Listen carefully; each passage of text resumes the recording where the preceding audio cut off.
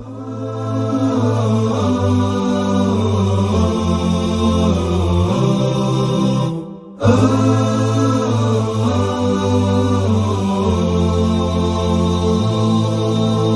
am an ancient wall of stone atop a hill so high,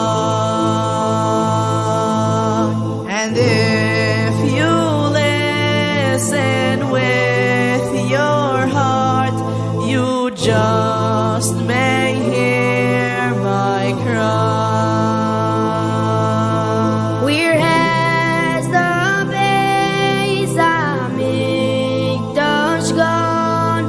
I stand here all alone. How long am I to wait for all my children to come home? A house of marble and of gold once stood here by my side. From far and wide all came to see its beauty and its pride. But sin and Chinam brought it down, and with it so much pain. Now only Ahavas Yisroel can build it once again.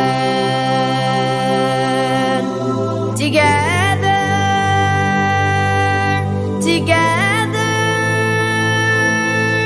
we stood by our Sinai, my daughters and sons, forever,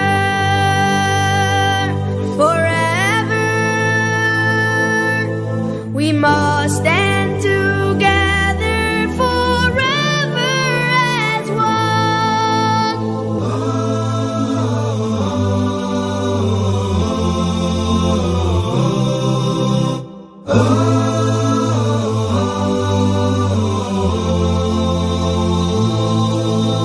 You come and stand beside my stones to raise your voice in prayer. You ask, when will this Galus end? How much more can we bear? But sin and Chinam still lives on. It lingers in your heart.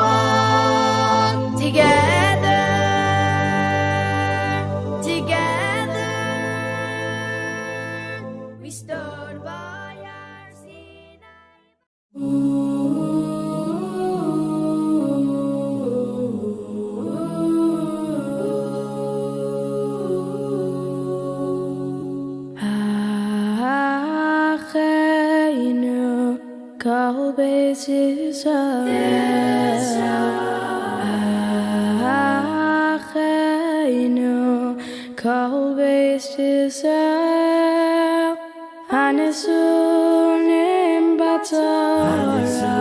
Batzara Hovashivya Hoindim Bein Bayam Uvein Bayabashim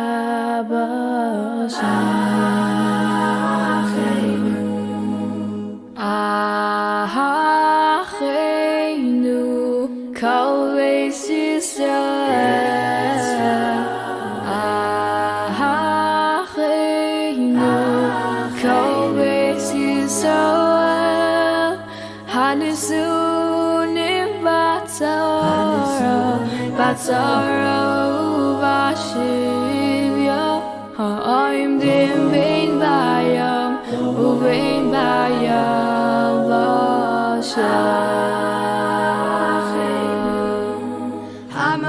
Ha'ma'akayim Yirachem Aleihem V'yaitzi'em Mitzara Livacha U'me'afel Aliyah U'mishibat Geula Bagala ubizman karev Hamokoim Yirachem Aleihem V'yaitzi'em Mitzara Lirvacha U'me'afel Aliyah U'mishibat Geula Bagala ubizman karev Acheinu Kol Beis Yisrael Acheinu Kol Beis Yisrael Hanisunim Batzara Hovashivya Hoindim Bein Bayam Uvein Bayabashim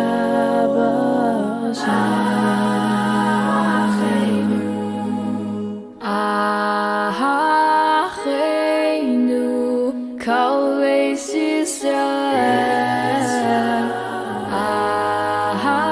Acheinu Kol Beis Yisrael Hanisunim Batzara Uvashivya Ha'oimdim Bein Bayam Uvein Bayabashim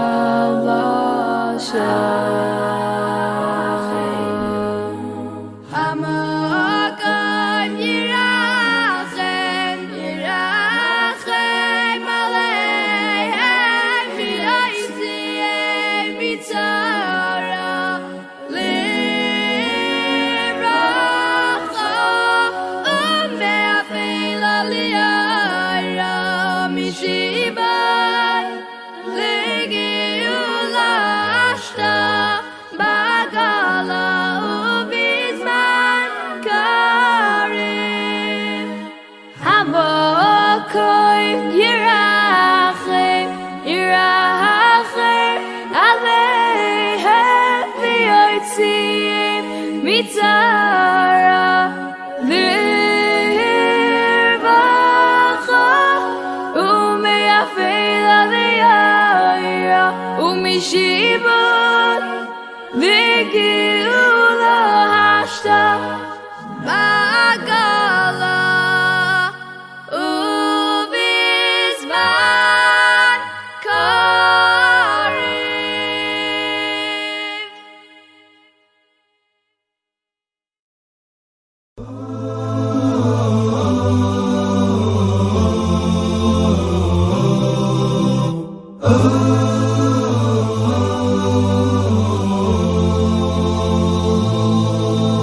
I am an ancient wall of stone atop a hill so high.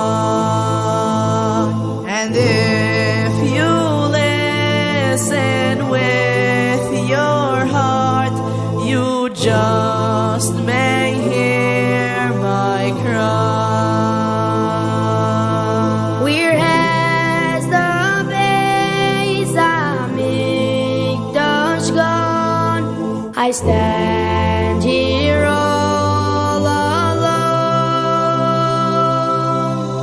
How long am I to wait for all my children to come home?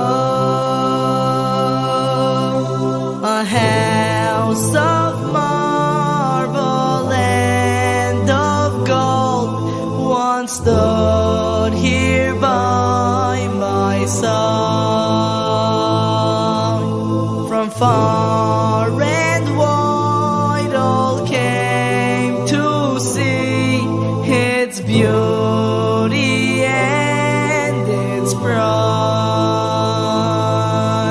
But sin has Chinam brought it down, and with it so much pain. Now only Ahavas Yisroel can build it once again.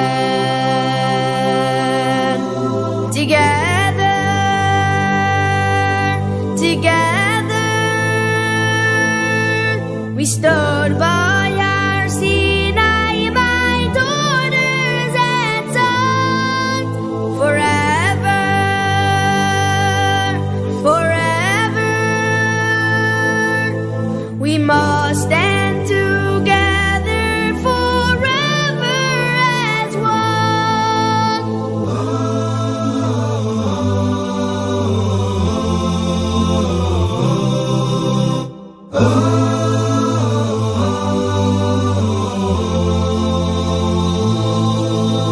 You come and stand beside my stones to raise your voice in prayer.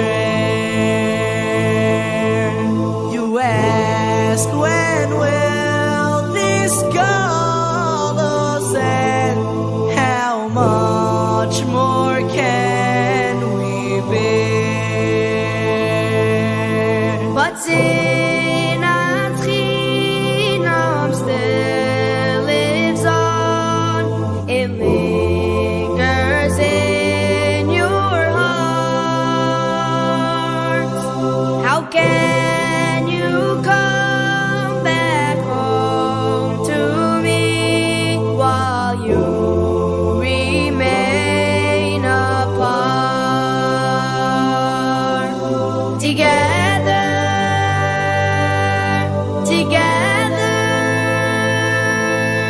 we stood by our Sinai, my daughters and sons, forever,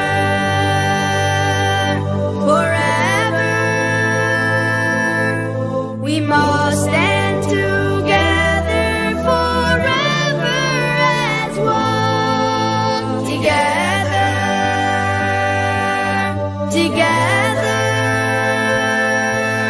we stood by our Sinai, my daughters and sons, forever, forever.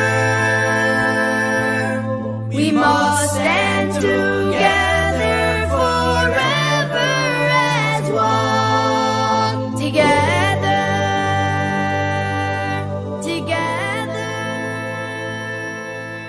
we stood by our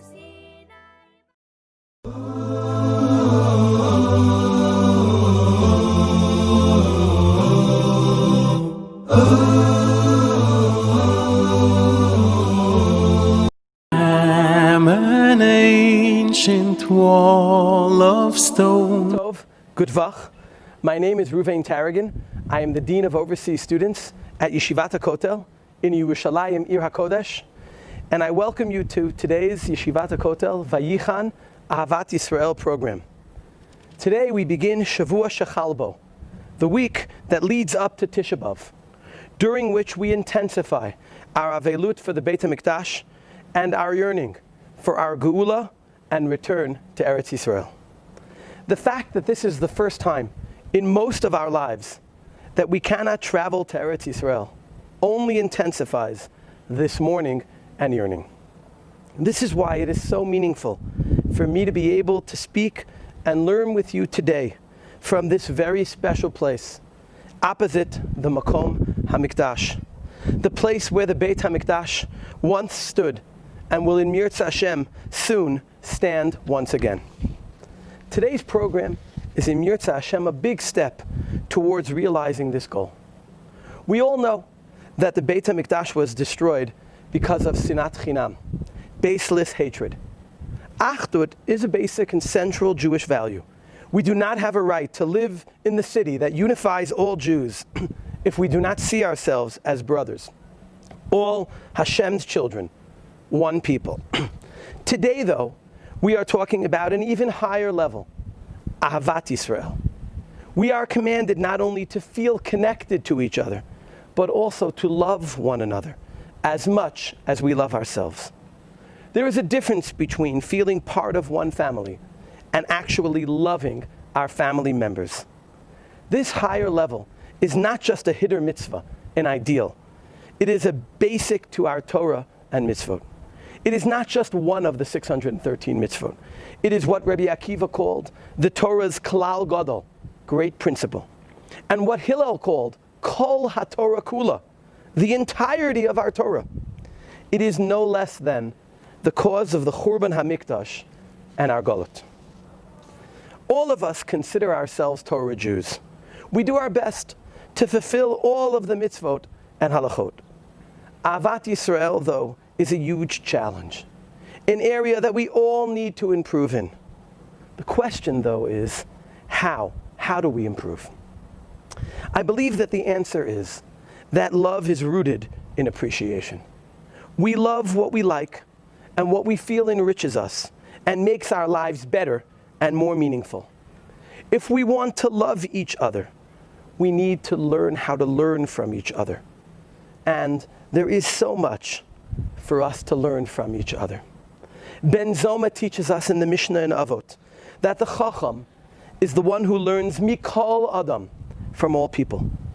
We have what to learn from all people, but even more to learn from all Jews, and the most to learn from all B'nai Torah. If we want to strive to love all of Hashem's briot, creations, or at least all Jews, we should at least find the way to learn from, and through this love, all B'nai Torah, who are people who share our core values, our commitment to Torah and mitzvot. Too often we focus on how we are different, instead of on how we are similar, instead of on the core values we share. We know and understand the hashkafic differences between the speakers in today's program. These differences are, of course, important and emanate from the fact that Hashem created each of us as unique, special people with perspectives as different as our faces. Our disagreements continue because we lack Nevi'im to tell us how to view current events and a Sanhedrin to paskin halachic shailot. Ahavat Chinam begins with the decision to focus upon and build our relationships off the 95% plus that we share and agree upon, instead of focusing upon the 5% that differentiates. It is learning, like Rav Shimon Bar Yochai and his son Rav Elazar, to see the beauty in those carrying 2 hadassim for Shabbat, instead of burning those same people for their shortcomings.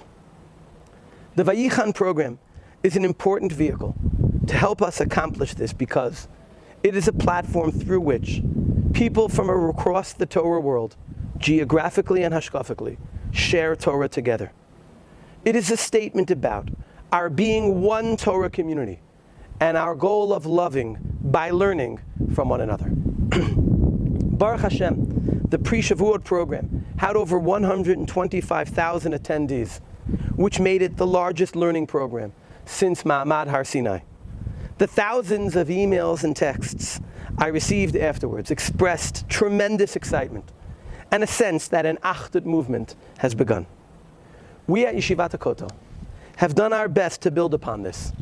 We channeled the excitement into a committee of community representatives, of representing over 100 communities around the world, who have helped us in the planning and preparing for today's event. In addition, we have expanded the program in two ways. One, by adding a Hebrew program that is taking place now in parallel, that unifies Hebrew-speaking Rabbanim and Mechanchim. Two, by adding additional types of content to today's program.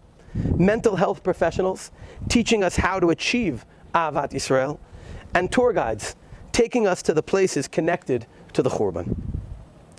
The core of the program remains the same.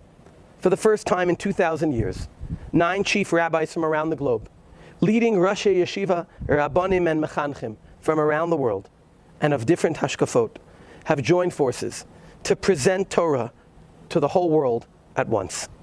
In the spirit of Vayichan Sham Yisrael neged Ahar, ki ish echad b'lev echad. The shiurim are Mir Hashem being screened on YouTube, on Torah Anytime, and on the Vayichan.com website. I recommend using the PDF version of the schedule flyers that you can download from the website. The PDF consists of click boxes that take you directly to the shiur you're looking for, which will activate at the time when the shiur begins. You can log in before. The shiurim will Mir Hashem remain active throughout the week, including Tisha B'Av, so you can use the shiurim to best prepare for Tisha B'Av. If you would like information about future programs, you can sign up on the website. Before introducing the chief rabbis in Rashi Yeshiva, I would like to thank the many who have made today's program possible. First off, thank you to the over 110 speakers, the chief rabbis, the Rashi Yeshiva, the Rabbanim, the Mechanchim, the mental health professionals, and the tour guides, who identify with this Achdut vision and are translating this identification into action by making the time to speak despite busy schedules. All the speakers are speaking pro bono.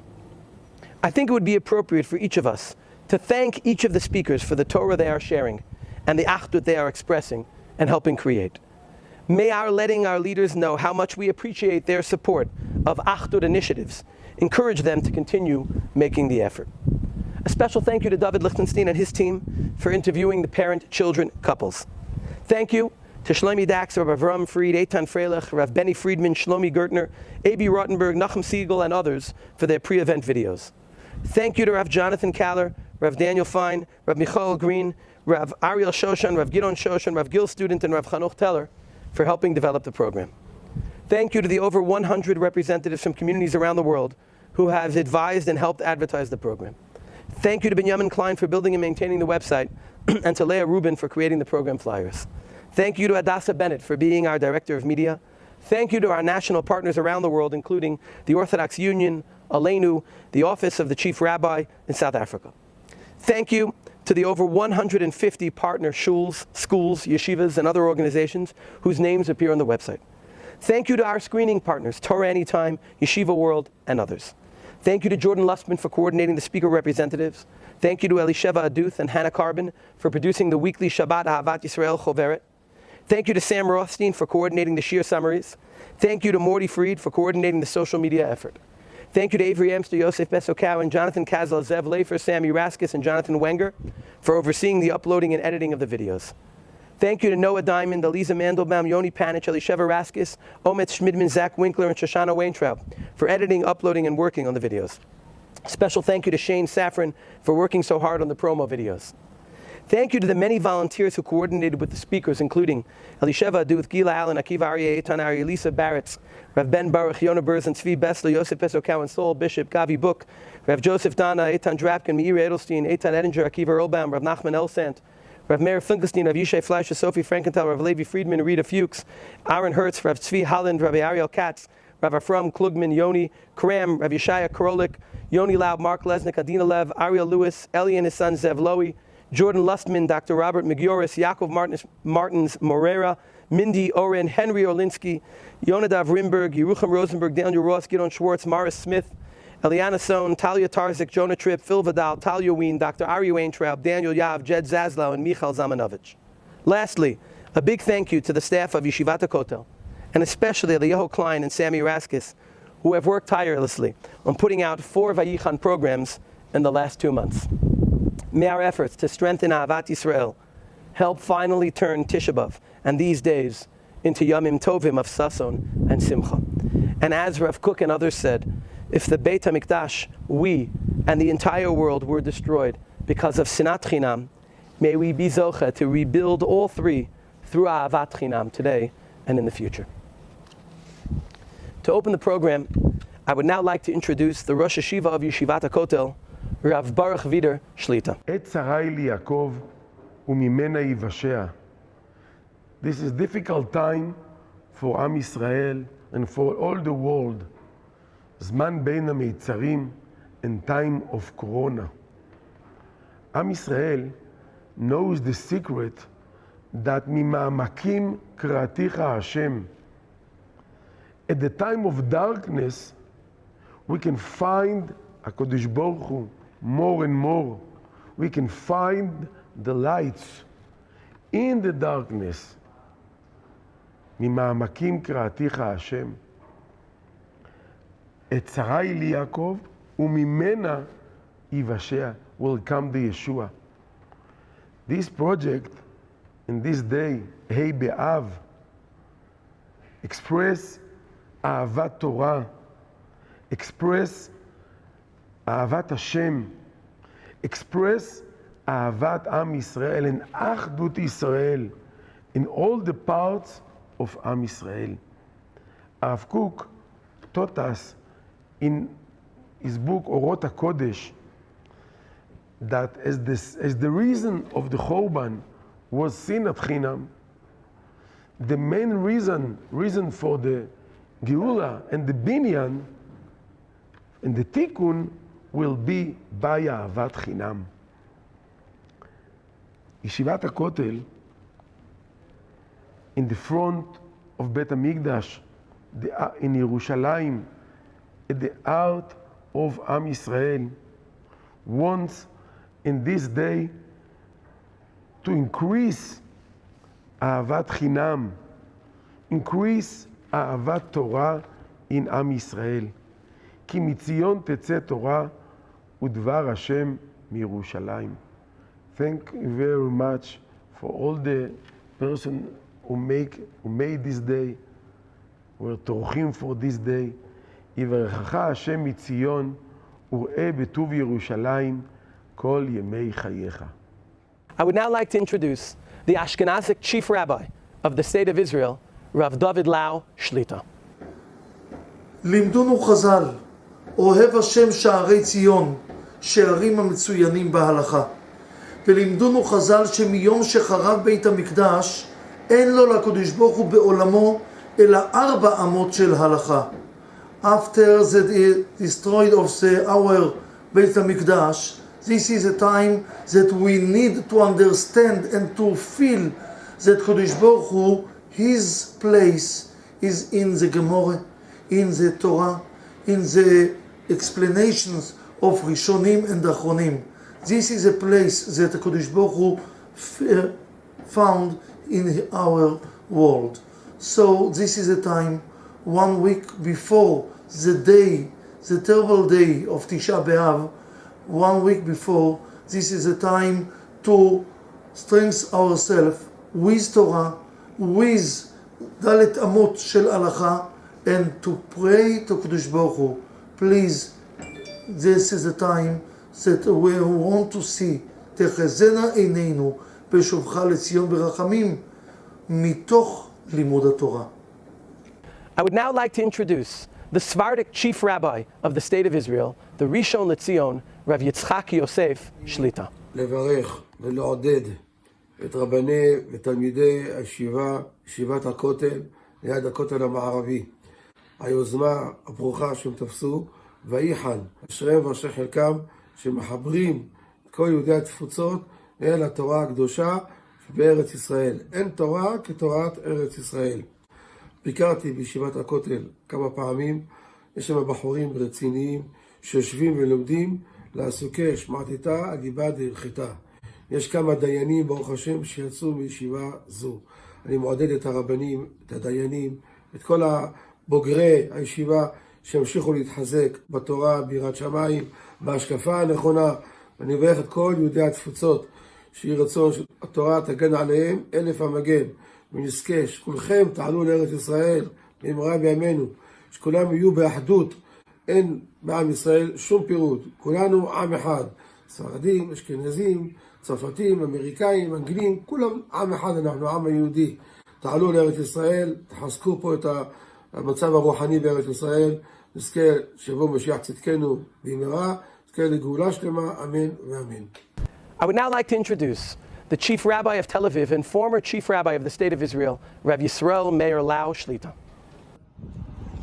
מוריי ורבותיי, ידידים יקרים, קהל קדוש, אנחנו נמצאים בתוך 9 הימים שבהם אנו מתאבלים על חורבן הבית. זה מן השמיים שגם בית ראשון וגם בית שני נחרבו באותו יום בדיוק. יום שמועד היה לפורענות זה 9 באב. אבל דבר אחד מעניין, שהגמרא במסכת יומא בדף ט' אומרת משפט שכולם מכירים אותו. בית ראשון נחרב מפני 3 סיבות: עבודה זרה, גילוי עריות ושפיכות דמים. אלה 3 עבירות נוראות שהן היחידות שעליהן נאמר יהרג ואל יעבור. יתר העבירות יעבור ואל יהרג כפיקוח נפש דוחה הכל. למעט אלה 3 עבירות חמורות שחלילה נידון יהרג ואל יעבור. זה בית ראשון. בית שני שלא היו בו 3 העבירות האלה. מפני מה נחרב? אומרת הגמרא מפני שנאת חינם. הגמרא בגיטין ידועה עם קמצא ובר קמצא, שהסיבה לשנאה לא ידועה שם, אולי לא הייתה סיבה, זה שנאת חינם.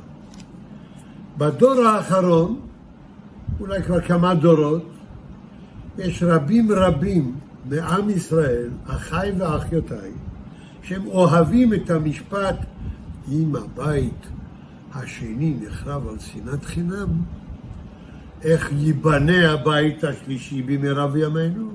שתהיה בתוכנו אהבת חינם. כלומר, כמידת המשקל מול שנאת חינם, שהייתה סיבה לחורבן, תבוא אהבת חינם, תהיה סיבה לבניין הבית במהרה. אני מסכים לאהבה קודם, לא חינם. מספיק לאהוב בגלל שזה אח שלי, כי הוא יהודי כמוני. מבני אברהם, יצחק ויעקב, אז זה לא חינם אם אני אוהב אותו. אהבת חינם זה לא חינם. בואו נדבר על אהבה, גם לא בחינם. עצם העובדה שאנחנו בנים לאותם אברהם, יצחק ויעקב, ושרה, רבקה, רחל ולאה, זה עושה אותנו כבר אובייקט לאהבה. זאת לא אהבת חינם, זה אהבת אמת. I would now like to introduce the former Chief Rabbi of the State of Israel and Chief Rabbi of Yerushalayim, the Rishon LeZion Rav Shlomo Amar Shlita. הנה מה טוב ומה נעים, שבת אחים גם יחד.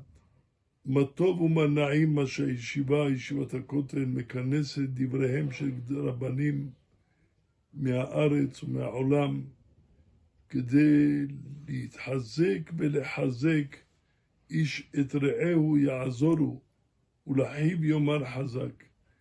גם עכשיו נתאחד ונזכה לגאולה שלמה במהרה בימינו, אמן. I would now like to introduce the Rosh Yeshiva of Philadelphia Yeshiva and one of the Ziknei Rosh Yeshiva of our generation, Rav Shmuel Kamenetsky. All of us that they received the Torah. The Torah teaches us the way we're supposed to live, the way we're supposed to behave. It teaches us how you're supposed to behave among people, how you're supposed to behave with parents, how to behave with friends. It teaches us relationships with one and another. Relationship is something that a person should feel, that you're part of a society, and you are part of Klal Yisrael when you think more of it. Part of Klal Yisrael means that you're mechuv to think, what can I do for my friends? What can I do for myself? First thing to think about doing yourself is what you can do for others. What you can do for others means that you are gaining, not only he's gaining. Because any time that you help somebody else, you're helping yourself also. Because it creates a new relationship with me and my friend. I gave something to him, so he received something from me. At the same time that he receives from me, I receive friendship from him. I become closer to him. And closer to him has no limitations. When we are speaking about Klal Yisrael, that we're speaking that Klal Yisrael, how do we look at our friends, our close friends, our neighbors? How do we behave? How do we behave with them? It's true that a person is supposed to behave with friends, with neighbors, even not Jewish neighbors. They also behave with derech eretz. You have to greet them. This Enushis Machayev that. It's called Menschlichkeit. In German, it's called Menschlichkeit. If you know what it means, Menschlichkeit, you're a Mensch. That's what Menschlichkeit means. So we have to think, what can we learn from one another? And we can learn so much from one another. So this is something that brings us too close together, and we are interested in one another. When interested, what's good for me is good for you. And if it's good for you, it's good for me also. And that's friendship. Friendship means that you are close to somebody else. You're not just for yourself. And we have to realize that every person in the world is not just himself. Of course, there are Klal Yisrael that have a closer relationship with others because we have the same chiyuvim, the same obligations we have that you have. Not each one what he was interested in himself. So this is something that I think that we should learn our entire life, especially when it comes to Tisha B'Av. It's a day that we mourn on the Beis Hamikdash, and then we realize what we are missing today. We're missing the closeness that a person has with HaKadosh Baruch Hu. As close to HaKadosh Baruch Hu means the Rebbeinu Shalom watches you and he gives you whatever you have, whatever you need. And when we realize what we need, so we ask the Rebbeinu Shalom, please help us with that. You don't always get what you answered, always answered exactly what you want. Sometimes you're not zeicha to that. But on the other hand, when we ask something was negay Klal Yisrael, we're asking for, so then we have a different approach to the Rebbeinu Shalom too. When we ask not what I need, what we need Geula Shechina. The Rebbeinu Shalom should open gates for us. He should open Eretz Yisrael for us. He should bring a Geula Shlema that we hope to be Zeche, and the mourning of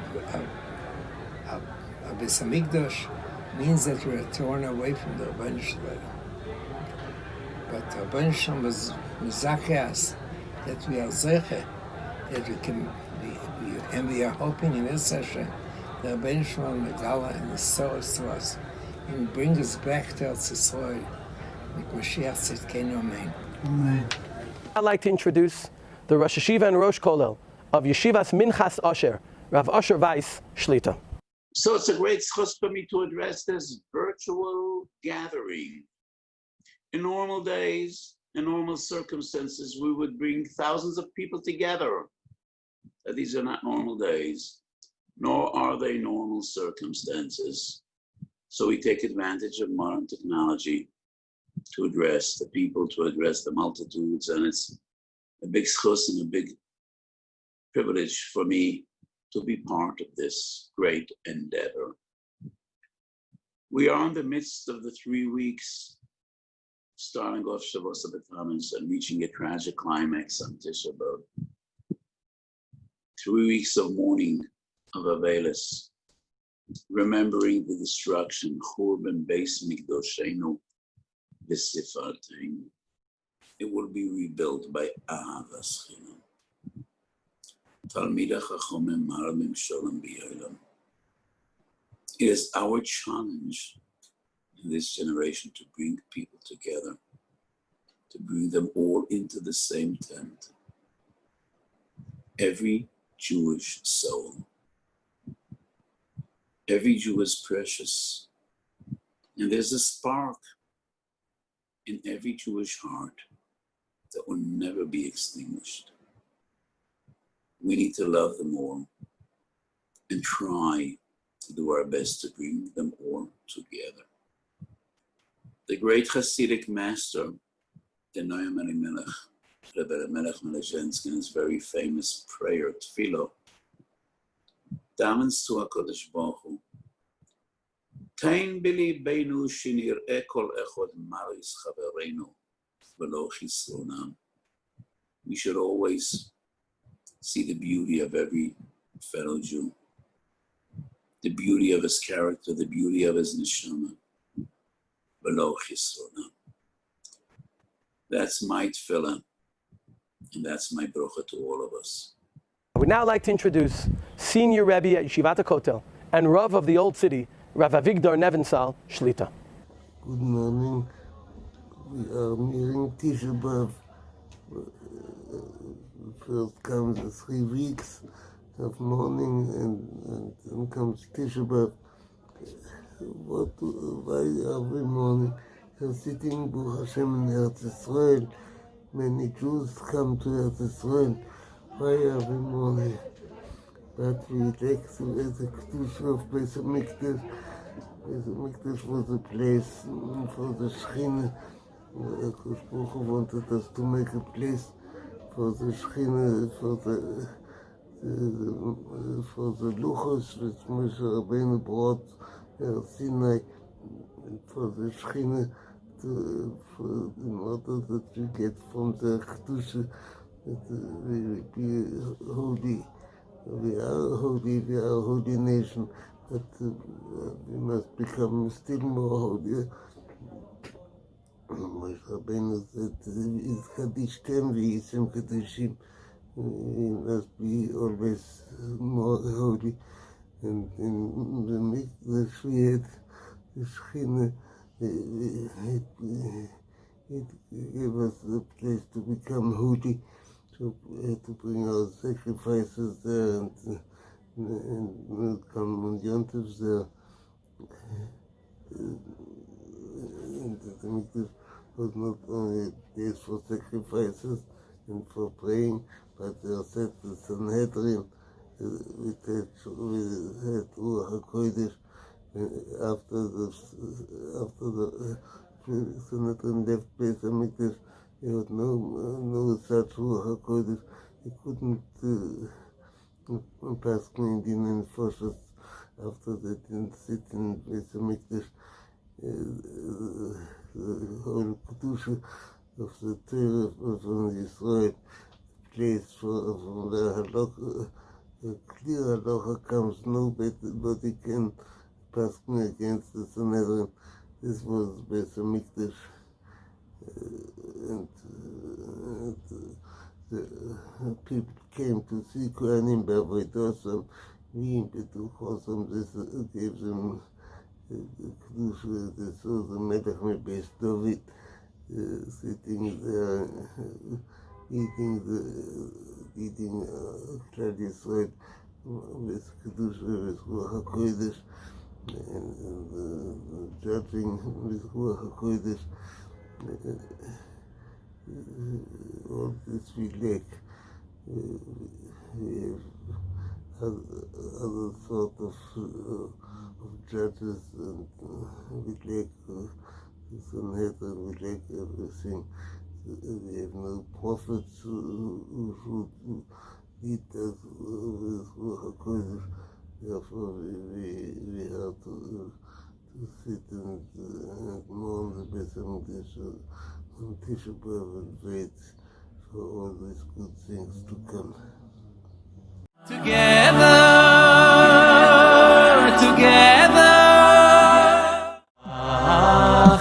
Acheinu kol beis Yisroel, Acheinu kol beis Yisroel. So it's a great schus for me to address this virtual gathering. In normal days, in normal circumstances, we would bring thousands of people together. These are not normal days, nor are they normal circumstances. So we take advantage of modern technology to address the people, to address the multitudes, and it's a big schus and a big privilege for me to be part of this great endeavor. We are in the midst of the 3 weeks, starting off Shavuos B'Tammuz and reaching a tragic climax on Tisha B'Av. 3 weeks of mourning of Avelis, remembering the destruction, Churban Beis Mikdashenu V'Sifarteinu. You probably all remember a Ma'amar Chazal called Dor Shelo Yivne Beis Hamikdash B'Yamav. And if we would be sitting in the same Besmedrish, I would ask you to continue this Ma'amar Chazal. And I'm sure that many of you would say, Kol Dor Shelo Yivne Beis Hamikdash B'Yamav Kilu Charav B'Yamav. That is what people usually quote. But that quote is incorrect. It is to be found nowhere in Chazal. The proper quote is far more harsh, more troubling, more disturbing, and especially more demanding. The source is Yerushalmi in Yom Adafei. What Chazal actually say, Kol Dor Shelo Nivne Beis Hamikdash B'Yamav Malan Olav Ki'ilu Hu Echrivo. Because when we say Ki'ilu Charav B'Yamav, it happened, transpired. It is as if the Beis Hamikdash was destroyed in our days. Didn't just happen. Didn't just transpire. Somebody did it. Some mother leaves the house for 10 minutes. She goes down to the local grocery to get some milk. By the time she comes back, 2 big windows are shattered and the floor is full of glass. And the children all together say, suddenly the window broke. And mom says, the window did not suddenly break. Someone did it. And I want to know who that someone is. So the Beis Hamikdash wasn't suddenly destroyed. Kol Dor Shelo Yivne Beis Hamikdash B'Yomav Malan Olav Ki'ilu Hu Echrivo. Someone did it. And HaKadosh Baruch Hu wants to know, who is that someone? And that someone is me, you, each and every one of us. Malan Olav Ki'ilu Hu Echrivo. And that means we bear personal responsibility. We are liable. And we are the ones that bear responsibility. And if we do bear responsibility, what could we do to rectify what we did wrong? If we are the ones that bear responsibility for the Churban Habayis, we should be the ones that bear responsibility to rebuild the Beis Hamikdash. How does one do that? So the Navi Zechariah says, Tzom Revi'i v'Tzom HaChamishi, Tzom HaShvi'i v'Tzom HaAsiri, Yehiyu leBeis Yehuda l'Sosen u'leSimcha u'leMoedim Tovim, V'hu Emes v'Hashalom Ahevu. What does the ratio of this posuk have to do with the Sefer? So the first part of the posuk obviously is an expression of hope, a promise, a blessing. These tragic days of mourning, 4 days that are all associated with the Churban. Churban Beis Mikdashenu V'Sifarteinu would ultimately, at the end of days, be transformed into days of joy, of festival. And you will ask, when will that be? The Navi says, I cannot tell you when it'll be. I could tell you how it will come to be. The question when is up to you. V'hu emes v'hashalom ahevu.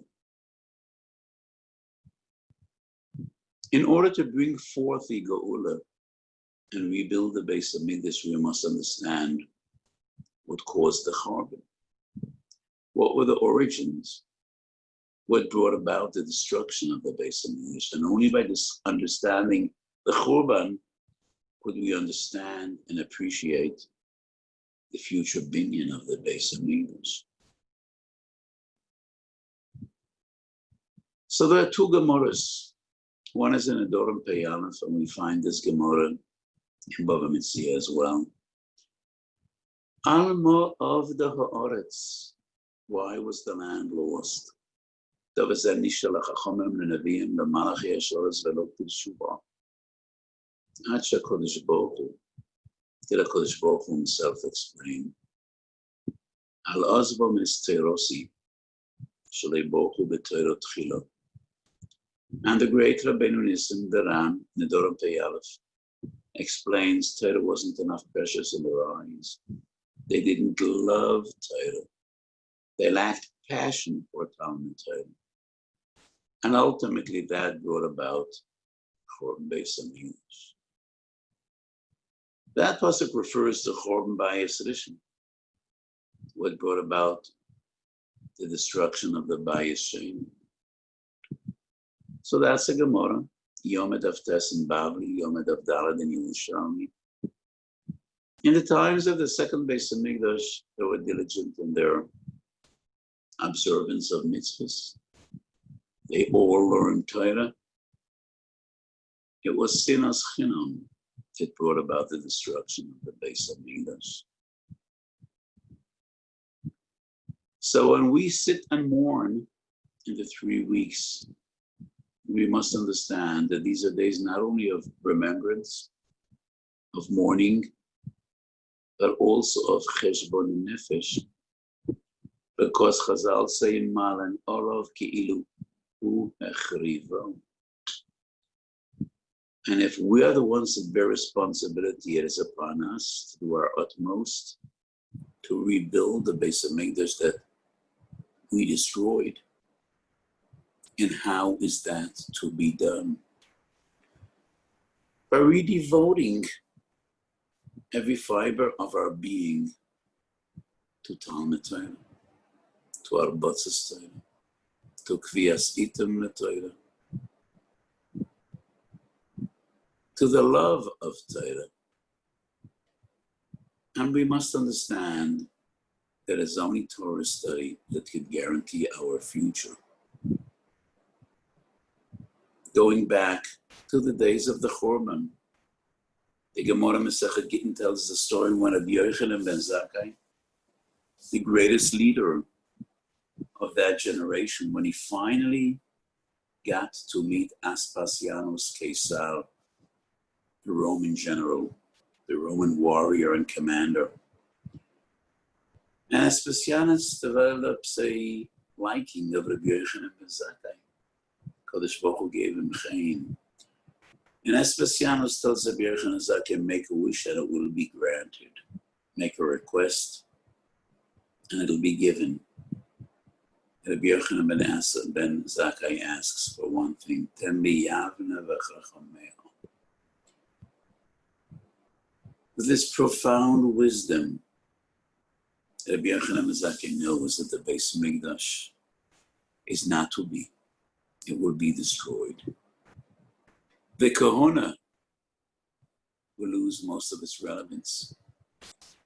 If there is no Beis Hamikdash, then the Kahuna is not that relevant. The Nesius will be abolished because we're going into Galus. The only institution that could guarantee the future of Klal Yisrael is Yavne v'chachameo. So what sometimes when I am confronted in Israel, in our discussions with non-from scholars, and sometimes we are described as Hayudi Hagaluti, that we are Galus Jews, and I say, no, we ain't Galus Jews, we are Yavne Jews. We continue the tradition of Yavne v'chachameo. And the sage that Yochanan ben Zakkai understands that the only thing that can guarantee our future is Yavne v'chachameo. the yeshivas, Botei Medrash, the study of Torah. So I once again want to share with you a story I shared many, many times, especially since my late father passed away 5 years ago. My father first met the Kloisenberg Rebbe in Auschwitz, Birkenau, second day Shavuos, 1944. My father and his family arrived one day earlier. First day Shavuos, that very same day, my father lost his grandfather, grandmother, father, mother, 5 of his siblings. They went up in smoke in the chimneys of Auschwitz that very first day. The great Sanza Rebbe arrived one day later, and he too lost most of his family, his wife and 10 children that very same day. My father didn't know the Sanza Rebbe, but he approached him and he said what a big schus it is for him to be close to the Rebbe and get to know the Rebbe. And the Rebbe frowned down on him and he said, Bocha, the mindset that etwas helfen, said the Guru nicht helfen. I'm afraid most of you don't understand what I just said, so I will translate. The Rebbe frowned down on my father, who was an 18-year-old boy, a youngster, a teenager.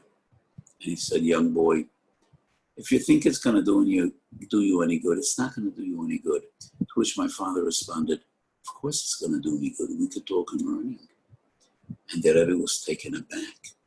Obviously, he didn't expect to hear that statement from a young 18-year-old boy that just lost his entire family. And the Rebbe asked, young boy, you're in Auschwitz and you want to talk and learning, to which my father responded, yes, of course I do. Because otherwise, how will we prevail? How could we survive? So my father intuitively felt in the depth of his heart, if we won't talk and learning, we're not going to make it. That is what Rabbi Yochanan ben Zakkai felt more than 2,000 years ago. We got to talk and learning. As long as we learn, we exist. We learn, so we exist. That is paraphrasing René Descartes. Cogito, ergo sum.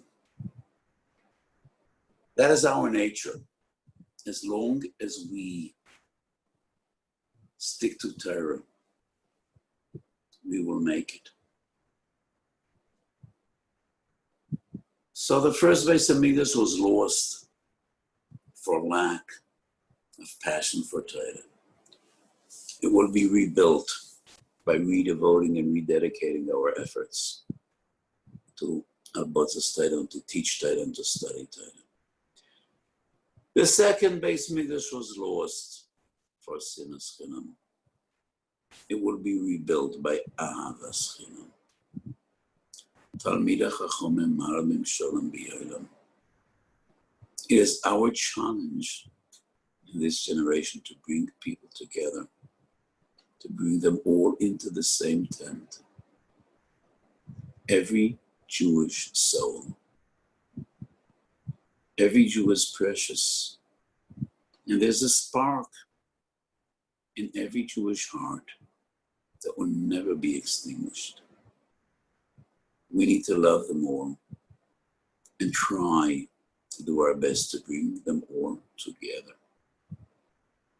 So the second Beis Hamikdash was destroyed because of sinas chinam.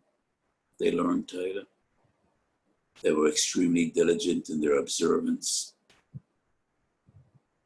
That there was a lack of Yohavto l'reachu kamoicha. In the days of Rebbe Kiva, tragedy stuck because his disciples lo nahagu kavod zeh b'zeh. Love and respect are the two pillars of a proper, decent Jewish society. And we need to respect even those that we have difficulty loving. So in the days of Rebbe Kiva, tragedy struck and 24,000 Talmidei Chachamim perished in a very short period. Not because they didn't love each other. Maybe they did. But Chazal say, Lo nahagu kavod zeh b'zeh. So in our day and in our age, in our time, it is our challenge and our goal and our obligation to bring people together in the tent of Torah, to teach, to inspire, to motivate, to love, and to respect each other. The great Hasidic master, the Noam Elimelech, Rebbe Melech Melechenskin's very famous prayer, Tefillah, damens to HaKadosh Baruch Hu, Tein b'libeinu shenir'eh kol echad maris chavereinu v'lo chisronam. We should always see the beauty of every fellow Jew, the beauty of his character, the beauty of his neshama, v'lo chisronam. That's my tefillah, and that's my bracha to all of us. In these tragic days of mourning, we should do our utmost, each and every one of us, to love, to respect, to teach, to inspire. V'malach ha'aretz deos Hashem kemayim liyam mechasem. So the Navi says, I promise you, at the end of days, when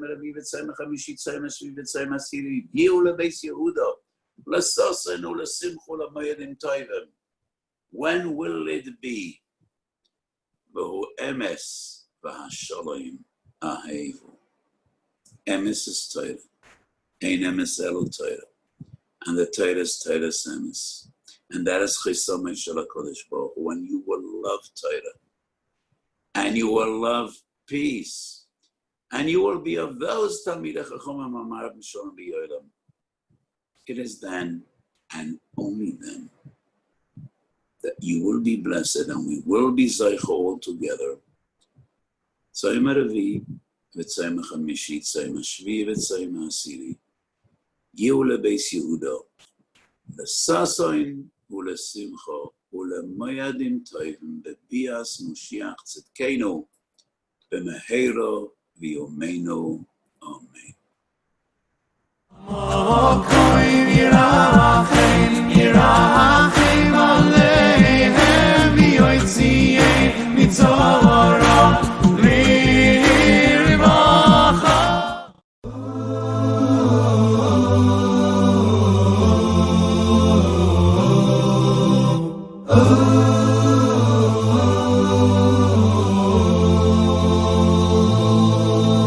I am an ancient wall of stone atop a hill so high. And if you listen with your heart, you just may hear my cry. We're as the Beis Hamikdash gone, I stand here all alone. How long am I to wait for all my children to come home? A house of marble and of gold once stood here by my side. From far and wide all came to see its beauty and its pride. But sin and Chinam brought it down, and with it so much pain. Now only Ahavas Yisroel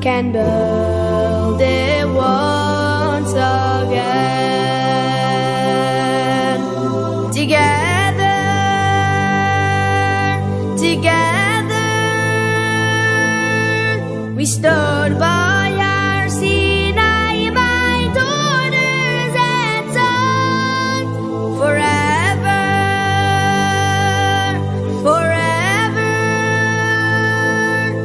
we must stand together forever as one.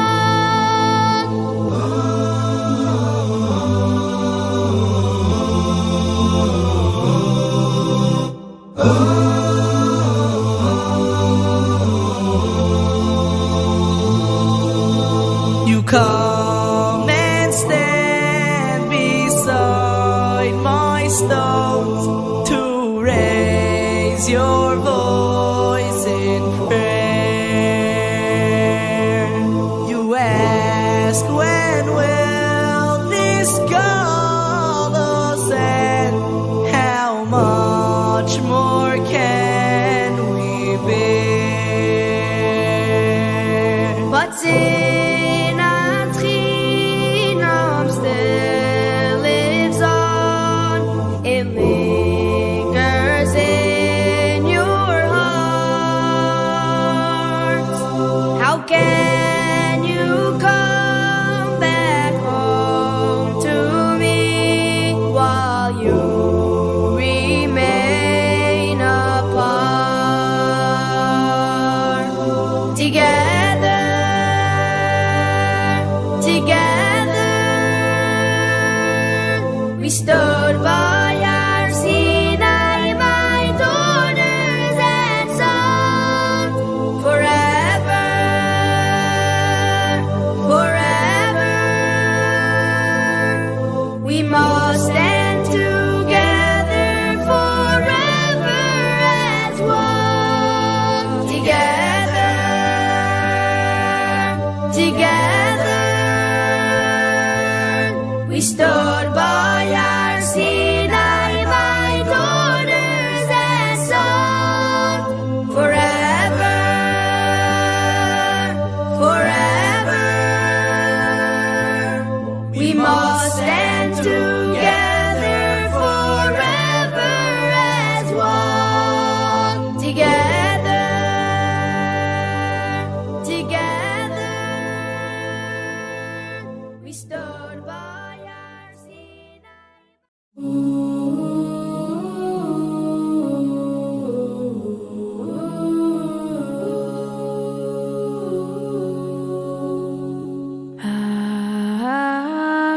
Acheinu, kol beis Yisrael.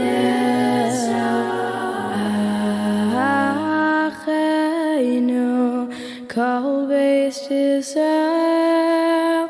Hanisunim batzara, batzara uvashivya. Hoindim bein bayam, uvein bayabashim.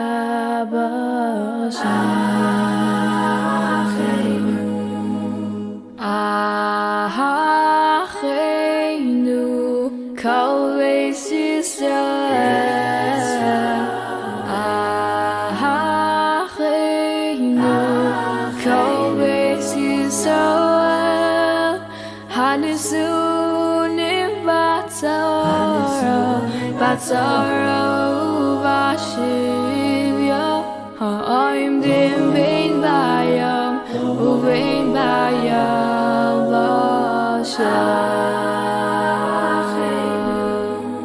Ha'ma'akim yirachem, yirachem aleihem, v'yotziim mitzara, lirvacha,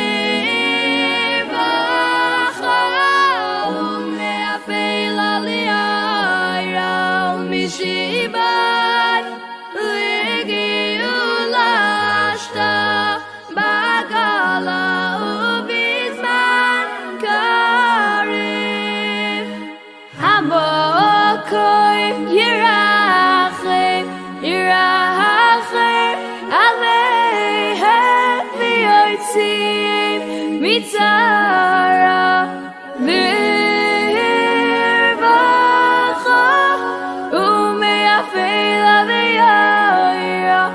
Yeshivat Geula Bagala ubizman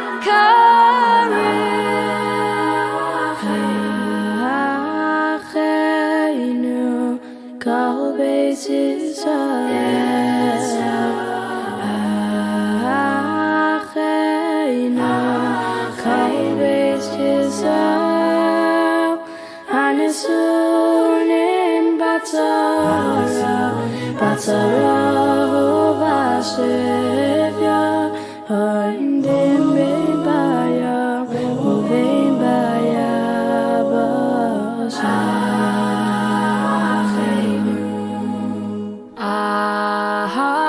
Acheinu kol beis Yisrael Acheinu kol beis Yisrael Hanisunim batzara uvashivya ha'imdim bein bayam uvein bayam v'shacheinu Hamakan yirachem aleihem v'yotziem mitzara livracha u'me'afel aliyah mishibat legeula bagala ubizman karim hamokoim yirachem aleihem v'yotziem mitzara lirvacha u'me'afel aliyah u'mishibat Geula bagala ubizman karim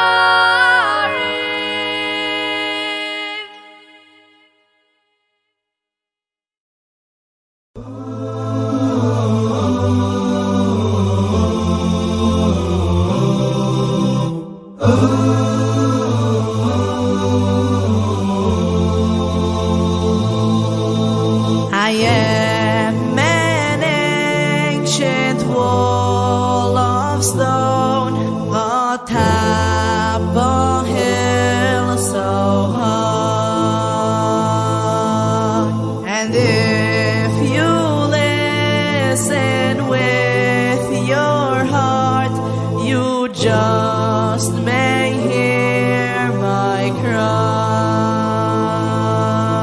We're as the Beis Hamikdash gone, I stand here all alone. How long am I to wait for all my children to come home? A house of marble and of gold once stood here by my side. From far and wide all came to see. Acheinu kol beis Yisroel Acheinu kol beis Yisroel.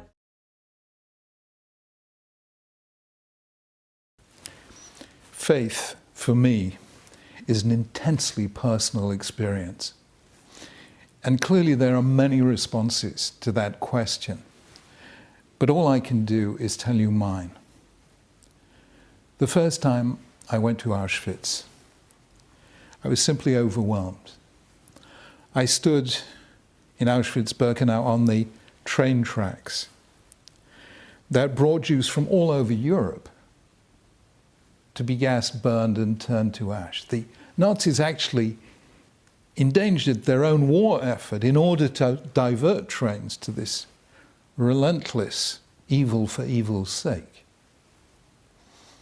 I went through Stammlager Auschwitz, seeing the suitcases, the spectacles, the glasses, the hair. The Nazis kept everything. Everything was worth keeping except one thing: human life. I could not believe that. They kept the suitcases and they killed 1.25 million people, 250,000 children. And then I saw the photographs, because in Auschwitz, for the first people who were sent to Auschwitz, they took photographs of them. Of course, they stopped that quite soon.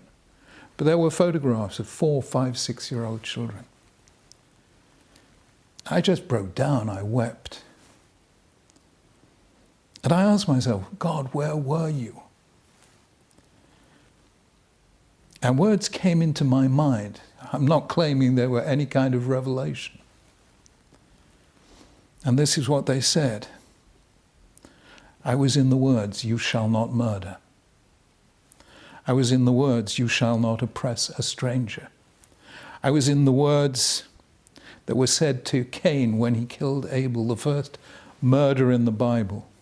Your brother's blood is crying to me from the ground. And suddenly I knew that when God speaks and human beings refuse to listen, even God, as it were, is helpless. He knew that Cain was about to kill Abel, but he didn't stop him. He knew Pharaoh was about to kill Israelite children. He didn't stop him. God gives us freedom and never takes it back, but he tells us how to use that freedom.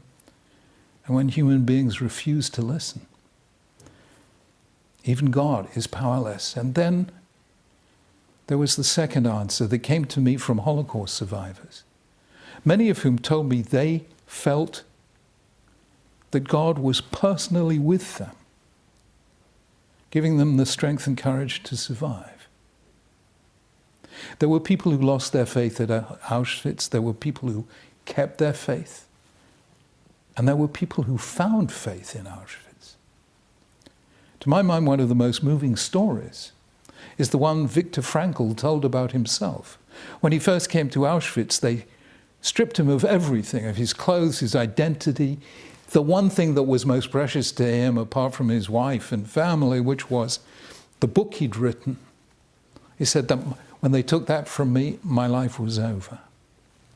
And of course they took their clothes and they took them all into a shower, and he was expecting that to be death.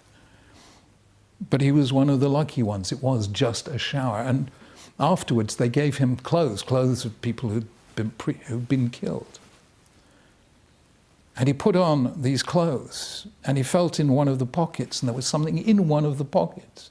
And he took it out, a scrap of paper, and it had been torn from a siddur, from a prayer book. And it contained these words, Shema Yisrael Hashem Elokeinu Hashem Echad. Hear, O Israel, the Lord your God, the Lord is one. V'ahavta et Hashem Elokecha. You shall love the Lord your God with all your heart, with all your soul, and with all your might. And he said, those words transfixed me. They suddenly were saying to me, now you must live every single thing you ever taught and practiced. You must live that here in Auschwitz. And that gave him the courage to do what he did, which was give people the will to live. So that is where God was, in the commands, in the sanctity of life that were so cruelly and devastatingly unheard, and in the hearts of some of the survivors who found God giving them the strength.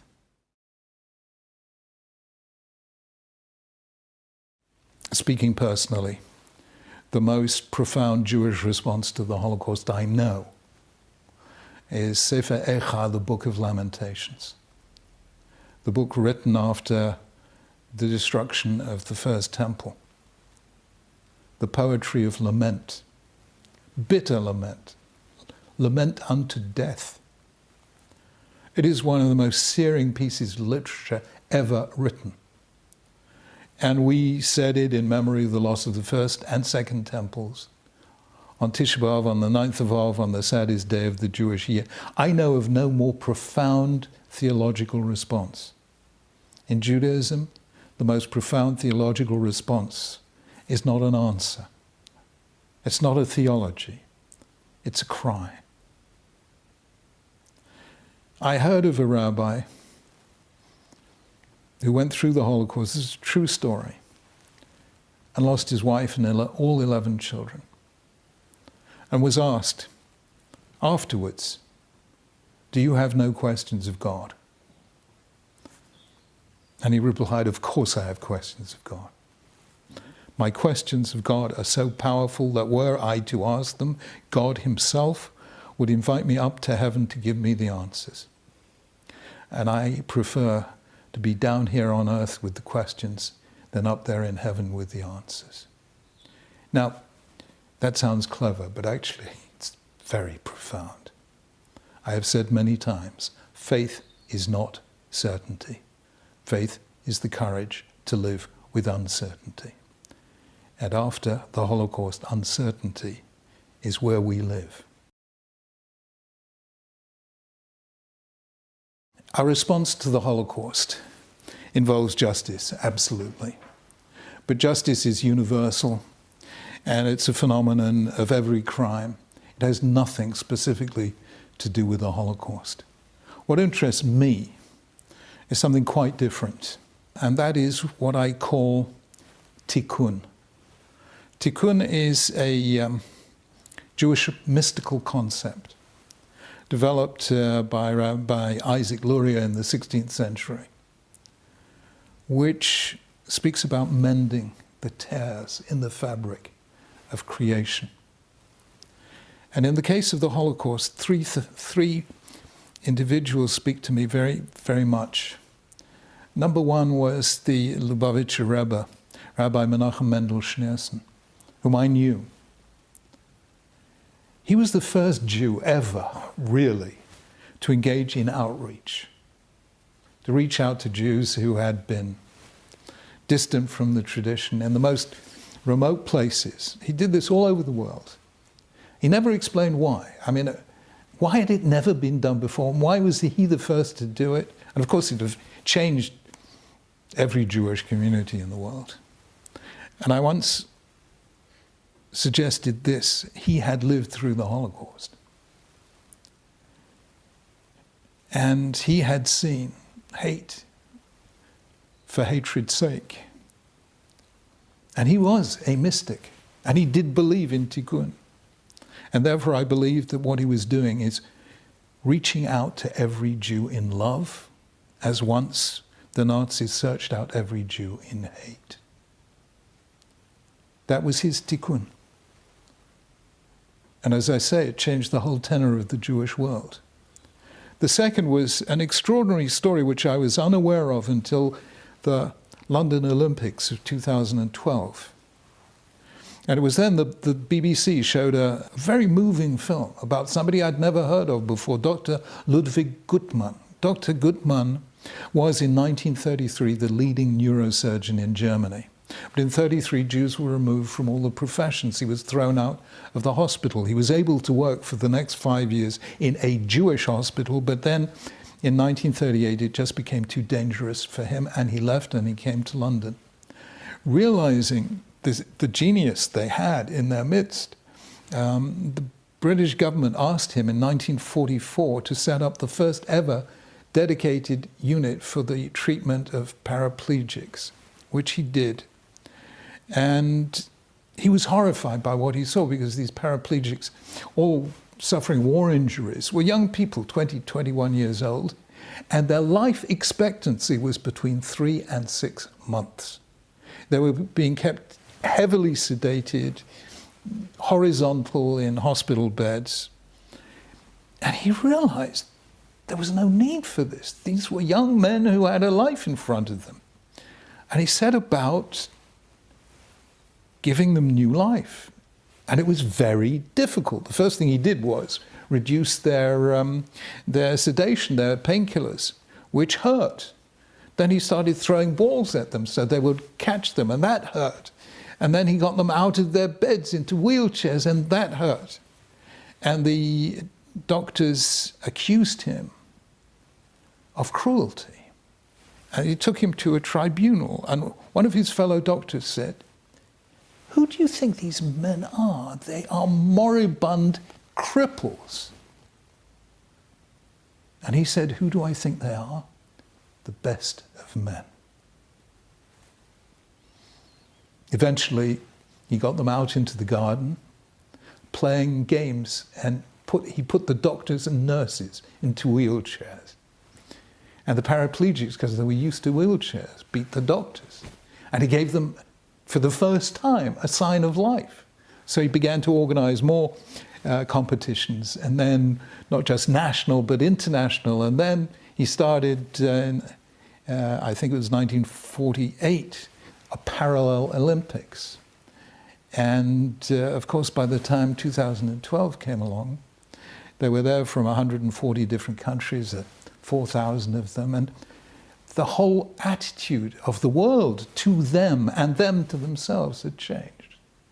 And I wondered, what was it about a Jewish doctor that took a Jewish doctor from Germany to see what nobody in Britain could see? And then I realized it's obvious, because he was a man that Germans regarded as subhuman, vermin, lice. And he knew he wasn't subhuman. And he looked at these paraplegics and realized they weren't subhuman either. And that was his taking his pain to cure the pain of others, and give them new hope and new life. That was a tikkun. And finally, I think of the Klausenberger Rav, the rabbi of Klausenberg, who lost all his family in the Holocaust, and vowed that if he survived, having seen a whole culture of death, he would do what he could to save life. And he built the Laniado Hospital in Netanya, dedicated to curing people of all religions and all races, and bringing life where once was death. Those are the real responses to the Holocaust. And I find them very moving.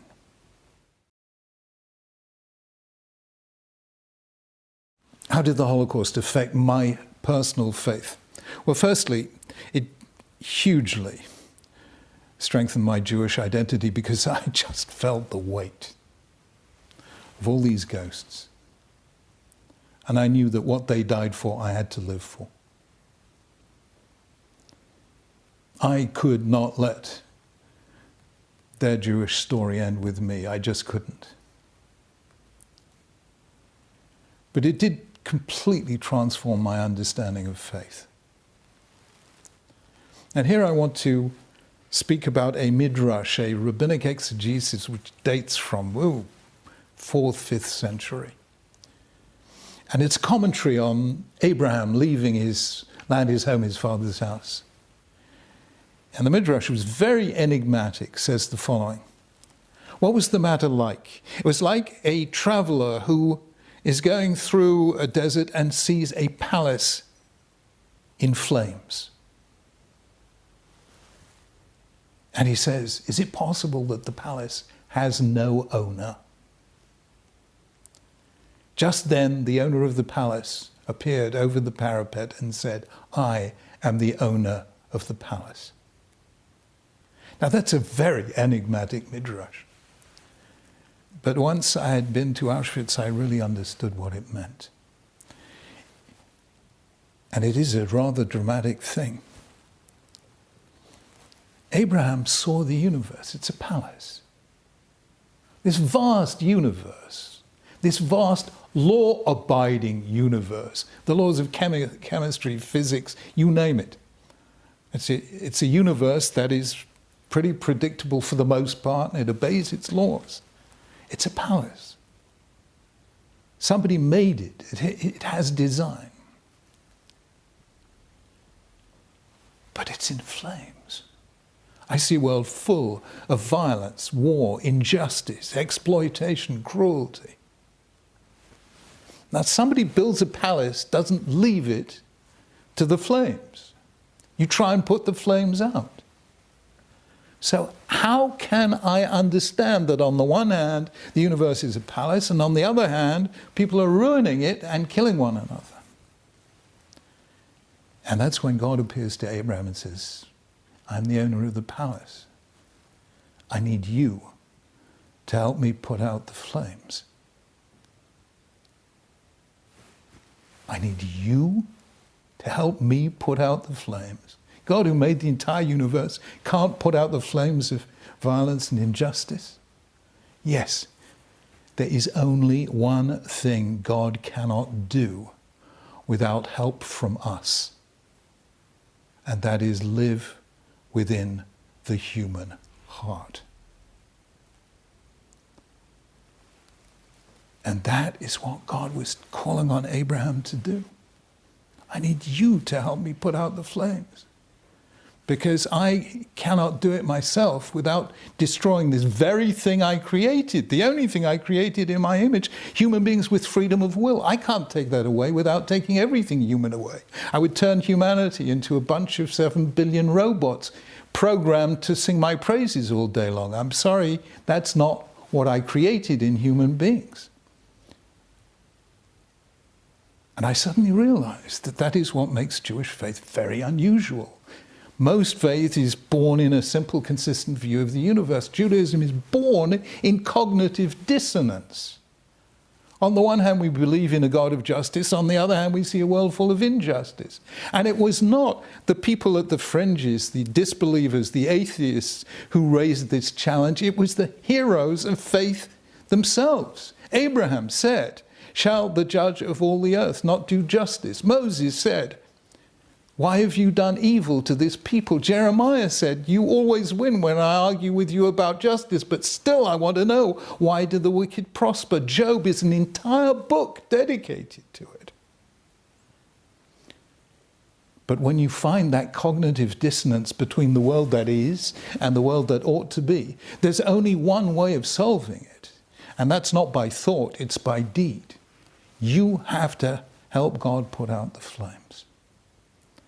And that is, to me, what faith is all about. I suddenly realized faith is not some passive thing that happens to you. It's an active thing that gets you to engage in the world and fight injustice and ignorance and disease and poverty, because that is what God is asking us for. We have to act. Faith is something we do, not just something we believe.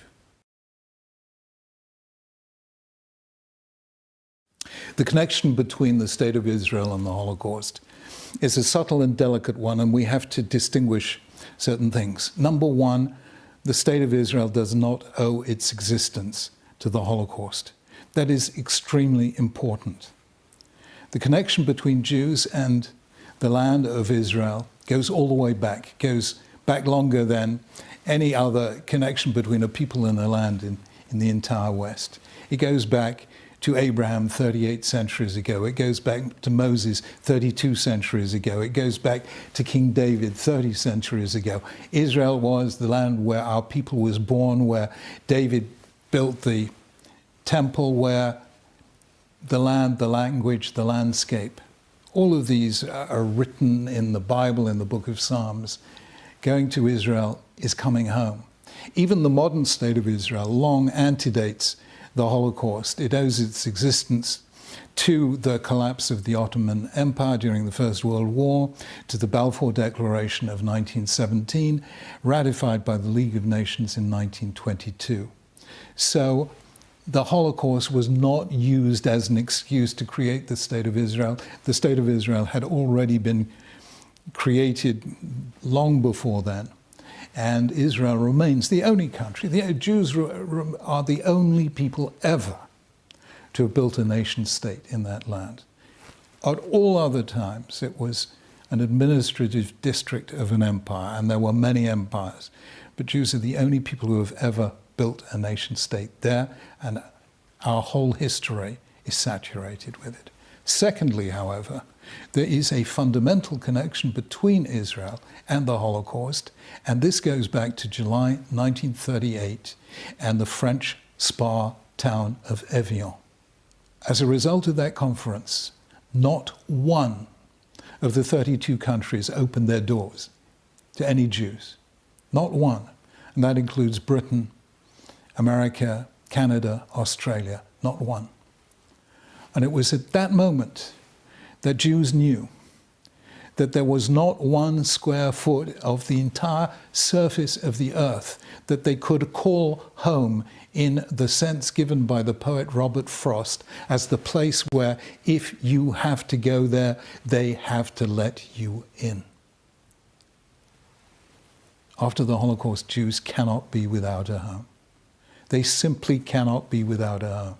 It would be the humanitarian disaster of all times. It would be the end of humanity, to be honest with you, especially since anti-Semitism has returned to the world and has returned to Europe. So, Israel, Jews must have a home. And having said that, Palestinians must also have a home. These are not mutually exclusive things at all. And we hope and pray that a way will be found to do just that.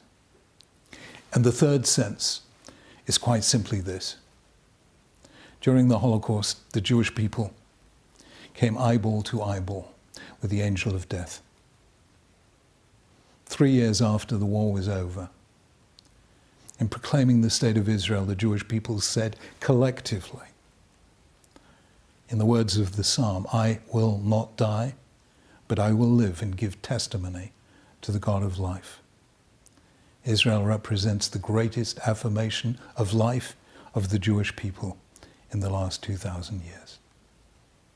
What happened, or rather what failed to happen at Evian, convinced Hitler that whatever he did to the Jews, though the world might protest, they would do nothing about it. And that gave him the green light to go ahead. I don't think it was anyone's intention to give him the green light, but that is what he drew from it.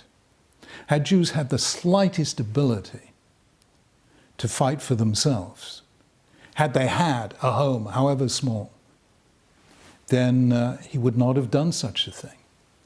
Israel has changed the situation of every Jew in the world because we know there is somewhere we can go and there are people who will fight for us.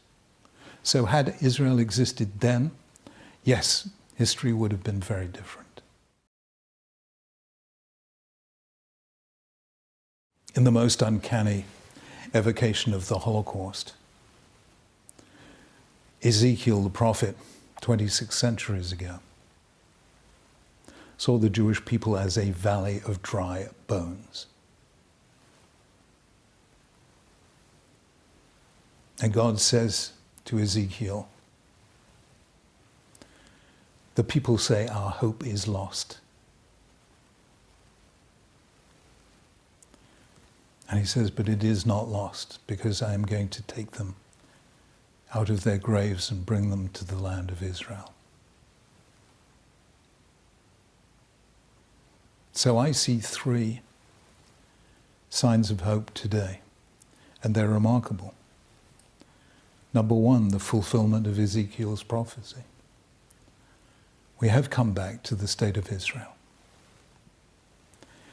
And Israel has, in very difficult circumstances, political and military, nonetheless achieved great things in the arts and science, technology and human dignity, extraordinary things. So, number 1, I see the recovery of Jewish sovereignty over the land of our beginnings after an absence of 2,000 years. It's an extraordinary sign of hope, unbelievable sign of hope. Number 2, there has been a complete renaissance of Jewish life, of Jewish learning. We recently had the conclusion of a Talmudic study cycle, which involves studying for an hour or 2 every single day for 7.5 years. I mean, almost nobody could do that a few generations ago. But today, they were there in their thousands one little celebration in New York, 90,000 people came together in a baseball stadium, just all of whom had done this. Thousands of women came together in Jerusalem to celebrate their completion. Never happened before that so many women completed study of the Talmud. So you see a renaissance of Jewish life that could not have been predicted. You know, they tell of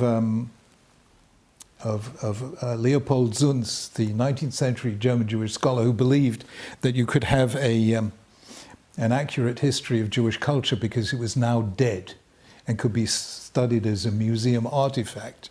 And he once met somebody who told him he was a Jewish poet, and Zunz said to him, "Oh, really? Tell me, when did you live?"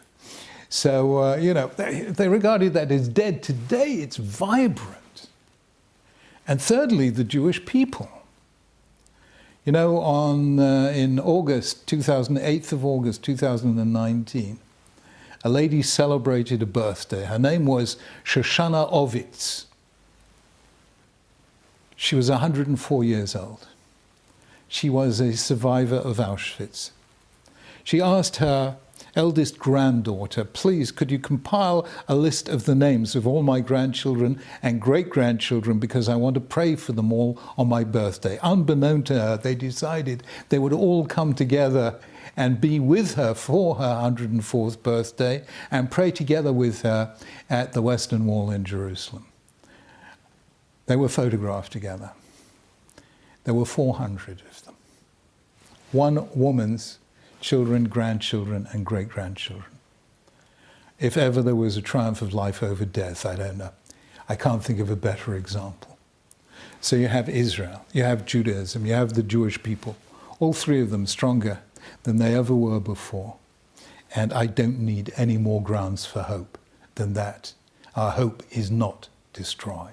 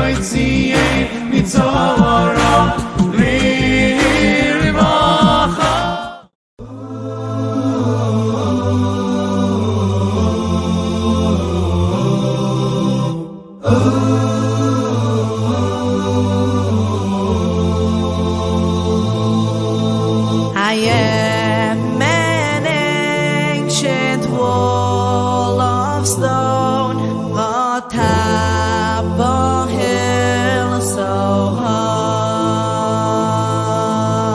And if you listen with your heart, you just may hear my cry.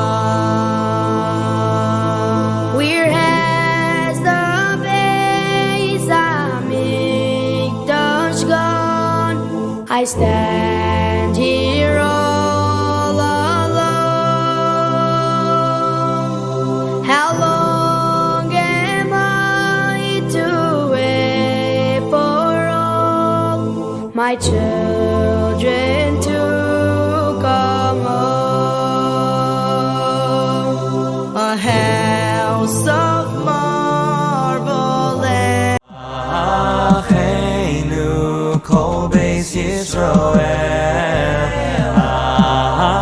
Acheinu kol beis Yisroel. Rabbi Isai, there's a concept in Yiddishkeit called the Haschola. B'ni b'chayri Yisrael, I'd like to welcome back to Koyin. It's wonderful to see you back. B'ni b'chayri Yisrael, when Parai is struggling for Klal Yisrael, it's for everything. That's the yesod of the Bechor. Bechor, the Haschola, sets the tone for ensuing experiences for generations. So Shiva Asa B'Tammuz begins the Tkufe of the 3 Wochen Bein HaMtzorim. Bein HaMtzorim, between the straits, is based on the pasuk Kol Roidfeo Hisiguo Bein HaMtzorim. All those that pursued her reached her Bein HaMtzorim. But the Mazoritcha Maggid Zatzal said that it's a unique flavor to the 3 weeks.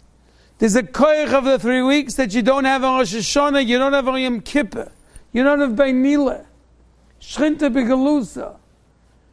Kol Roidfeo, whoever pursues HaKadosh Baruch Hu Bein HaMtzorim, between Shiva Asa B'Tammuz and Tisha B'Av, Hisigua. It's a tremendous time to refine your character and grow closer to HaKadosh Baruch Hu. The tachlis of Limud HaTorah, the purpose of mitzvahs, is dveikus b'Hashem, to connect, to attach yourself to the Rabbeinu Shalom. And Memela Shiva Asa B'Tammuz starts the practice. Unfortunately, when we deal with an Ahavas Yisroel, it's very different than Ahavas Chadosha. Ahavas the Rabbim, it's diffused amongst the multitudes, very different than Ahavas the Yochid. In Ahavas the Yochid, the pain is so keen that Chazal have to teach us how to limit our Ahavas. There are Isurim in the Torah, don't tear your hair out, don't disfigure yourself. Bleib ein normaler Mensch. Hashem Nosan, Hashem Lokach, Baruch Hashem, Rachmana Litzlan. So the halachas of Ahavas are to limit our Ahavas. Bechi, 3 days, the initial time of Oinei, the deepest type of Ahavas. And then Shiva, Shloishim, Yud Beis Chodesh. No excessive mourning. Ahavas Yisroel is punkt verkehrt. Ahavas Yisroel, we don't even know what we're mourning. We're mourning the fact that we can't listen to music, that we can't get haircuts. We're mourning the fact that we can't buy new suits. We can't nishmachan ha-shechiyonu. It's anything in Ahavas. But you can't say shechiyonu v'kimonu v'kiyonu lazman hazeh for a time of Bein HaMtzorim. We mourn the fact that Shvu Shechalboy to the Sfardim, Maram Bet Yosef, and to the Ashkenazim, from Rosh Chodesh we don't eat meat. We don't bathe the regular way we bathe. We don't go swimming. Doesn't have Ahavas. Then if you are Zeicha B'Siyata D'Shmaya to be at the Kaisam HaRavi, the whole thing is turned inside out. Tisha B'Av at the Kaisam HaRavi is not a very moving time. At least not Leil Tisha B'Av. I was able to be there for Kinnis when I was a Bach in Yeshiva, and I said a shir in Kamsa about Kamsa to several people. But the paparazzi, the lights, the noise, the tumult, can mean it as a simcha. We forget that the Kaisel Plaza is not the prize. The prize is the The prize is Mashiach, it's Geula, it's Mashiach, it's the rebuilding of the Beis HaMikdash. So sometimes, even if you're Zoiche to mourn at the Mokim HaMikdash on Tisha B'Av, you don't get the feeling you're supposed to get. So when it comes to the 3 Wochen, Bein HaMtzorim, the 9 days, Shvu Shechalboy, Tisha B'Av, it is so distant from us that Chazal have to infuse a sense of Ahavas so that we know what we're mourning about. That's Chol Shiva Asa B'Tammuz. 5 things occurred on Shiva Asa B'Tammuz. 4 out of the 5 Mekenen Fashtein. 1 doesn't seem to fit the severity of the other 4 experiences. State, the smog brings down. Gemara in Tainis, Chavov mit Beis. Chomesh Poronius. 4 dangerous things happened to Klal Yisrael on Yud Zayin B'Tammuz. Nishtabra luchos b'maso egel. With Maiso Egel, the luchos were broken. such a devastating thing. Where HaKadosh Baruch Hu says to Moshe Rabbeinu, Yasher koyach sheshibalto. It's like a felach matziv. The Rebbeinu was giving us the luchais habris, shnei luchais habris. The Yisrael were floating. Chalus ala luchais, it brought cheiros. Such whimsical, magical, mystical luchais. And they became heavy in the hands of Moshe Rabbeinu. And it wasn't just that he saw the Avodah Zorah, the Egel, the Mecholos, the dancing, Mitanz mit Avodah Zorah. Shtabra Luchas. Felach HaMatziv. Ad Kedei Kach, the Rebbeinu Shem says to Moshe Rabbeinu, Yasher koyach sheshibalto.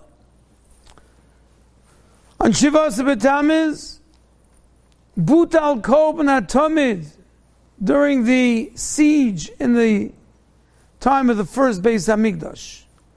Koben HaTomid, they couldn't find sheep to be makriv. And Memela, we mourn on Shivas B'Tamuz the fact that the Tomid Shal Shachet, Tomid Shal Ben Abayim, that bracketed the Korbanos, were bottled on that day. Famous mice in the Gemara where the Goyim made scorn and derision of us. Huge amount of gold was sent out in a basket, and they sent up a pig, a chazer, scratched the walls of the Chaimas Yerushalayim, Hufka Yerushalayim, B'mei Churban Bayis Sheni. A breach in the wall. We have to be Oymed Al HaPeretz.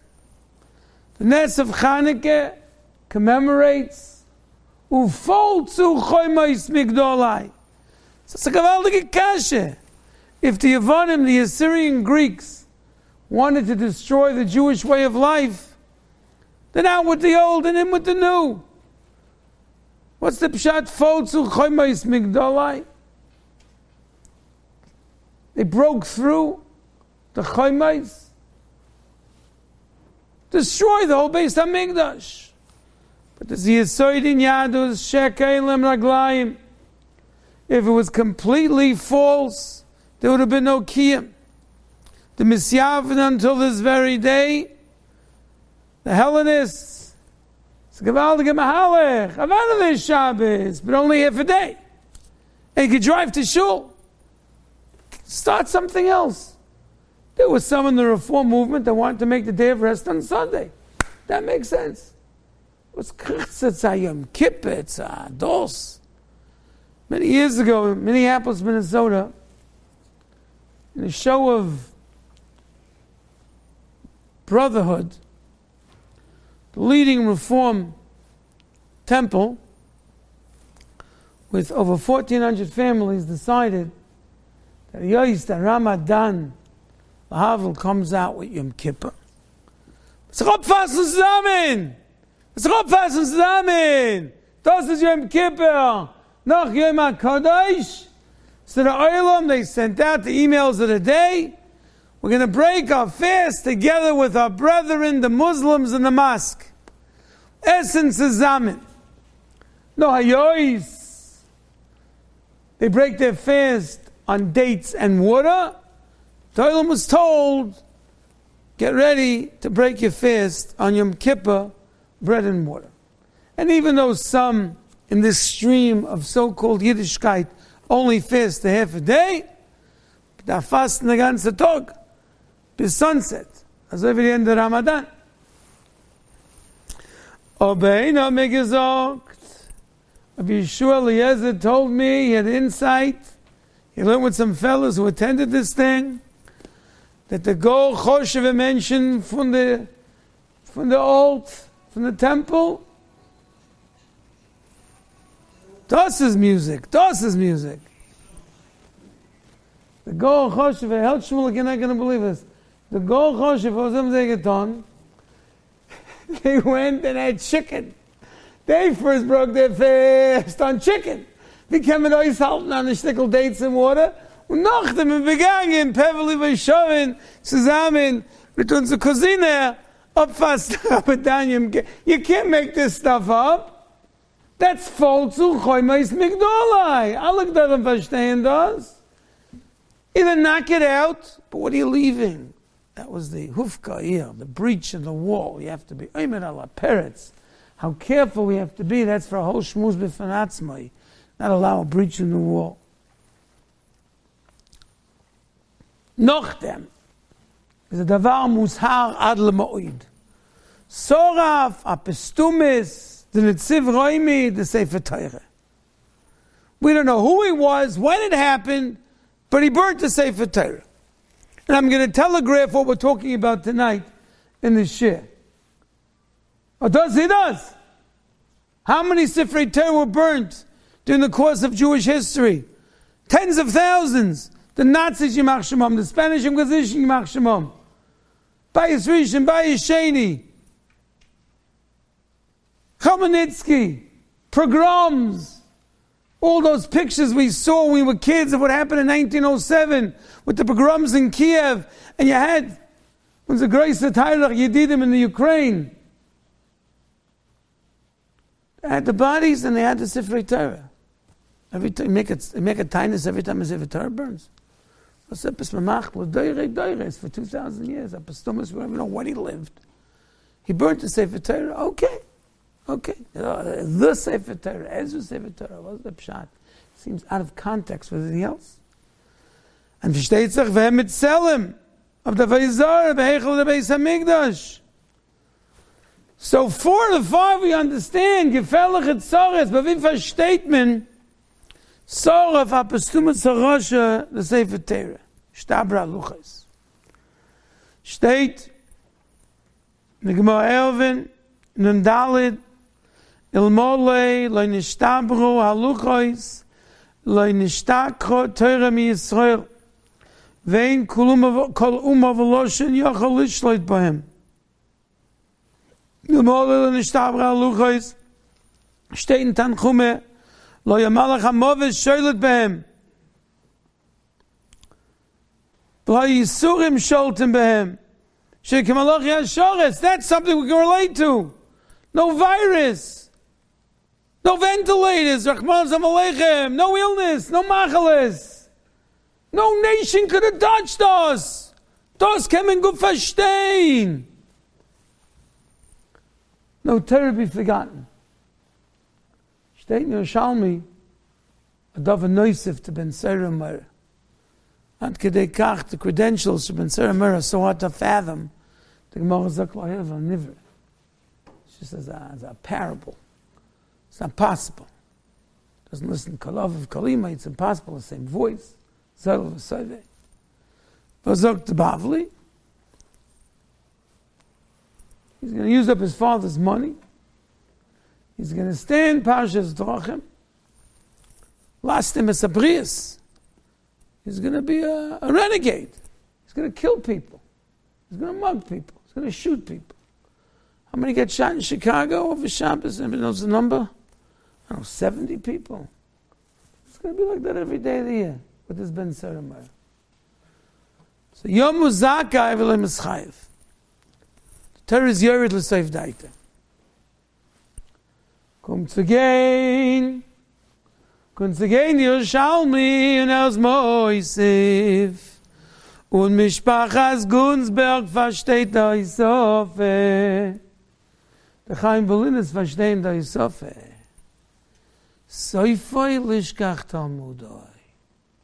You could be a renegade, you could be a terrorist, you can kill people. But if you still remember Elam Etziyah Shaloi Ve'ela Chayev Lahachris, you can come back. But a Ben Sayro Meira Soifoi lishkach talmudoi. As a hot nish ken teire, he doesn't have a Moshe B'yachzav L'mutav, it's over. He's not salvageable. El Molei, Shtabra, Luches, there wouldn't be Shikha in Klal Yisrael. By Sholta B'umava V'loshen, nobody would touch us. We can understand why we make Tonis, Shivasa B'tamis, because of Nishtabra Luches. Chaim b'leit Tzores, Chaim without Yisurim, Chaim like Malachim. Everybody would be fantastic.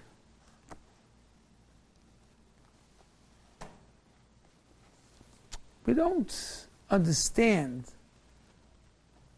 God Lashever, how broken we really are. We're so far from it. But Lamaise, Tzelem Eli, Tzelem Beheichel, Avodah Zarah in the Beis Hamikdash. We can touch on Abyssal. So humiliating. An Avodah Zarah in the Beis Hamikdash, the Mokim Kodesh, Kodshim. We can verstehen Ahavas Korbanos in the Schus of Korbanos to Sky Moilom, Klal Yisrael. When alle Parnasse came down to Klal Yisrael, and through Klal Yisrael, through Meisa'ilam, all in the Schus. Don't daven for the Dow, daven for the Jewish people. Because if they bring Korbanos, you have $1. Hufka here. We have a Havana, a breach in the wall. The submarine starts to spring a leak. It's under pressure. It implodes. So Mamele, hundreds of thousands were killed. So many died of starvation from the siege. They were killed by the sword. They were brought into captivity. All these 4 things are monumental, but what's the other thing? Apostumas Harasha, we don't know who he was, we don't know when it happened. And it's Sigin Raimi, he burnt the Sefer Torah, Dova Neure. But how far does this go? This is the first time a Sefer Torah was burnt. Del Kashe, Moran HaGoyen HaKodesh, Maril Diskin Zatzal, Yeshua Leib, the Sof Brisk. He says, Ani Lagabovi, he writes, me compared to my father, HaGoyen HaKodesh Rabbi Yomin Diskin Zatzal, Kechoimetz Lagabayain. I'm like vinegar to his wine. Why? Because of the following Maaseh. In the shtetl, there was a sreifa. And the houses went up in flames. The Beis HaKnesses, Rahman al with them. The villages, they found mounds of ashes. B'soicham, Sride Yeriyos of Sefer Torah. The charred remnants of the Yatzei Chaim of the Sefer Torah. So, Rabbi Yomin, the Goyen, who was well known, they asked the Shaila what to do. Outside his cheder, his room, his office, was his son, Yeshua Leib. So, Yeshua Leib had a certain mahalach. What do you do if such a national tragedy that affects the whole city, when the Sifrei Torah are burnt and you see the charred remnants? And he told afterwards, Talmidim, I wanted to know if my mahalach has gepasst to my tata's mahalach. Lamaisa that I paskin like my father Rabbi Yomin in the response to burn Sifrei Torah. But he said, you know what? Never found out his psak halacha. Because the minute they walked in and they told Rabbi Yomin, he didn't even see the Sifrei Torah burnt. He chalished. He fell unconscious. He couldn't deal with it. Sagt Chazal sagen, Sreifa Sefer Torah is like a yid. So we fast because Apostumas Harasha burnt the Sefer Torah. As I mentioned before, the gravity of it doesn't seem to be in the enormity of the other tzaras. All the other tzaras were Neira v'Oyen. The Korban Tomid was bottled. Avodah Zarah in the Heichel. All of these terrible Shtabra Aluches. We understand this. Hufka here, a breach in the wall, but the burning of the Sefer Torah. So I want to suggest a mahalach.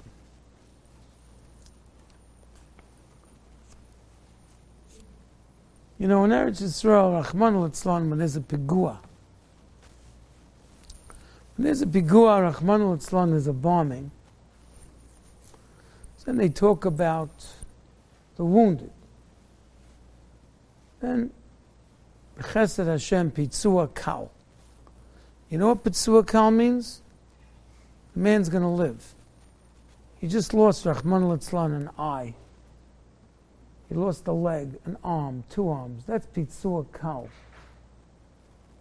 All these families are changed forever. You know what Yeshivat Hakotel teaches us? That the same way you mourn natural, national tragedies, you mourn a personal tragedy. We've lost sight of our sensitivity of what it means for a Sefer Torah to be burnt, of a Talmud Chacham to go, of the neshama of a Yid. Steht, Halacha, Moed Katan, Daf Chavhei Omer Aleph, Ha'omer ala meis, B'shas Yitzias Neshama Chayiv L'kroya, you have to tear Kriya. Lama, Lama ze doime, L'Sefer Torah shenisraf shechayiv L'kroya. If you see a Sefer Torah that's burnt, you're mechuyev to tear Kriya. If you see a person's Yitzias Neshama, you're mechuyev to tear Kriya, even if you're not family. Yitzias Neshama, you have to tear Kriya. You know what one Yitzias Neshama is all about? You know what one Sefer Torah is all about? You have to personalize this. The enormity of Churban Europa is just beyond belief. 6 million plus, 1.5 million children. Sometimes it's necessary to personalize it. Why do you think the diary of Anne Frank became so world-renowned?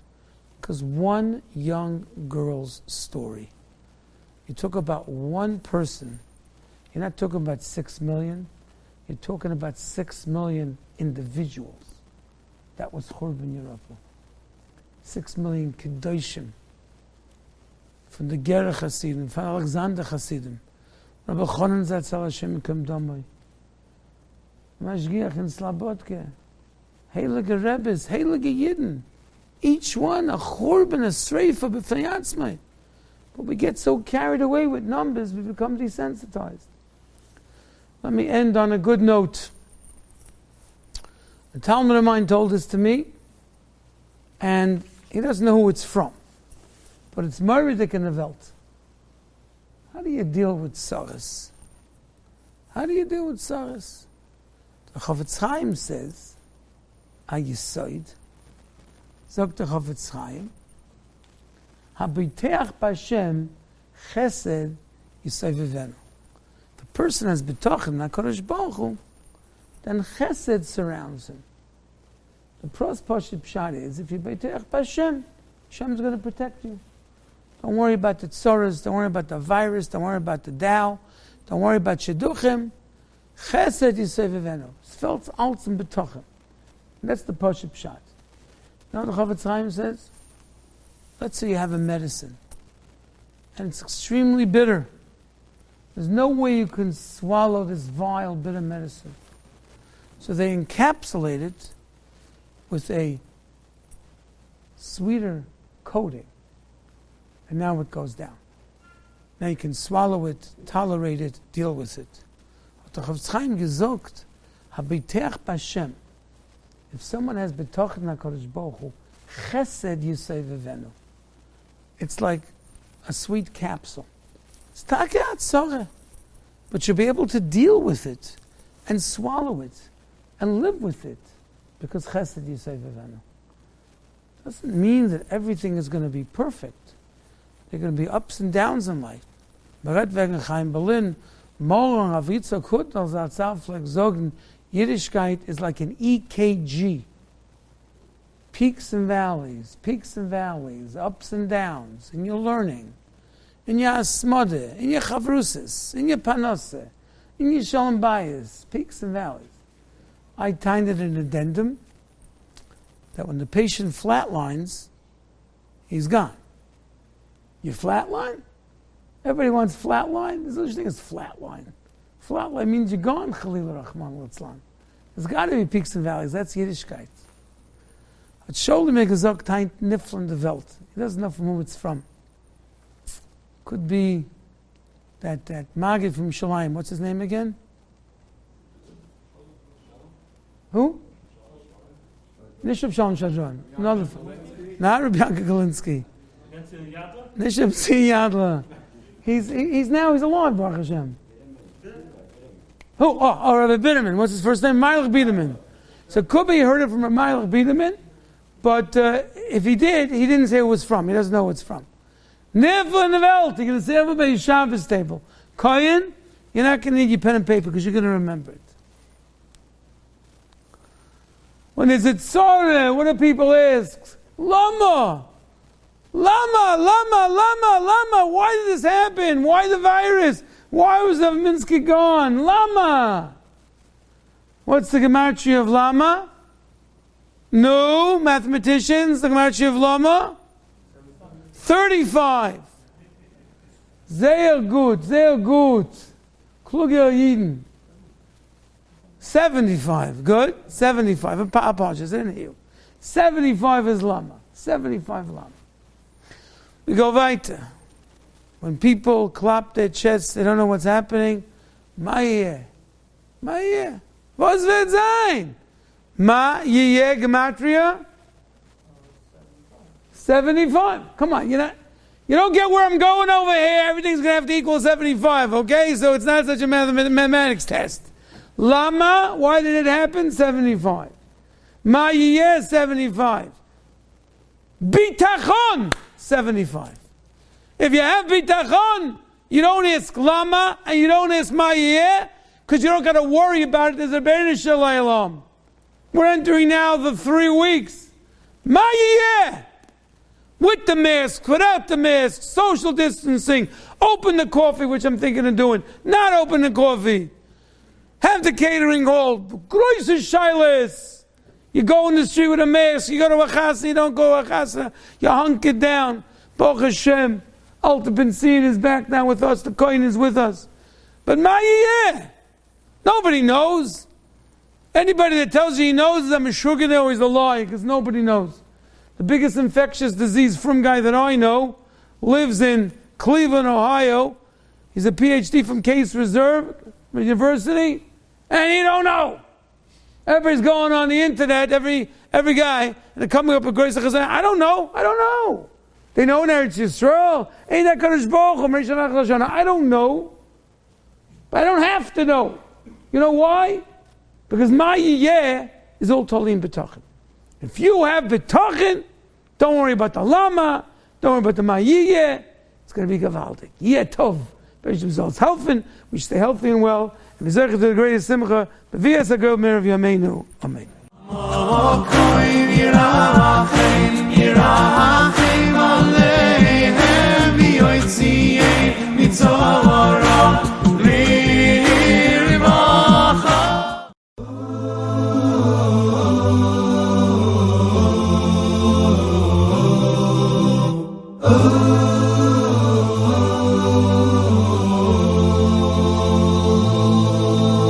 I am an ancient wall of stone, atop a hill so high.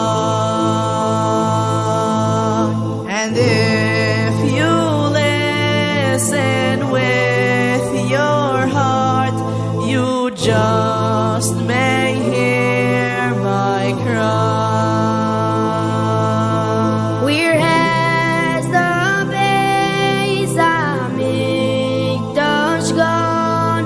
I stand here all alone. Acheinu kol beis Yisroel. Acheinu kol beis Yisroel. I'd like to talk a little bit about how we should be conducting ourselves on Tisha B'Av. Yerushalmi tells us, Kol dor shelo nivne beis hamikdash b'yamav ki'ilu charev b'yamav. Any generation during which the Beis HaMikdash has not been rebuilt, it's as if it was destroyed that generation. What does that mean?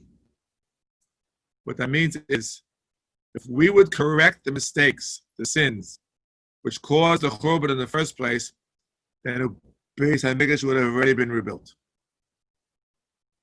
And therefore, it's our generation's fault, if you will, that the Beis HaMikdash is not being rebuilt. So I'd like to focus my remarks on rebuilding the Beis HaMikdash. How do we rebuild the Beis HaMikdash? We undo the wrongs that caused its destruction in the first place.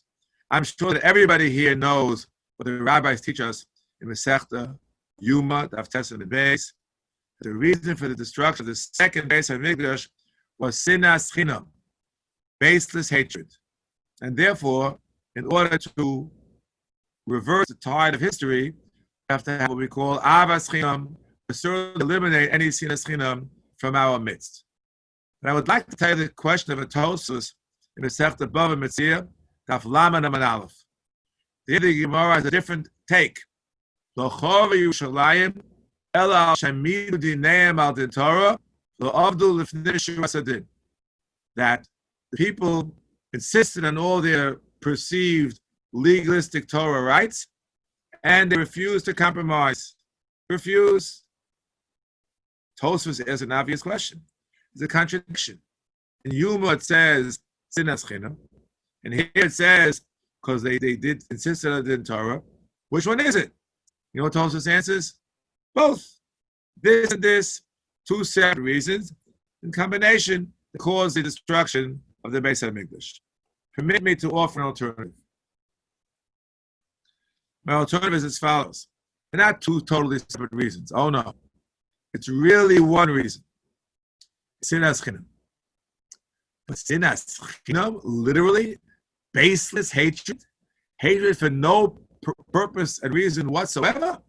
It's hard to imagine that any person that you and I know would be involved in a hatred. There's absolutely no basis whatsoever. It's mind-boggling. How can it be? It's impossible. Here's the answer. Reuven and Shimon, or Sarah and Rivka, are having a fight. They should compromise, reach an understanding. No, each one insists on his or her full rights. I want to take it to, we will be litigious. We'll go to court. I don't want to make any compromise. What happens? At the end of the day, they hate each other. Doesn't matter who wins or loses. They hate each other because they refuse to budge from their hardened positions. They hate each other. You know what that's called? Sinas chinam. What do you mean sinas chinam? He has my money. The money that belongs to me. I was forced to do this, and the judge was wrong. Da-da-da-da. That's called sinas chinam. It's not basis entirely. It's hatred with an insufficient basis. If it's an insufficient basis, Chazal call it chinam. And therefore, the fact that they refuse to compromise and they insist on their full legal rights as they perceive them, and that led directly to sinas chinam. If I'm right, it's an explicit Rashi in Parshas Devarim, the Parsha we learn in Shabbos Chazon. It's 3 words in a verse that we read with the nigun of Eicha. It starts with the word Eicha. Eicha esol avadi. The next 3 words, Torchachem, Masachem, Rivchem. Let us learn what Rashi has to say about these words. These are the words of Rashi. Yisrael tarchanim. They were bothersome. One saw the other fellow, the adversaries, winning. What did he say? I have witnesses. I have proofs. I want to add new judges. The question is, these are all legitimate, legalistic devices. Why are we reading it in the melody of Eicha? The answer is 2 words later. Rivchem. You fight. You fight at sinas chinam. What causes sinas chinam? Torchachem. Exactly as I explained to you. Hamidu dinei al din Torah. You insist on your perceived legal rights. It ends up with hatred. Ends up with fights. It's a legitimate move, but you're being too litigious. You want to win, you can't afford to lose or to compromise. It ends up being sinas chinam. So Torah Chachem and Rivchem are the same too. Hamidu the name of the Torah and sinas chinam. There it is. Now we know how we read it in the Niggun of Eicha. So I gave an alternate explanation, different from Tosfos and Bava Metzia, Daf Lamed Amud Aleph. What about Masachem? What's that? That's the word in between. Sandwiched in between Torah Chachem and Rivchem Masachem. What does that mean? Rashi. There are precursors. What does that mean? Hit the Moshe Lotzeis. Moshe Rabbeinu came out of his tent early. What do they say? He's fighting his wife. He's fighting a spat with his spouse. He has to leave the house early. Came out late. Oh, why is late? He's scheming and plotting against you. You can't win. Sometimes a rabbi can't win. I'm a rabbi myself. You can't win. Whatever you do, this way's no good, that way's no good. And they were criticizing Moshe Rabbeinu. The question becomes, where did it come from? And what does it do with Torah Chachem and Rivchem? What's the sandwich in the middle? Here's the answer. The people criticized Moshe Rabbeinu because they felt that they were somehow not treated properly by him. How's that? Well, if they went to a Torah by Moshe Rabbeinu and they lost, and even if they won, they didn't win all that they wanted. Oh, we have a right to hate Moshe Rabbeinu. It's not sinas chinam. Oh no, we have a right? Of course you have no right. But you know, it's much worse than that. How many had the Torahs by Moshe Rabbeinu? Not too many people. But what happened if Moshe Rabbeinu did what he was supposed to do, Hashem told him to do, and he gave you Musar? What right did that man have to speak to me that way? Oh, I'll find every reason to find fault if he's early, he's late, no matter what. I didn't like what he said. I didn't like how he said it. I don't like his leadership in general. So instead of being mevater on the so-called slight that you feel, basically mistaken understanding, no, they stood by their rights to criticize, to hate, and instead of being melamed chus, melamed chova, and everything, this causes the worst kind of sinas chinam. What's that? Sinas hachachamim. Because there's a third Gemara.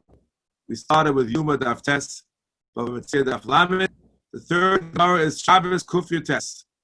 Lo chavi Yerushalayim el b'shvil shlo hochichu zeh. They didn't give Musa to one another. The question becomes, okay, that works for the average person. What about the Chachamim? Why didn't they give Musa? Where are the Chachamim? The answer is the next Gemara. Lo chavi Yerushalayim el b'shvil shabizu ba Talmidei Chachamim.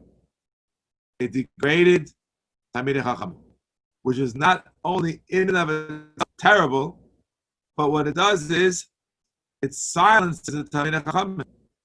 It renders them incapable of giving proper Musar. Before they have to speak, they're already being degraded by the community. So they have nothing to say. They're just going to go completely or worse. They'll scoff at them. So the fact that people went out were mevazeh, were degrading Talmidei Chachamim, was in and of itself a cause for churban, but made it worse. They couldn't give any Musar anymore. This caused the people to go down, down, down, down, down. It was terrible. And why did they degrade him? Because they gave them Musar. Shoot the messenger. Silence the messenger. That's exactly what happened. So instead of they didn't want any Musar to keep them quiet, they mavazed them. That's how you silence them. They can't give any more Musar in the future. Oh, great. That's called sinas chinam. So they have a Torah Chachem, Masachem, Rivchem. What are they? It's the Gemara in Bava Metzia, it's the Gemara in Shabbos, and Gemara in Yuma. The three Gemaras, each one has one word in that pasuk, and that's what we say in the Niggun of Eicha. If we're looking now to rebuild the Beis HaMikdash, we have to reverse the tide of history and stay away from these kinds of sinas chinam, which we don't think are chinam, but they really are chinam, because sinah with an insufficient basis is considered chinam, and therefore must be avoided at all costs. All these cases, however, are limited to someone who somehow harmed me. He harmed me somehow. he ruled against me. He gave us the wrong way. I said something wrong with him, etc., etc., etc. But the Netziv, in his Meishiv Davar, Chelek Al Siman Mem Dalet, says it's much worse. A worse Sinas Chinam, because it can be much more widespread. And I read you his words. What caused the second base of Meishiv to be destroyed? Machlokas, the Prushim and the Tzukim. We all know about that. The Pharisees and the Sadducees wasn't doing anything. It explains in itself. Caused Sinas Chinam in the following situation. There's a Porush, he's another guy, he's being lenient in something. So instead of saying, okay, he made a mistake, he's sinning, he's right, he's wrong, I have a simple answer. I'll call him a Stuki. Stuki. If he's a Stuki, so in the ancient days, you read the Malin, you got to eliminate them because they were threatening the entire community of Israel with their heretical views. They say he's a heretic. Says the Netziv, writing in the late 19th century, about events which happened, if you will, in the late first century of what we call the Common Era. It can happen even now. Look what he says. These are his words. A guy sees somebody else who's from, but I see someone who eino misnaig al pi darko ba'avodas Hashem. The guy is Shomer Shabbos and Shomer Kashrus, but he's not following my way of serving Hashem. What's my response? Yishpetenu leminus. You call him a heretic. V'yisrachim mimenu. And you distance yourself from that person. You wrote they'll be really a road that means they're pursuing to harm somebody, harming one another. Think it's permissible with some false imagination. It's totally not true. This is the much worse type of sinner, because the first type, as bad as it was, is limited to an individual with whom you had some kind of interaction. You had a monetary dispute. How can there be already? You have a family dispute. Yes, there's a natural glue that keeps people together. Okay. But what will happen if you have a dispute in ideology? And unfortunately, you disagree in ideology and leads to personal character assassination. We see it in today's world. In and of itself, a guy has a different way of avodas Hashem, and I'm going to distance myself, call him a heretic, a disaster. But the Siv saw it in the 19th century. We see it now, unfortunately, in the 21st century. How much we see so many situations from people. They all believe in Hashem. They all keep Shabbos. Between different groups, all of whom are Shabbos. I don't have to elaborate, you know what I mean. Can even be old fights. Hasidim, Misnagdim, they're fighting already for 200 years. The fights are brought up again, unfortunately. Or, should we be pro or anti State of Israel, pro or anti secular studies? Because people have different ways to serve Hashem.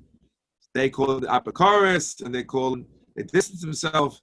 It's a terrible thing. This is Ma'akev Geula.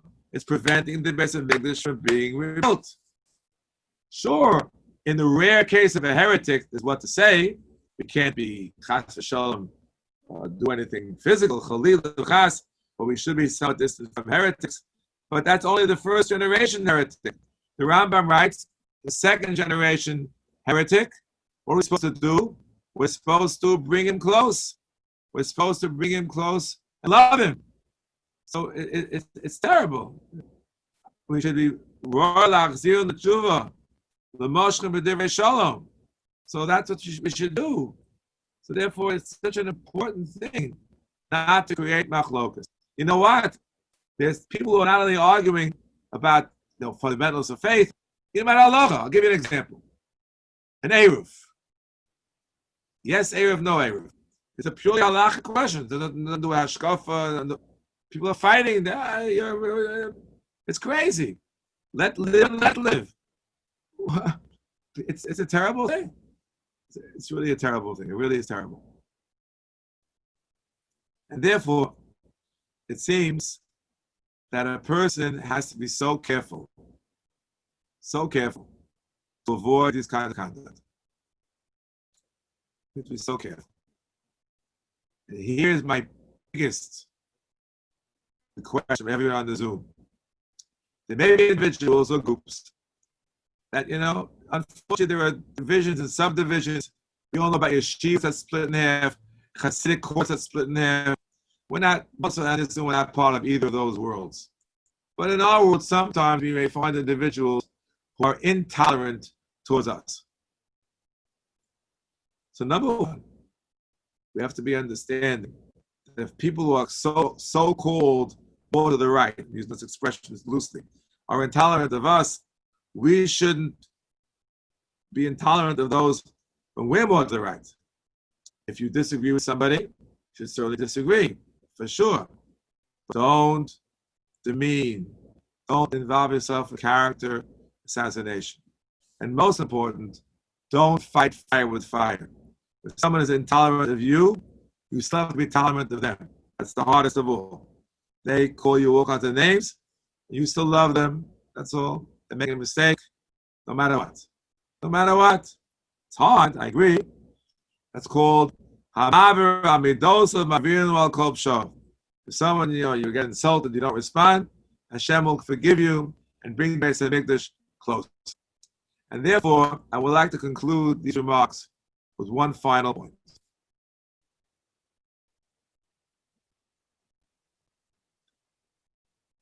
We said, how are we going to rebuild the Beis HaMikdash? How are we going to rebuild Yerushalayim?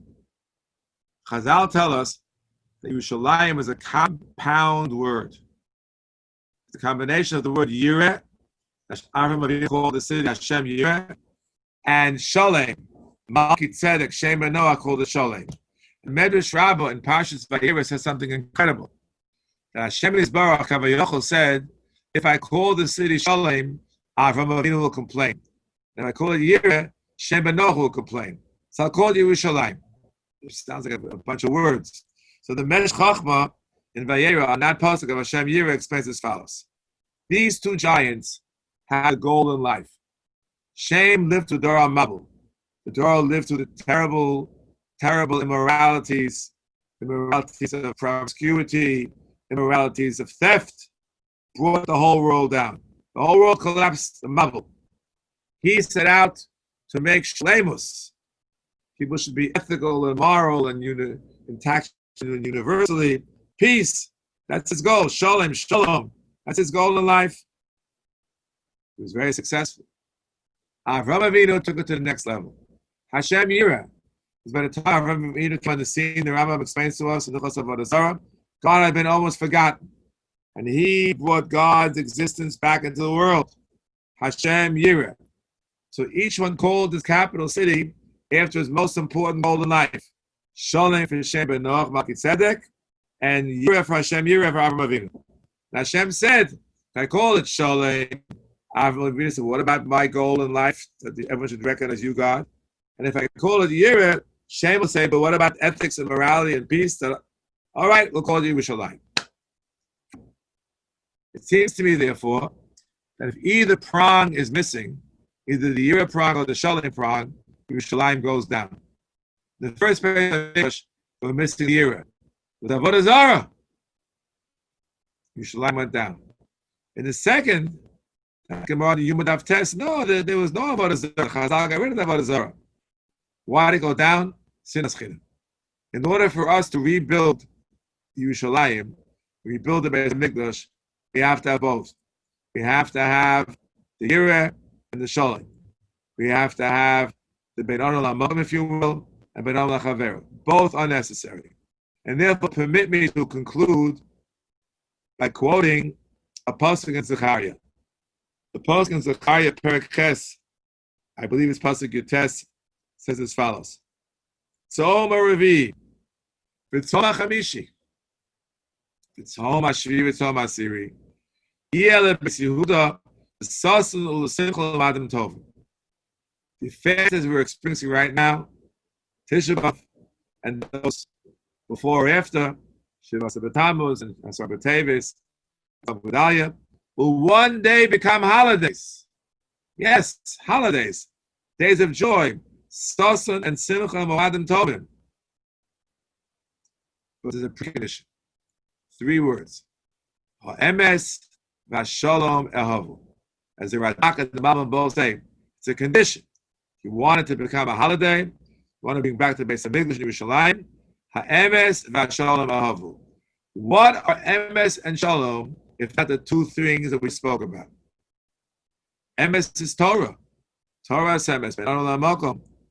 That's emes. That was missing from the first Beis Hamikdash. I did Avodah Zarah. Came down.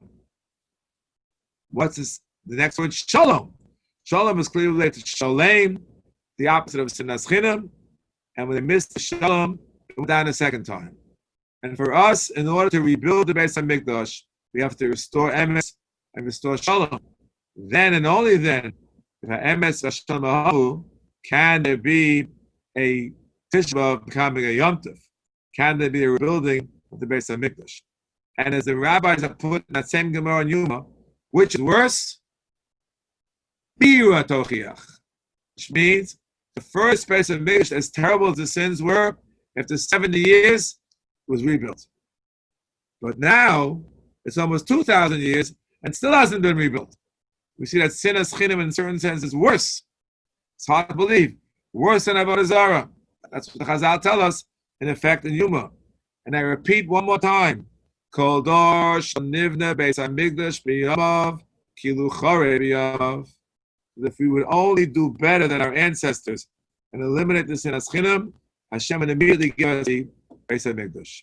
So the way for you and I, and all those who will listen, to rebuild the Beis Hamikdash is to eliminate the sinas chinam. It's to engage, as Rav Kook said, in Ahavas Yisroel, in not insisting on our full rights. Certainly not degrading Talmidei Chachamim who can set us on the right path, but rather compromising, being mevater, go lifnei b'shuras adin, avoiding fights, honoring Talmidei Chachamim, and appreciating the Musar. If all of us and all of Klal Yisrael will do that, we have a guarantee, a promise from Hashem. Promise us that Tisha B'Av will be a day of sason and simcha, mo'adim tovim, if we will only fulfill those 3 words. Ha'emes, v'shalom, ahavu, b'mheira, b'yameinu, amen.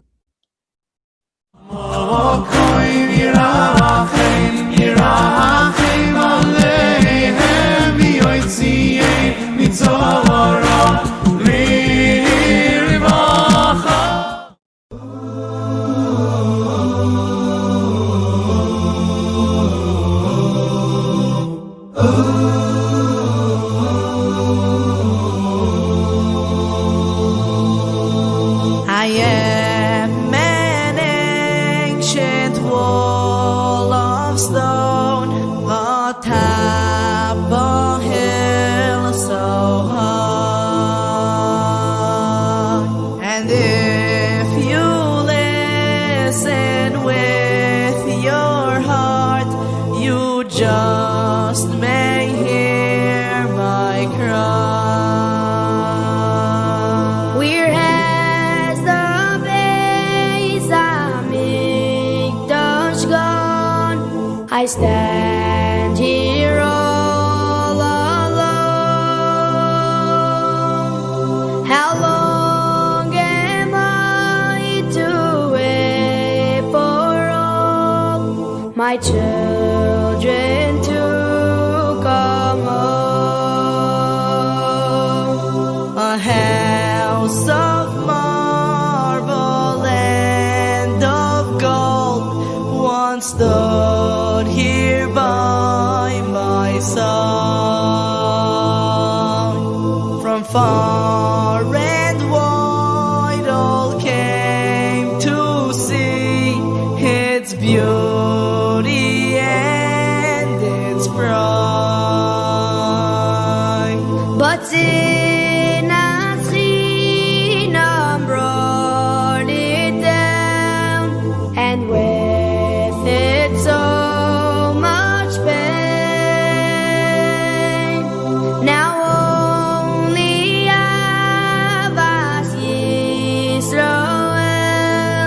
can build it once again.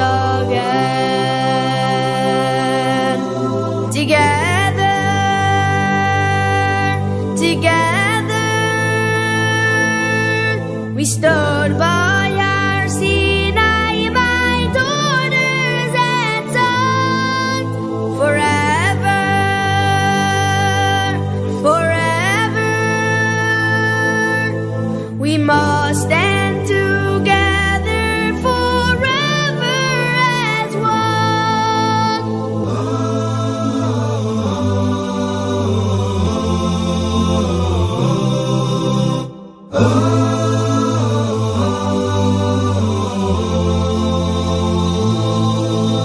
You come and stand beside my stones to raise your voice in prayer.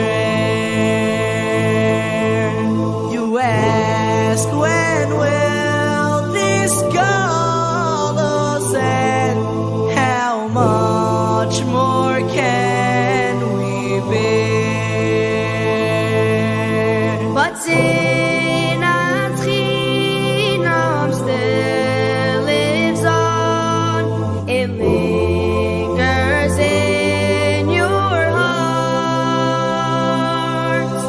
How can you come back home to me while you remain apart? Together, together, we stood by our Sinai, my daughters and sons, forever, forever. We must stand together forever as one. Together, together, we stood by our Sinai, my daughters and sons, forever, forever. We must stand together forever as one. Together, together, we stood by our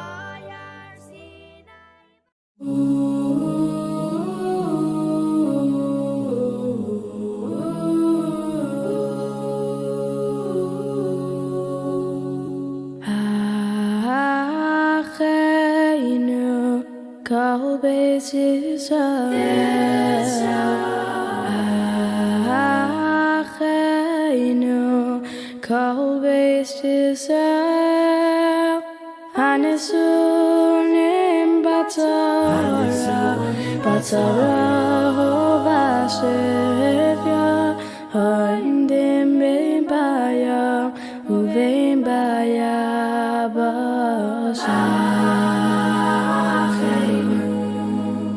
Acheinu, kol beis Yisrael. Acheinu, kol beis Yisrael. Hanisunim batzara, batzara uvashivya, ha'imdim bein bayam uvein bayabashim. Acheinu kol beis Yisroel. Acheinu kol beis Yisroel. We're in an incredible period of time right now. Right now, as we stand here today, if we go back a few thousand years, something was going on. Rabbi Dessler famously said, or the Rabbi Nesiva Shalom famously said, that history, Jewish moments aren't mere things that we watch. We relive, we re-experience things. And what has happened to us today and during this period, today, and during this period of time, is that right now we are on the path to destruction. The proverbial car, is heading off the cliff. Because as we stand here today, a few thousand years ago, we stood, some of us may have been the people in Israel, but for the most part, most of Israel, if we were alive then, would be standing in a desert, waiting for the reports of the spies. Right now, as we speak, the spies are somewhere in Israel, about to come back with their report of whether or not we charge to achieve the ultimate goal and to reclaim our homeland, or whether we pull back. So right now, we're living through the spies. We're living through their reports. And as you know, we're in this process. And just in a week, we'll have Shivas Harbatamuz, which is the beginning of the 3 weeks. And then all of a sudden, I hope not this year, but potentially we have to prepare ourselves for Tisha B'Av. And Tisha B'Av is the root of all destruction, all the sorrow. Tisha B'Av is the reason why we're so separate from each other right now. Why we got to do this on Zoom and not live. Why Israel shut their borders right now. Why we don't live in a place and at a time of peace and security. All of the destruction that we experience as a Jewish people stems from that one day of when the spies came back, delivered a report, and the Jews sat back and cried. The tears that they had that night are the tears that we still have every single year since. What I want to do with you today, just for a few minutes, is I want to explore what went wrong. Like, what went wrong? They had a job. They were spies. Can you imagine? Like, Israel sends in spies to Iran, and they come back to like, oh, by the way, we got some bad news. There's a nuclear reactor. And the general's like, really? A nuclear reactor? Wonderful. You know, the two of you for saying nuclear reactor, two of you are going to be punished forever. Like, what were they supposed to say? There weren't big cities? Like, were they supposed to lie?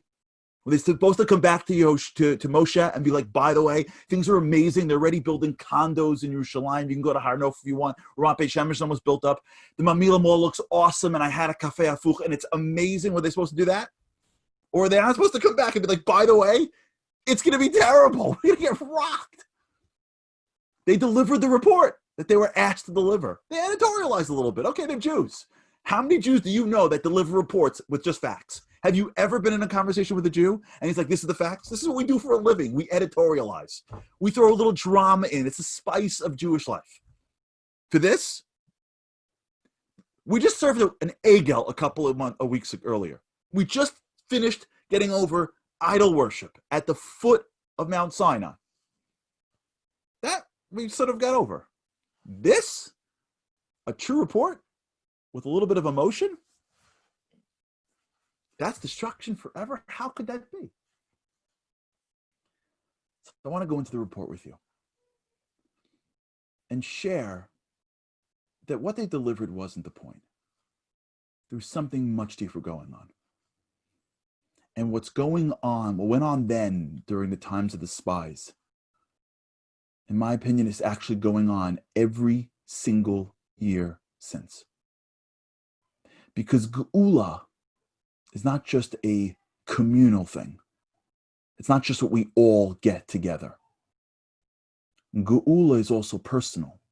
That's why if you look at the bracha, the blessing in the Shmona Esrei, in the Amidah, in the prayer that we say 3 times a day, where we put that blessing of Geula is really in the personal section.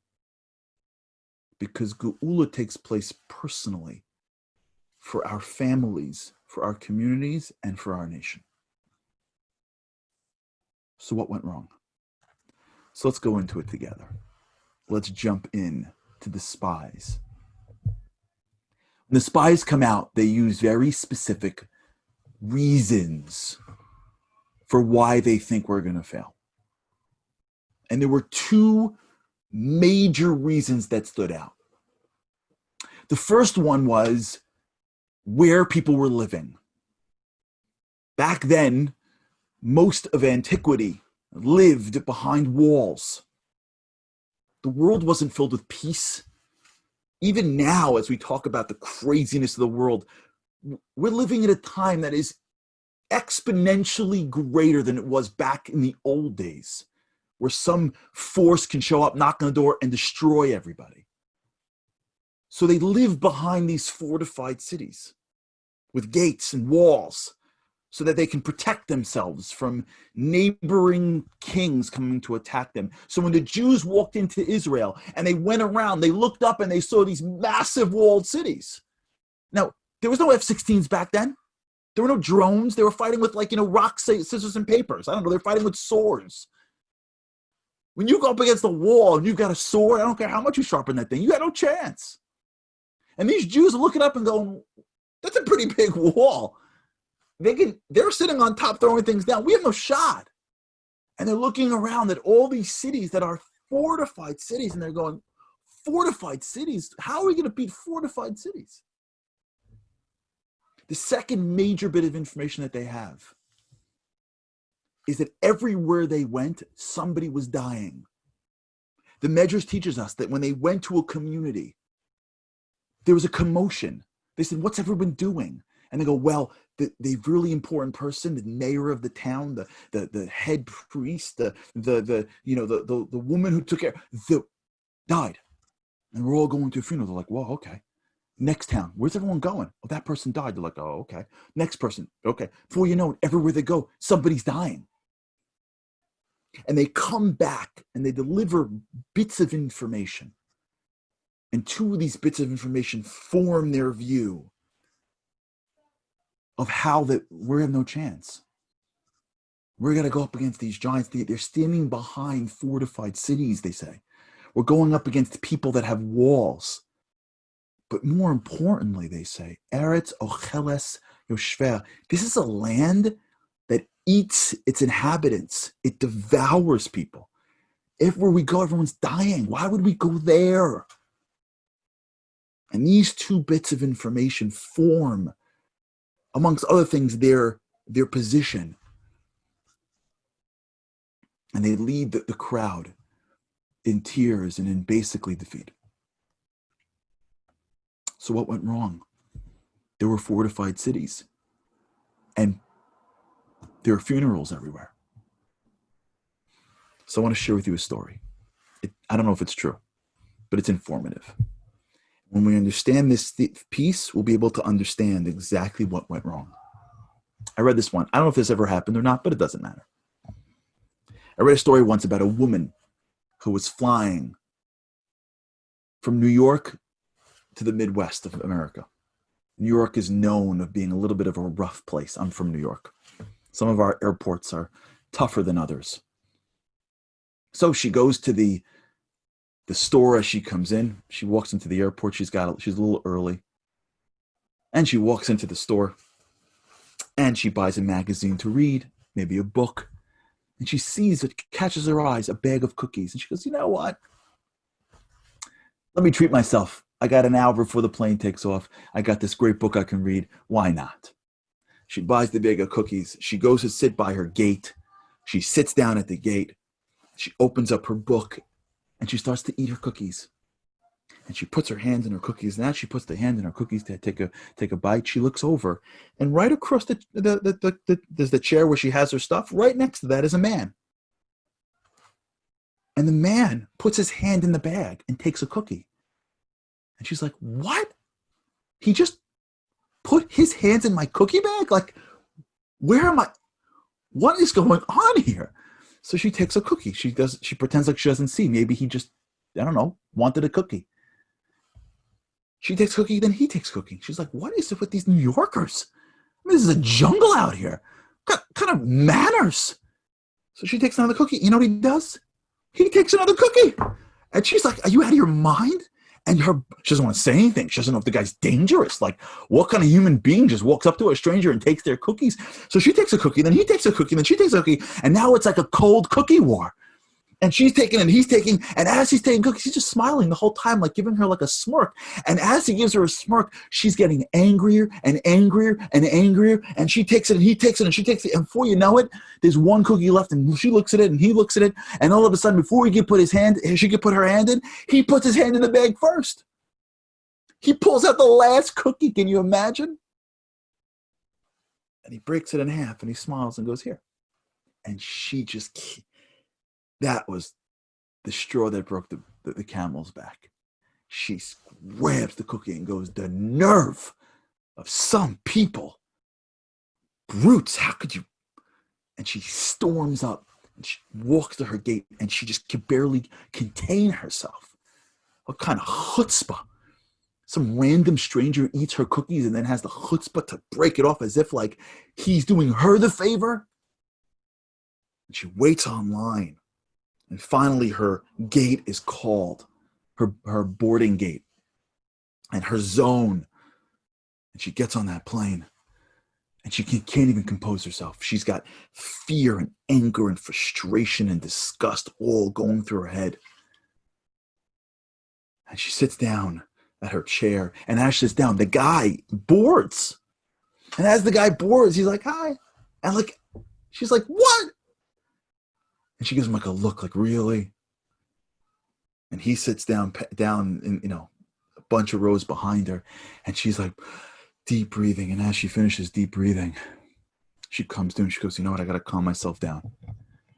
So she reaches into her bag to get her book to finish reading. And as she reaches into her bag, she pulls out, you know where this is going? Her bag of cookies.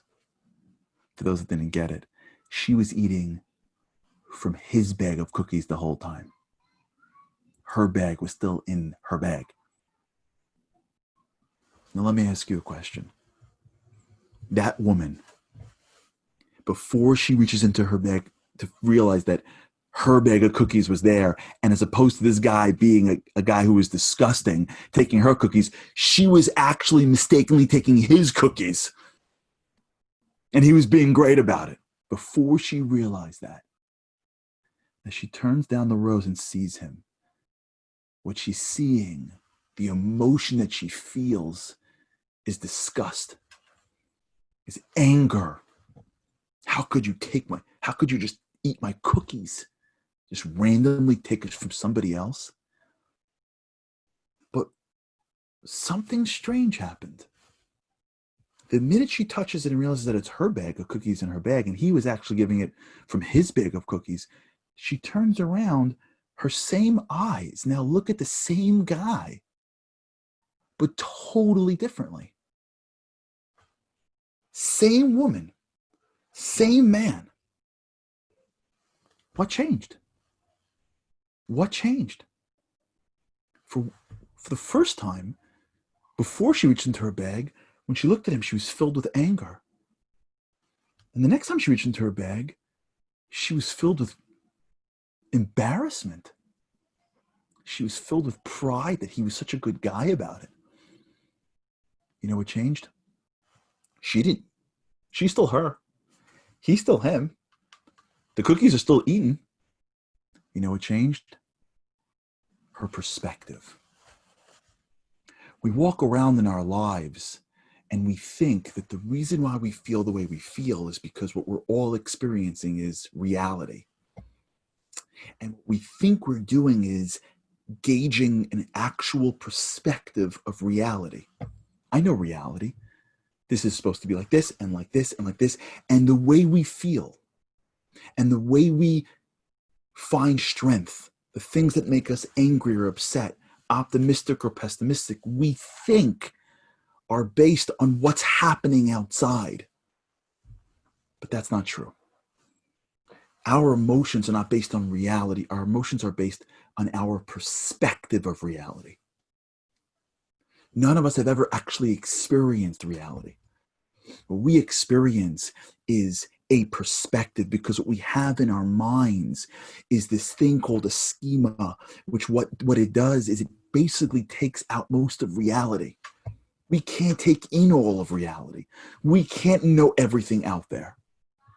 So when me and you look out into the world, the feelings that we have, the feelings of I can or I can't, isn't based on whether I know if I can or I can't. It's based on my perspective. It's based on how I interpret things. It's based on my beliefs of the way something should be. What should my wife say? What should my husband know? How should my kids react? How should the world work? What should come my way? We look at the world and we make beliefs and judgments on the things around us. And the facts may be right and the facts may be wrong. But the most important thing is those judgments form our beliefs. And when we look out into the world, it is our perspective that makes us feel a certain way, not the reality. And one of the greatest mistakes in life is that we think that if the world will change, then I'll feel good. You know why I don't feel better? You know why I don't feel stronger? You know why I don't feel like I can? Because of this. When she will, and when he will, and when they will, once it works out on the outside, then I'll feel that way. And we never get that really the reason why we don't feel in the level of empowerment that we should, it's not based on the circumstances. It's based on our perspective of the circumstances. It's this that we have to work on, not the world. Now watch how this works. When Moshe Rabbeinu, when Moses tells the Jews to go into Israel, he gives them instructions. Why in the world are the Jews looking for fortified cities? What do they know what to look for? They just came out of Egypt. They're slaves. They know about war. They took a course from the Mossad on how to canvass an area for battle. What do they know? A minute ago, they were like running around as slaves. Then they sat back and watched the greatest show on earth. Now they're living in a desert, basically having man from heaven, clouds of glory with the air conditioning up perfectly around 68 degrees. They're living happy and pretty. You think they're going to walk in and know how to look? You know what happened? Moses told them, look out for something. And tell me about it, he says. They didn't just pick randomly. They were reporting back. Why would Moses have them look for fortified cities? Doesn't he know when they see fortified cities, they're going to realize that they can't do it? He wants them to come back with a bad report? So watch what happens. I'm going to read from the actual verse in Hebrew and I'll translate. He says to them, Ura isem, and look, Esa Aretz, go look at the land. Mahi, what is it? The im ha'am, and if the nation that lives there, ha'yoshev aleh, that rests in that land, ha'chazak, are they strong? Who harafe, or are they weak? What does that mean? How would they know if they're strong or they're weak? Rashi, the great commentator, says, you know what he gave him the sign for? Simon, he gave him a sign. Im b'fsarim, if they're living in valleys, open cities, chazakim hem, they're strong. Kesomchim al gevurasam. You know what he said to them? Go look if they're fortified enough, because if they're sitting in outer valleys, they must be strong guys. If you walk down the block and you see a bunch of guys in a corner, you think those guys are mentally strong or weak? If you're hanging out on a corner in the middle of the night, you probably feel like you're strong. If you go a little further and you're behind a wall, you probably feel less strong. Maybe it's the right thing to do, but if you're trying to gauge who is ready to fight, who has that war mentality, usually it's people sitting in open cities. The im be'arim, but if they're sitting in these fortified cities, Moshe says, you think I'm worried about walls? I'm not worried about walls, I'm worried about people. We'll take care of the wall. We'll figure it out. I don't know how we'll get it. We'll get in. I want to know that if we're going hand-to-hand combat, are the people we're going up against, are they strong-minded? Are they warriors? Or are they standing behind walls? Moshe's sign for whether or not they're strong or weak is fortified cities. For the spies, fortified cities means we're going to lose. For Moshe, fortified cities means we're going to win. They're both looking at the same fact. But you know what's different? Their perspective. Because it's not about the objective truth. It's about your perspective. To the spies, they see the wall and go, we're dead. To Moshe, sees the wall and goes, we're going to win. Let's go one step further. Why was everybody dying for? What are they dying for? Does the land not devour its inhabitants? So the Medrash says, you know what God was doing? Back then, I mean, even now, but back then, like, they didn't really travel much. Like, there were no airplanes. even travel was very difficult back then. So most people lived and breathed and stayed in the same city. So if you're sitting in a city every day of your life and 12 guys walk in, you're like, what are you guys doing here? We're just passing by. And then the next city and the next city and the next city. At some point, people will be like, yo, what are you guys doing here? Like, are you spying the land? That's dangerous. So you know what God does? God created an event. You know what an event could be? Funerals. Because you know what happens when someone dies? People come in from different cities. When an important person passes away, you have guests. Anyways, they're preoccupied. So when 12 guys show up to a city, if everybody's worried about the funeral, no one's paying attention to them. To the spies, the funerals were signs of death. God gave it to them in order to keep them alive. One fact, two perspectives. You know what the story of Tisha B'Av is? You know what the stories of the spies is? That life is about your perspective. And if you want to know the pathway to true Geula, it is not about fixing your wife or your husband or your kids or your community. It's about fixing our perspective. Because you can bring everything to somebody, but if they don't have a good perspective, they got nothing. And you can bring nothing to somebody, and if they have a good perspective, they have everything. Wealth is not based on a bank account. Wealth is based on perspective. Hasameach bechelko.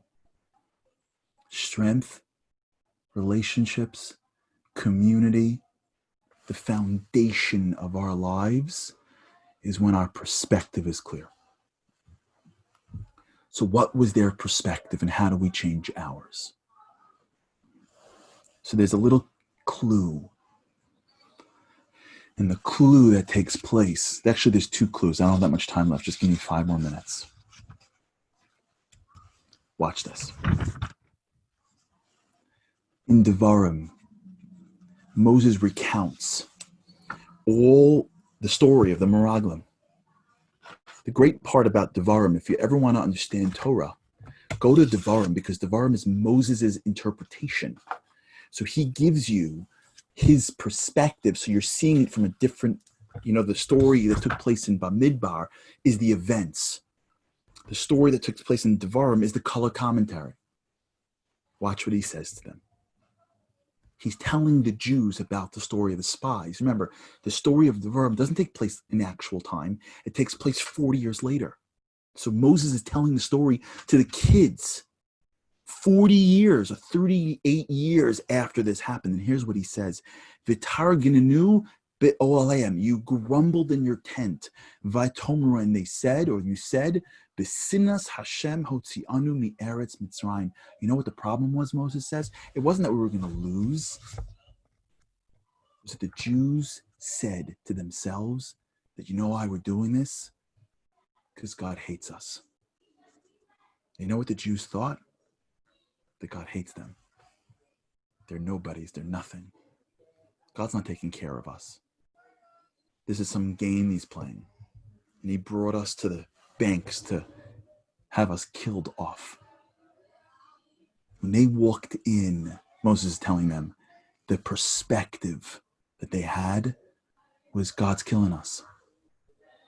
And as soon as they had that perspective, as soon as they thought that God wasn't behind them, as soon as they thought that God didn't love them, as soon as they thought that the challenges that are coming in front of them are signs that God has lost favor, as soon as they looked at the challenges of their lives and concluded that if I am facing a challenge, it must mean that God is mad at me, upset with me, doesn't know me, doesn't love me, whatever it is. As soon as they had that defeatist Jewish guilt mentality, those glasses saw at challenge, and all the glasses saw was, I knew we'd lose. There's fortified cities. I knew he would devour us. Everybody's dying. I knew he would kill us. They're giants. They brought back these fruits that were massive. You see, the sin of the spies was that they used the wrong perspective. And that's why the spies say to the Jewish people at the end, V'tihi be'einenu kechagavim, we were in our eyes like grasshoppers. V'chein hayu be'eineihem, and then that's why we were in theirs. Listen to these words. We were in our eyes like grasshoppers, and so we must have been in theirs. They didn't hear them speaking. They didn't read their blogs. They didn't tap into their phone lines. They just expressed how they were feeling. We feel like I can't, so that I must not be able to.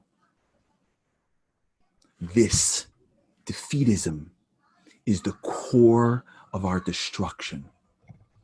That's why families can't get together, because I can't. That's why we can't overcome massive challenge, because it's hard. It's too much. He doesn't love us. God's bringing us into this world right now and saying, you are my people. This is the fourth quarter of Jewish history. Get together, figure it out, be bigger, be stronger, try whatever's in front of you. And the root of destruction is I can't. I don't know. I didn't try it, but I can't. And the root of redemption is when a Jew says, why not? Why can't we? As Kalev said, Olo na'alev v'nirash, let's try. So in a community, that's what I love so much about your community, is when I looked out at all those people, I said to myself, if there's ever a community that all stands together in one day, look at this community. Look at what they stand for. Look at what they can pull off. You know who you are to the world? Do you know what you stand for the larger Jewish people? This is our job. This is why we're here.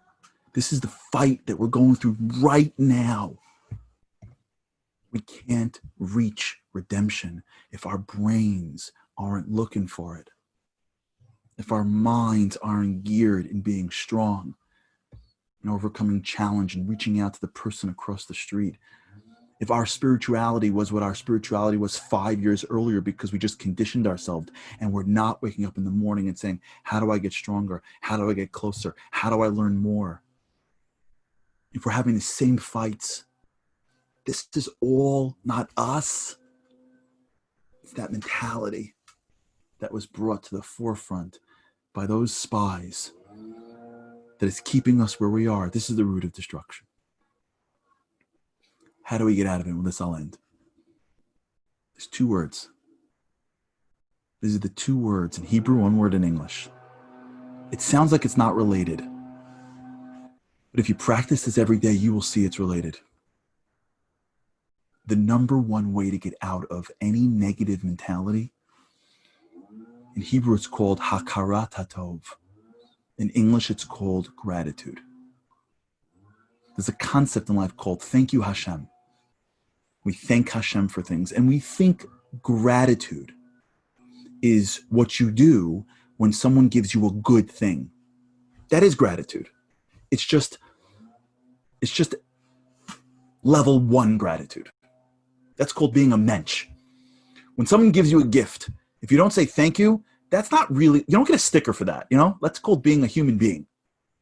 Like your mom would be like, say thank you, right? We're proud of ourselves. Like God gives us breath and we say like a blessing. Or like, I did great today. Like God gave me breath and I said thank you. Okay, like that's good. Wonderful. What does gratitude really mean? So there's an expression that we use in Judaism called gam zu l'tova. We mistake it. We think gam zu l'tova means, okay, I'll get it next time. Like this didn't work out, but I'll get it next time. You know what it really means? Gam zu l'tova means this thing that I'm looking at, this thing is also good. You want to know what it really means to change your perspective? The challenge of the perspective of a Jew. What it really means at its core, in my opinion, is you look at your challenges and you say, this too is good. I don't have to know why right now. I don't have to figure it all out. Maybe I'll get it in a week, a month, a year, or in the next lifetime. But let me tell you how it works. God put me on this world. He's building me. He's growing me. And when he throws a challenge my way, I don't say, I'll get the next one. I stare at the challenge and go, this one is also good. Had the Jews walked into Israel, then stared at those walls and said, this is good, they would have figured out on their own that there's a good thing here. You know what's good here? The people behind are weak people. That's what Moshe was getting at. Amazing. Had they would have walked into those towns and seen people dying and instinctively said, this is good too, they would have been like, good. How is it good? How is it good? How is it good? They're like, oh my gosh, we're spies. Had the Jews walked in and said, I don't have to figure everything out. I don't got to know everything. I don't run this world. If God is sending it my way, it's for my benefit. I'm looking at it and with faith, staring at the thing and saying, this also is good. And if I keep on doing that, you know what I'm going to get for it? I'm going to unlock the goodness that is within the thing that's in front of us. Because many times in life, when God wants to give us good, he packages it in sour. We don't earn it yet. We don't deserve it yet. So to give it to us, he surrounds it in something that's a little challenging, and he waits to see, are we going to go back and go, I knew God hated me? Or we can go forward and go, this has got to be good. This has got to be good. And if you go forward and say, this has got to be good, you know what ends up happening? You unlock it. This challenging kid, the kid that's so hard to raise, this is good that I have him. Of course, it's easier. Sometimes things are so hard to understand and things are so wonderful. Okay, let's move crisis out. Let's move moments of crisis and moments of euphoria because then we get lost. Let's talk about the rest of it in the middle. I'm sitting in traffic. I'm having a hard day. This is good. I don't know why. It's good. Gam zu latova. Every day when you stare at a challenge and thank God for your challenges, you're unlocking them.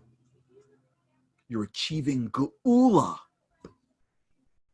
You're looking at a world and searching for the greatness in each and everything, bringing out that thing. That's what it's about. And here's a trick for it, and then I'll end. I know I'm going a little over. Watch this. Listen to this verse. It's so awesome. Torah is so great. It's like little clues. It's like looking at clues all day. It's like you get to be Sherlock Holmes. Moses is instructing them. And he says to them, go look at the food, the fruit, the Jews. Like, go check out the food situation. You know what I'm saying? Like, go look at the shmorg. He says, go lokach them and bring back mi pri haaretz and bring back from fruits of the land. And then the Torah says, v'hayamim yemei bikurei anavim. The days that they went in were during the time called bikurei anavim, which are the first fruits of the grapes. Who cares when it was? There's grapes in the trees. Why does it matter to me what the season was? Because it's a clue. You know what bikurim mean? Bikurim would be the gifts that we gave God.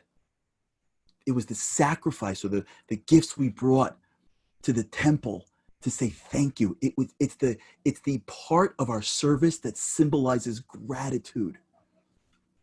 As the Medrash says, Bereshit bara Elokim, Bereshit, that word means bishvil bikurim shenikra reshit. Because God says, you know why I created the world? For your gratitude. So Moses stuck them a little trick. He says, look out. You know what time it is? It's the time of bikurei and avim. Bikurei, bikurim. It's the time of gratitude. Here's the secret. You place gratitude on your lenses, now you'll be fine. The difference between greatness and smallness, between redemption and destruction, between growth and failure, is not based on what the world around us is. It's based on how we see the world around us. And the essence of our history is that God tells us every moment, you don't even know what's inside you. You don't even know what's inside you, God says. I'm inside you. You're a piece of me. What I need you to do is not worry about your strength. You got plenty of strength. You ever need a lesson in strength? Go look over there. Yeah, Middle East. Look what one nation can do in just a couple of years. You want to see strength? I'll show you strength. Let me tell you something. You got all the strength you need. I give you that, but I'll tell you what I can't give you, God says. I can't give you perspective. That's up to you. You determine. If I throw you a challenge, you saying because God hates me, God doesn't know me, God doesn't love me, or when I throw you a challenge, you look and you go, whoa, he's growing me. Thank you for that. Thank you for my challenges. Thank you, Hashem.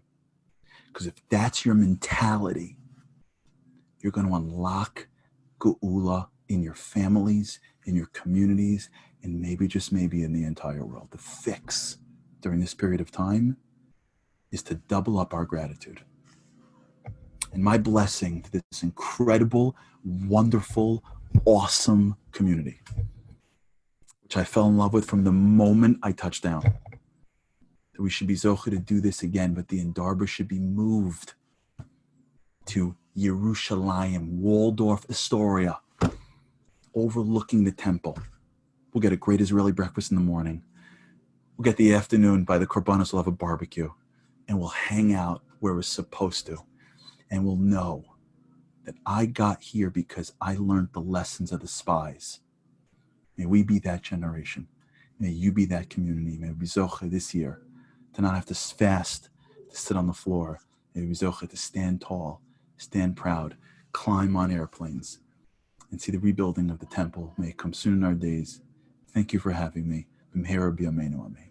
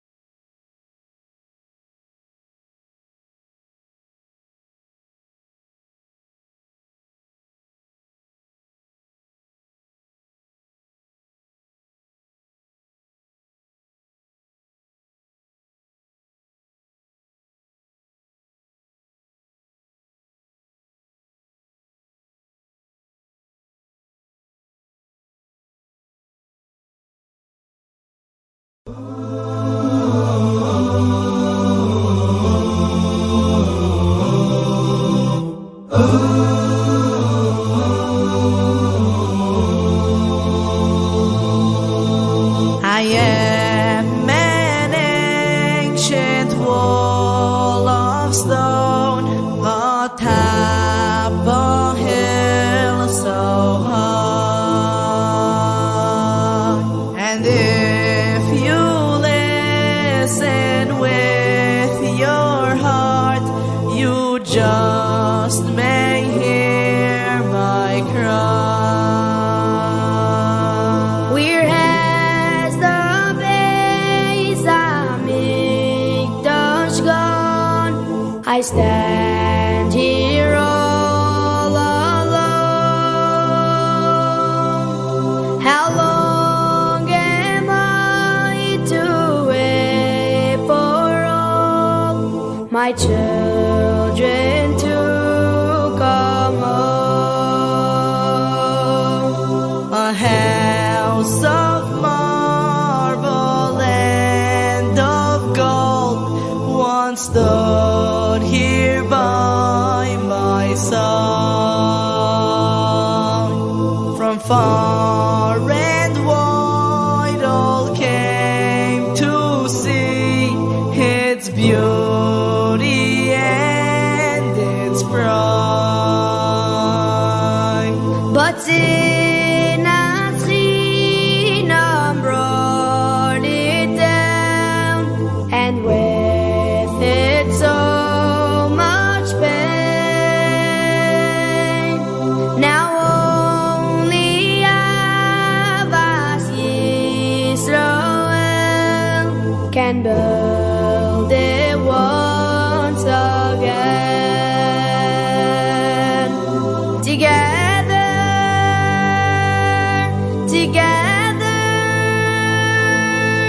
we stood by our Sinai, my daughters and sons, forever,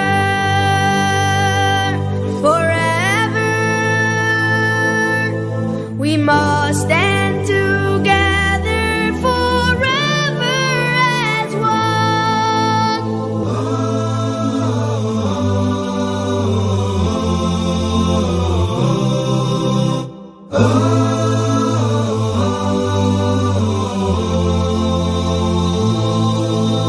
You come and stand beside my stones to raise your voice in prayer. You ask, when will this Galus end? How much more can we bear? But Sinat Chinam still lives on. It lingers in your hearts. How can you come back home to me while you remain apart? Together, Acheinu kol beis Yisroel. Acheinu kol beis Yisroel. Our topic today is a very challenging one. Throughout Tisha B'Av, we relive the calamities. Every Jew is in a state of, on the one hand, Avelus and Shiva, on the other hand, Misha Meso Mutalefanav. The dead, the tragedies are happening in front of us. The kinos that we say, those are the eulogies, those are the hespedim, as we relive, whether you have parents, don't have parents, whether someone has been in Avel or not, every one of us is in Shiva on Tisha B'Av. And it's not just the tragedies.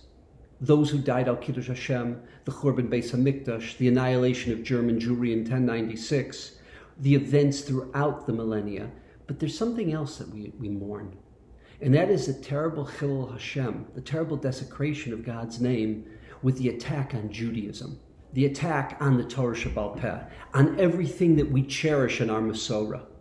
And that is what we're talking about today, particularly the 41st Kinnah.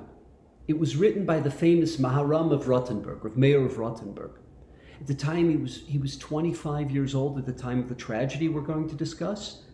And then when the Kinnah was written, with the destruction of all the texts within France of all the texts, the Kisvei Kodesh of the Talmud, of the Mishnah, of the Medrash, everything destroyed 2 years later in 1242 when he was 27 years old. And he writes Shali Srufa Ba'esh. That event, as we'll see, is the death, not the funeral, but it's the death of French Jewry.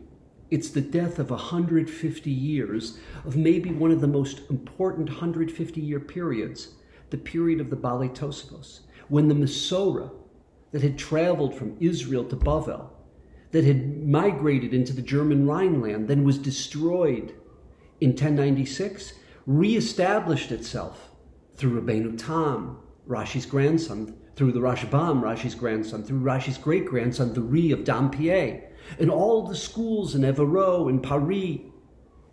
And all of that is put to an end in the event that we're going to discuss. Let's take a step back. We mentioned that Ashkenaz had transplanted itself from the German Rhineland into France, into northern France. Remember, there's no such thing as Germany or France in medieval times.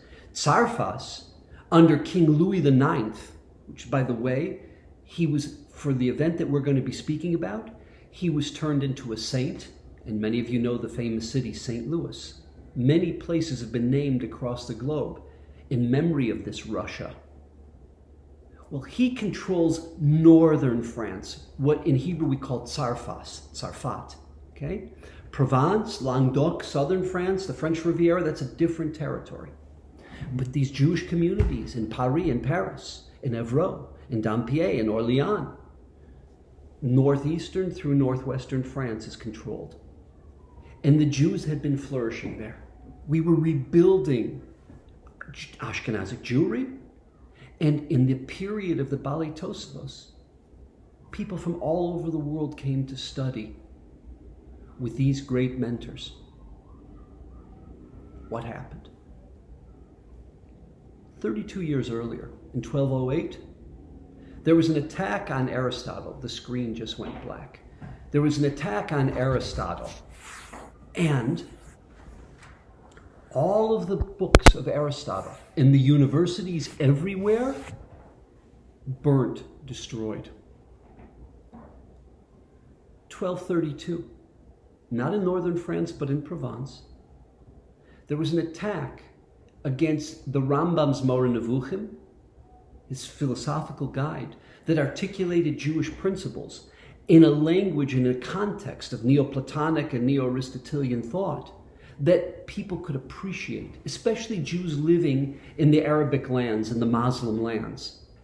Because in Islam at that time, there was a tremendous influence, Averroes, Al-Farabi, who were influenced by Neo-Aristotelian thought, Neoplatonic thought. And Islam was dealing with these issues. How to explain their theology in a context of rationality and chokhmah and wisdom. And the Rambam was addressing the Jews who were grappling with these issues. The Rambam as well, in the famous Hilchos Yesodei HaTorah, the beginning of the Mishnah Torah, addressed these issues. And in Provence, when the words of the Rambam reach there, and when they have, through the Ibn Tibon family, his Judeo-Arabic works, his commentary to the Mishnah, which includes his commentary to the introduction of the 10th chapter of Sanhedrin that deals with Jewish philosophy, the Moreh Nevuchim, the Guide to the Perplexed, it's translated into Hebrew. The Jews in southern France, in Provence, in Languedoc, they eat this up. They're fascinated by the works of the Rambam. And at the same time, many Jews are threatened by the works of the Rambam. And there are major battles, intellectual battles amongst great Jews, the Yad Ramah, Rabbi Meir Abulafia, Rabbeinu Yonah of Gerona, others who are combatants who disagree with the Rambam's principles. But the tumult, the fight amongst the masses becomes very ugly. So that the anti-Rambam camp, the anti-Maimonidean camp, they bring in the Dominican friars.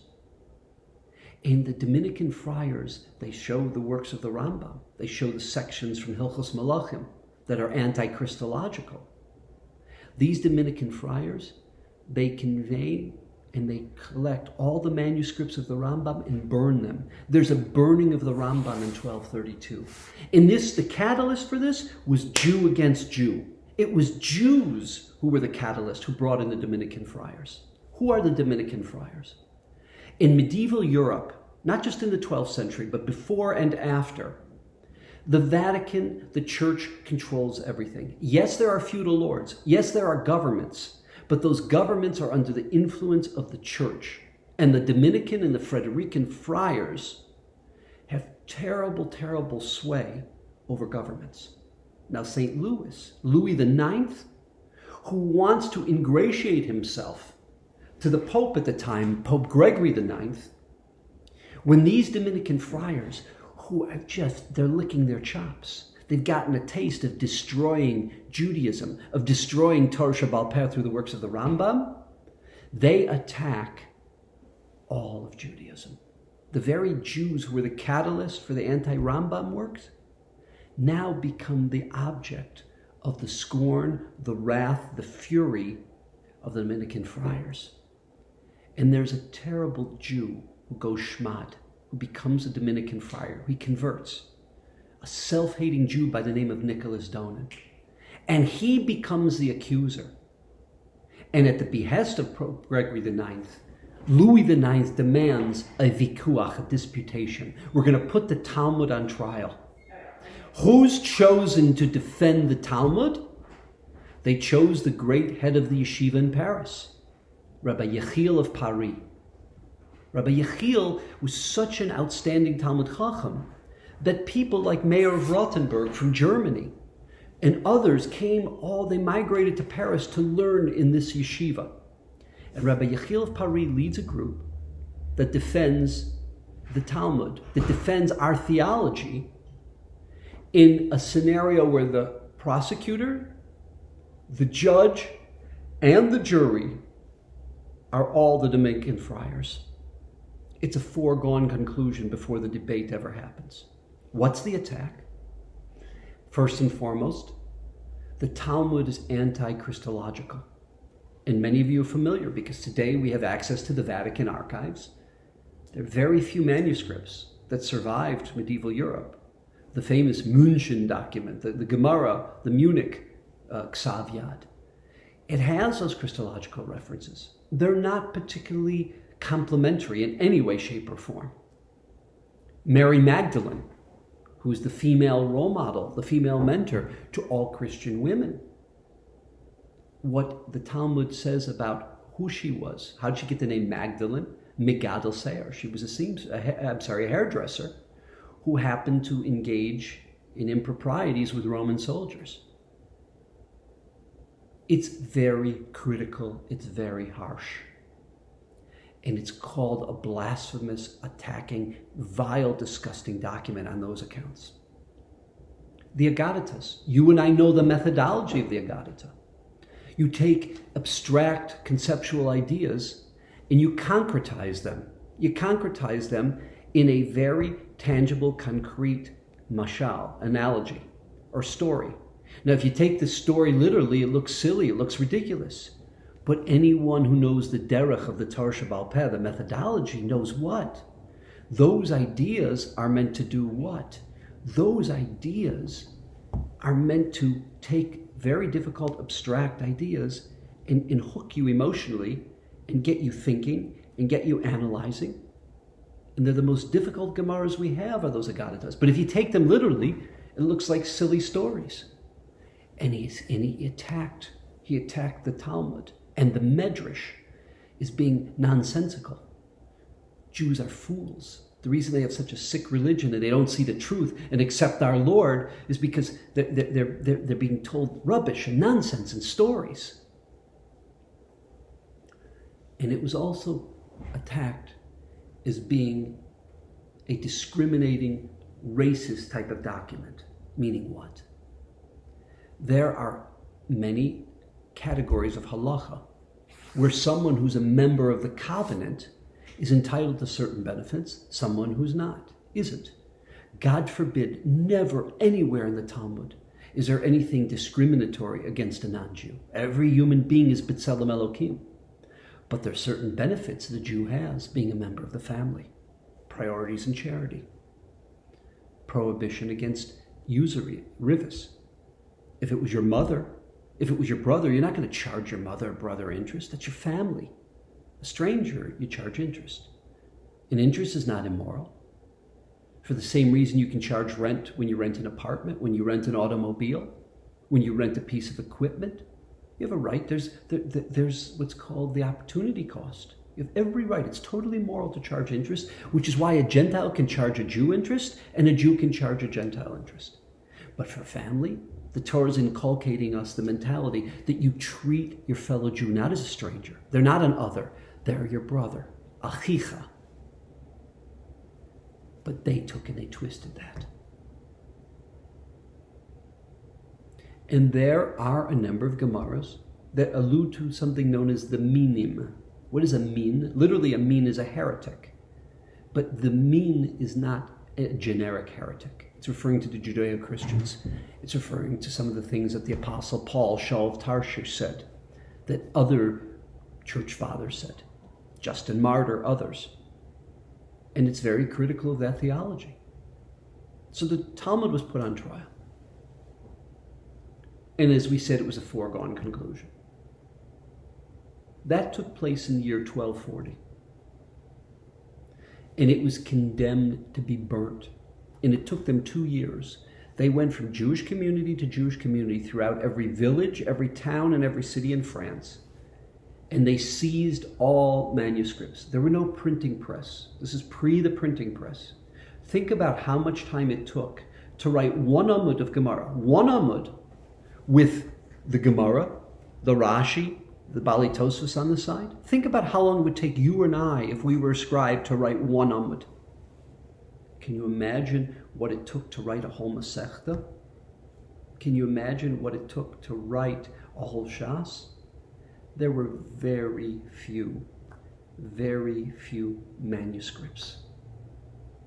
And every one of them is precious. Again, we're talking before the printing press, which is probably technologically the greatest invention in the sense that it changed the way the world works more than any other invention in history.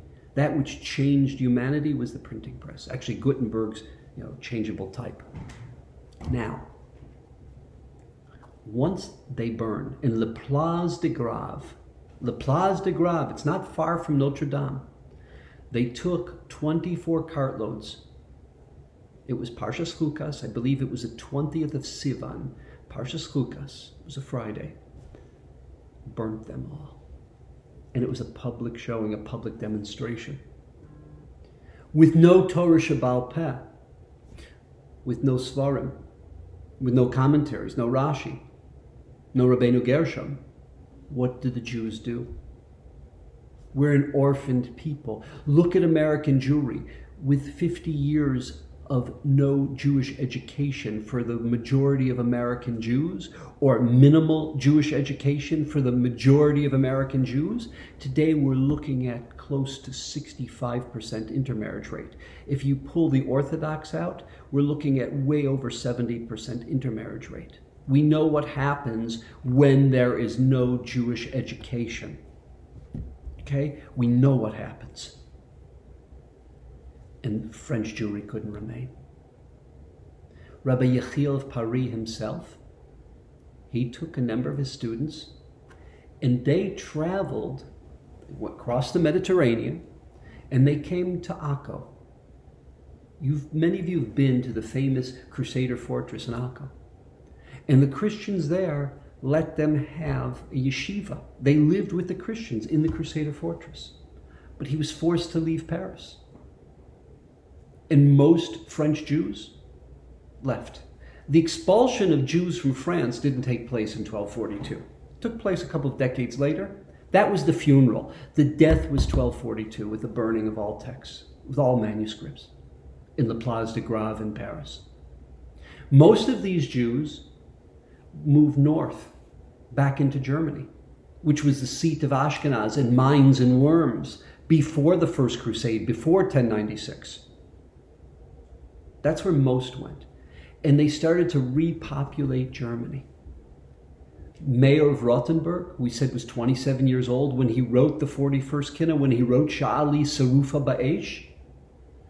Mayor of Rothenburg goes back to Germany and he rebuilds the Masorah. The Masorah that had been transplanted from Germany into France is now reverts back to the German Rhineland. He's buried in Worms. Many of you can go to visit his kever. He had many great students. 3 that impacted all of the Jewish world. The most famous 3 that we know, Rabbeinu Asher, the Mordechai, his great student, who shaped the positions of the Ramah, who shaped all of Ashkenaz. The Mordechai was murdered with his wife and children in the Rindfleisch massacres. He was the chief rabbi of Nuremberg Jewry, and he was murdered. I apologize, I forgot his name, but we know him as the Hagos Maimoni. In the Rambam's Mishnah Torah, underneath the Rambam, you have the Kesef Mishnah, the Lechem Mishnah. What do you have there? Hagos Maimoni. What did he do? On all the positions of the Rambam, he would quote what the great Chochmei Ashkenaz, what their positions are. His Rebbe, Rav Meir of Rothenburg, Rabbeinu Tam, the Ri, Rabbeinu Tam's great student, the Rash Mishans, right? Shimshon of Shons. He actually was the first to leave France and to settle in Israel. His famous commentary on the Mishnayos. It's his students who are the editors of our Bali Tosfos that we have, Tosfos Evero, Tosfos Tuch.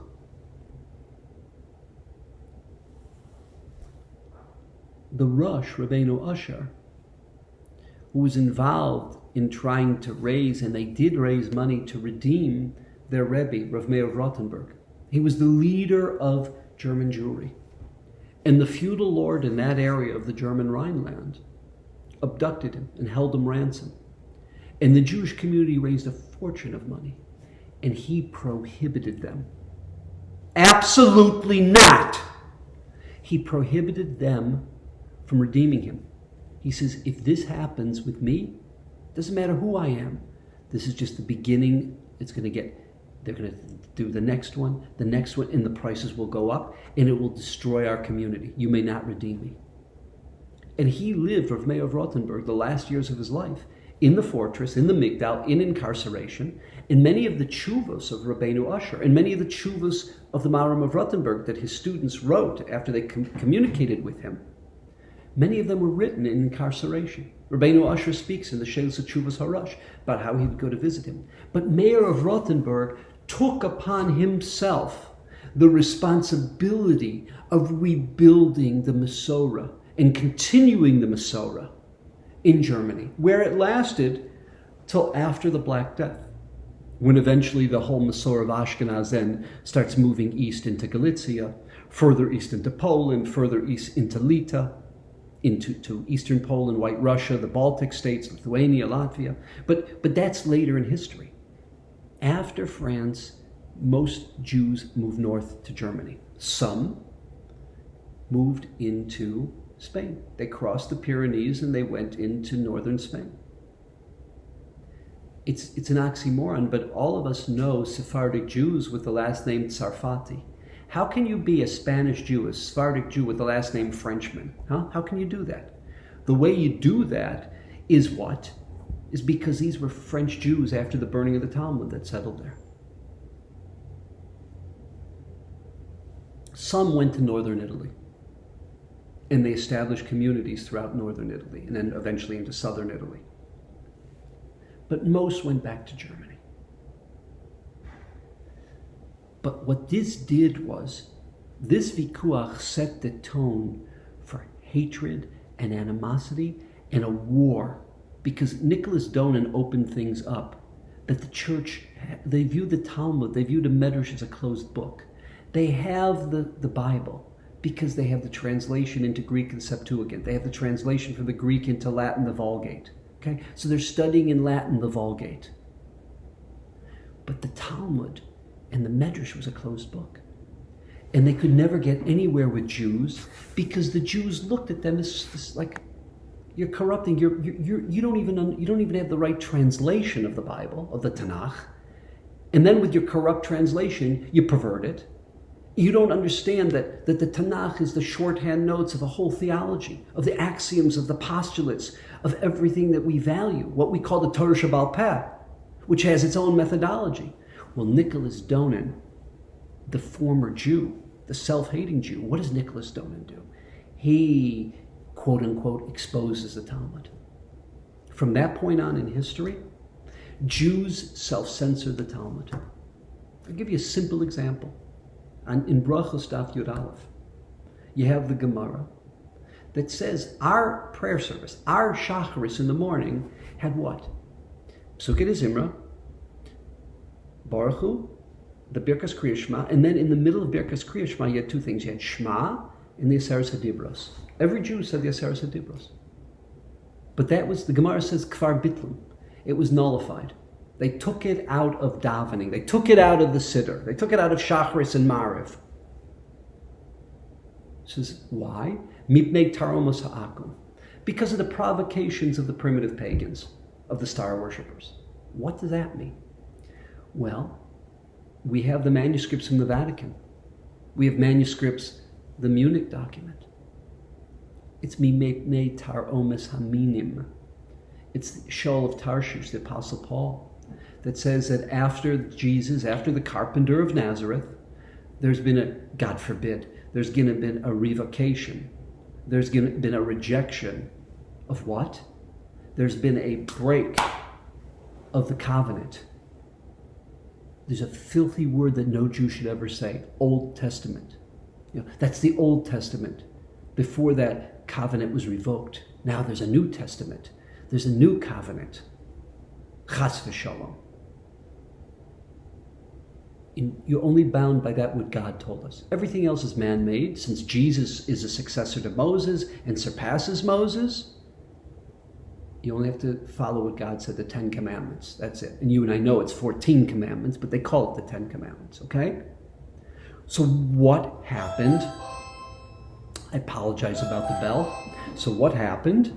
What happened was, we have the documents. We've been to the Vatican.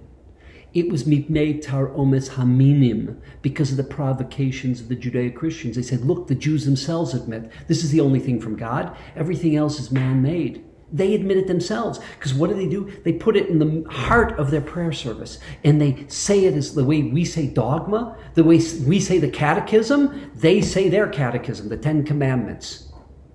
That, okay, is one example. And if you look at Rashi there, what's Haminim? We don't have it in our Rashi. Talmidei Yeshu Hanotzri, the students of Jesus of Nazareth. There are many Gemaras like that we self-censored. Think about Aleinu. We took out Shehem, the verse from Yeshaya Hanavi. Shehem mishtachavim lehevel varik. They prostrate to that which is nonsense and nothing. Umispalalim el, they pray to a God, lo yoshia, who will not grant them salvation. They assumed we were talking about Yeshu. They assumed that we were knocking Christianity. We took it out. We changed the text, the bracha of the Haftorah, the bracha achrona. We changed the bracha v'lamishumadim al tikva v'laminim karega toved. We changed it. We say malshinim. All of these Gemaras we changed to akum.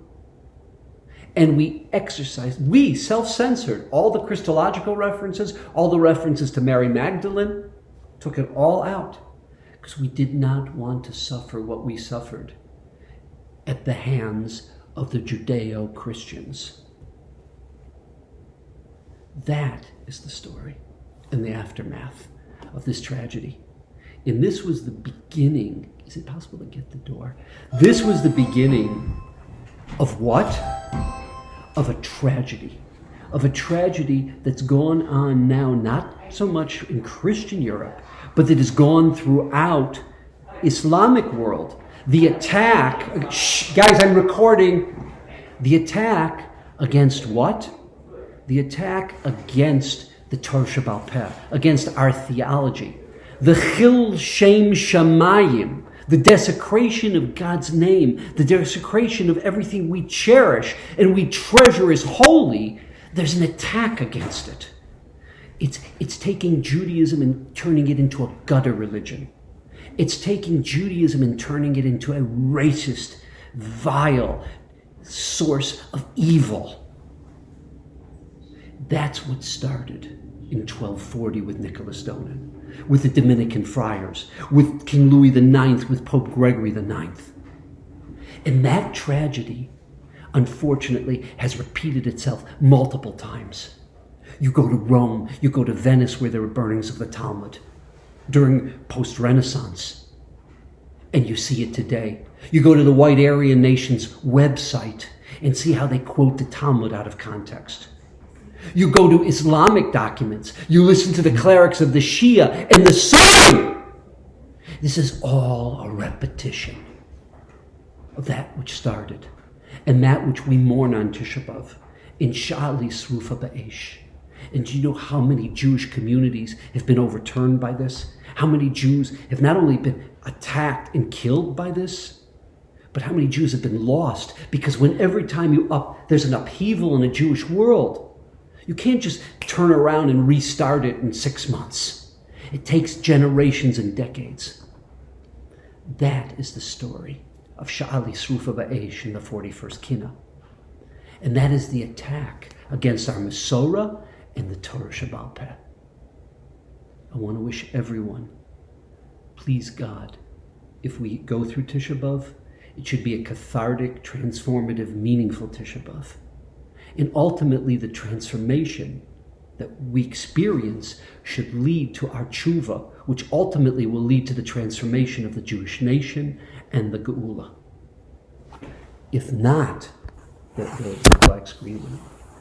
And if not, if we're not Zocha to Tisha B'Av, then I'll see you in Yerushalayim.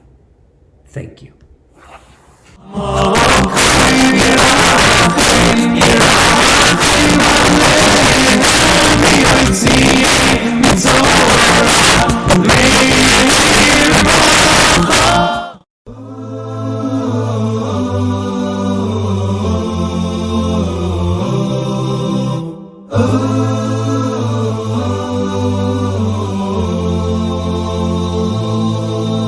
I am an ancient wall of stone atop a hill so high. And if you listen with your heart, you just may hear my cry. Where has the Beis Hamikdash gone? I stand here all alone. How long am I to wait for all my children to come home? A house of marble and of gold once stood here by my side. Acheinu kol beis Yisroel. Acheinu kol beis Yisroel.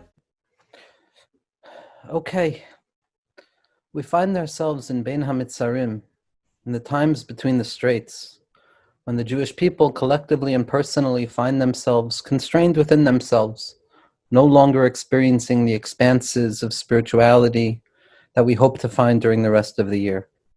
And this incredible initiative, the Vayichan Ahavas Yisroel initiative, the attempt to cultivate unity amongst the Jewish people, love across the boundaries that typically define the borders of the Jewish people, to undo those boundaries and to undo those borders, and to be mitpashet, to spread forth beyond those boundaries, is one of the greatest things that the Jewish people can do.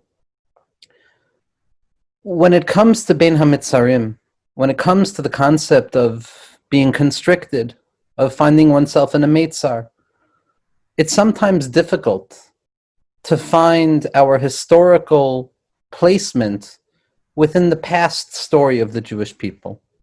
mourning a Beis Hamikdash that has been destroyed for a long time, mourning the absence of korbanos, is sometimes, when a person is honest with themselves, difficult, because we don't know what those things were.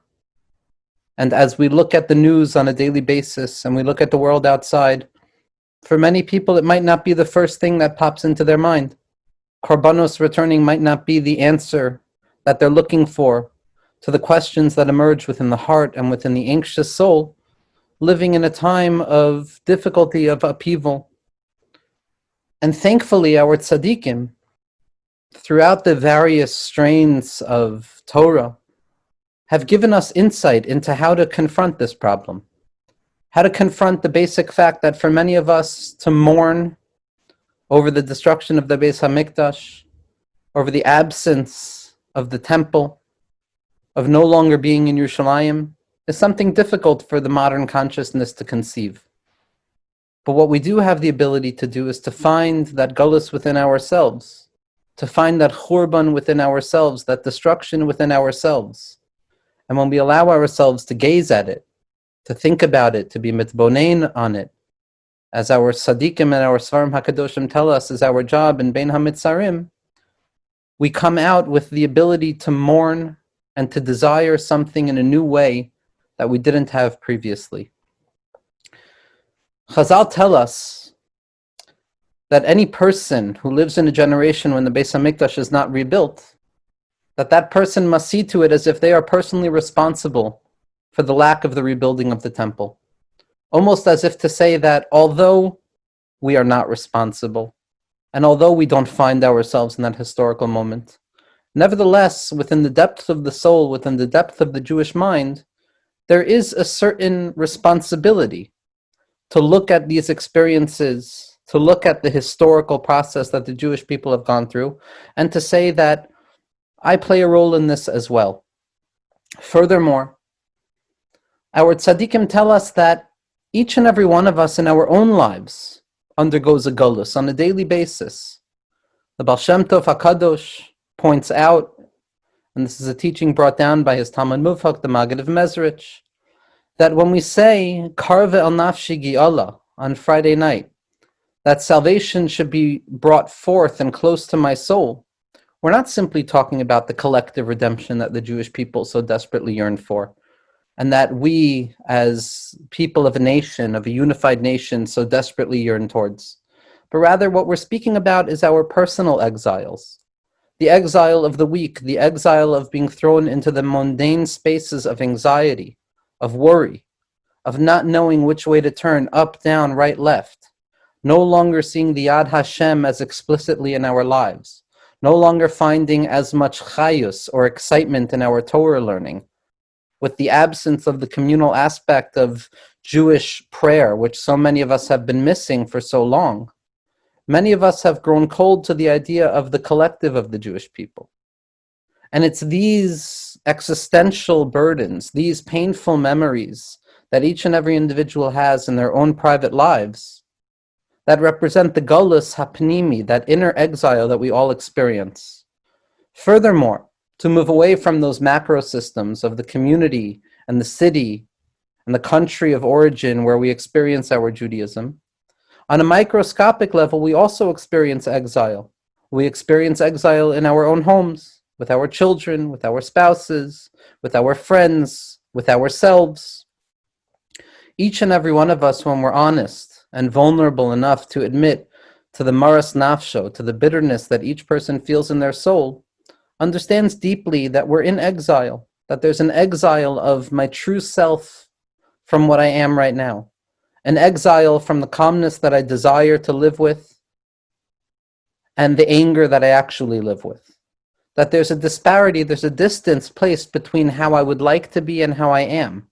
And that exile, that pain, that mournful glance at our lives and that feeling that things can be better and things should be better is what each of us are called to contemplate and meditate on when we find ourselves Bein HaMitzarim.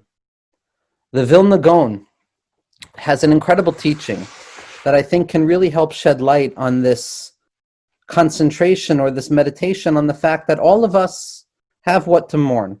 All of us have what to be mournful over, even if we can't identify with the collective and historical losses. And that a teaching like this, that comes from the mouth of the tzaddik, the Vilna Gaon, Schusa Yogan Aleinu, we can begin to understand a little bit more of what the practical insight might be for this mournful process, and most importantly for the hope of nechama, of comfort that comes afterwards. The Vilna Gaon writes as follows, in the Likutei Hagon that are printed in the back of the Vilna Gaon's commentary on the Tzafra Ditzniusa. Tzafra Ditzniusa, the Book of Modesty, is one of the most important and integral parts of the Zohar HaKadosh, considered by Rav Chaim Volozhiner in his Hakdama to the Vilna Gaon's Perush as the Mishnayos of the Zohar. The Vilna Gaon writes as follows, Ki me'es shacharav habayis yatsa ruchenu, ateres roshenu.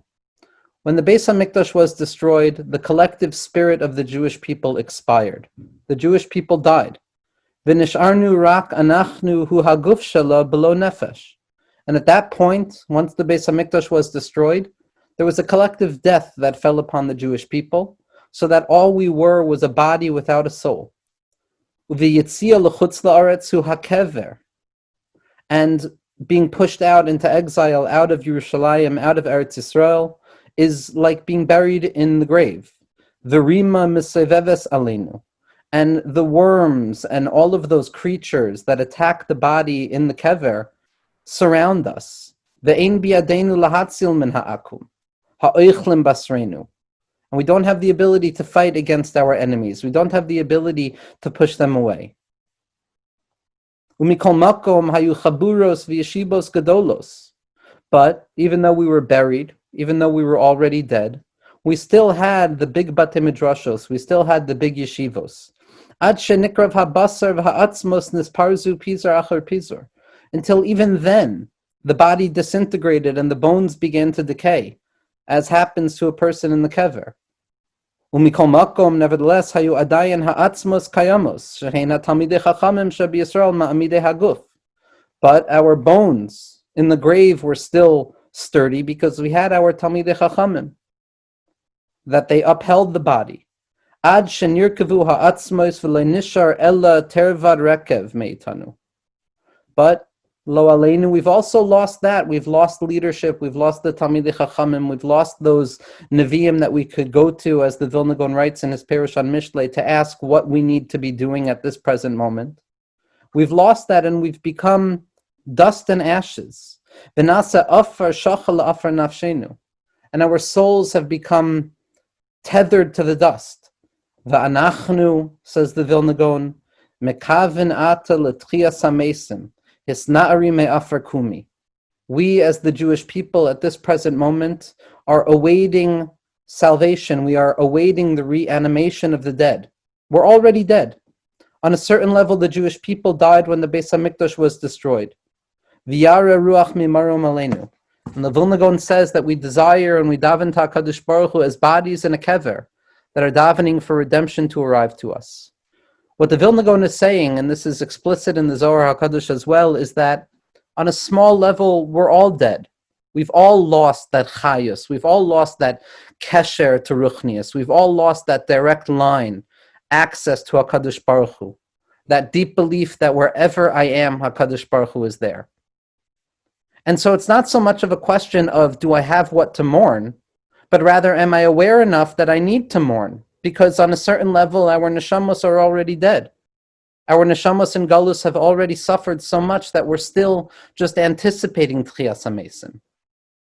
So the question of, do I need to mourn, do I not need to mourn, goes away because our entire lives, on a certain level in Galus, are that mournful hope, are that desire, out of the churban of our own experiences in our lives, to find HaKadosh Baruch Hu again. But something happens when a person finds themselves in these dire straits. Something happens when a person is able to contemplate in a vulnerable way, to have a lev basar, a heart of flesh that is willing to look at the brokenness, to look at the fact that things are shavur and broken in many ways.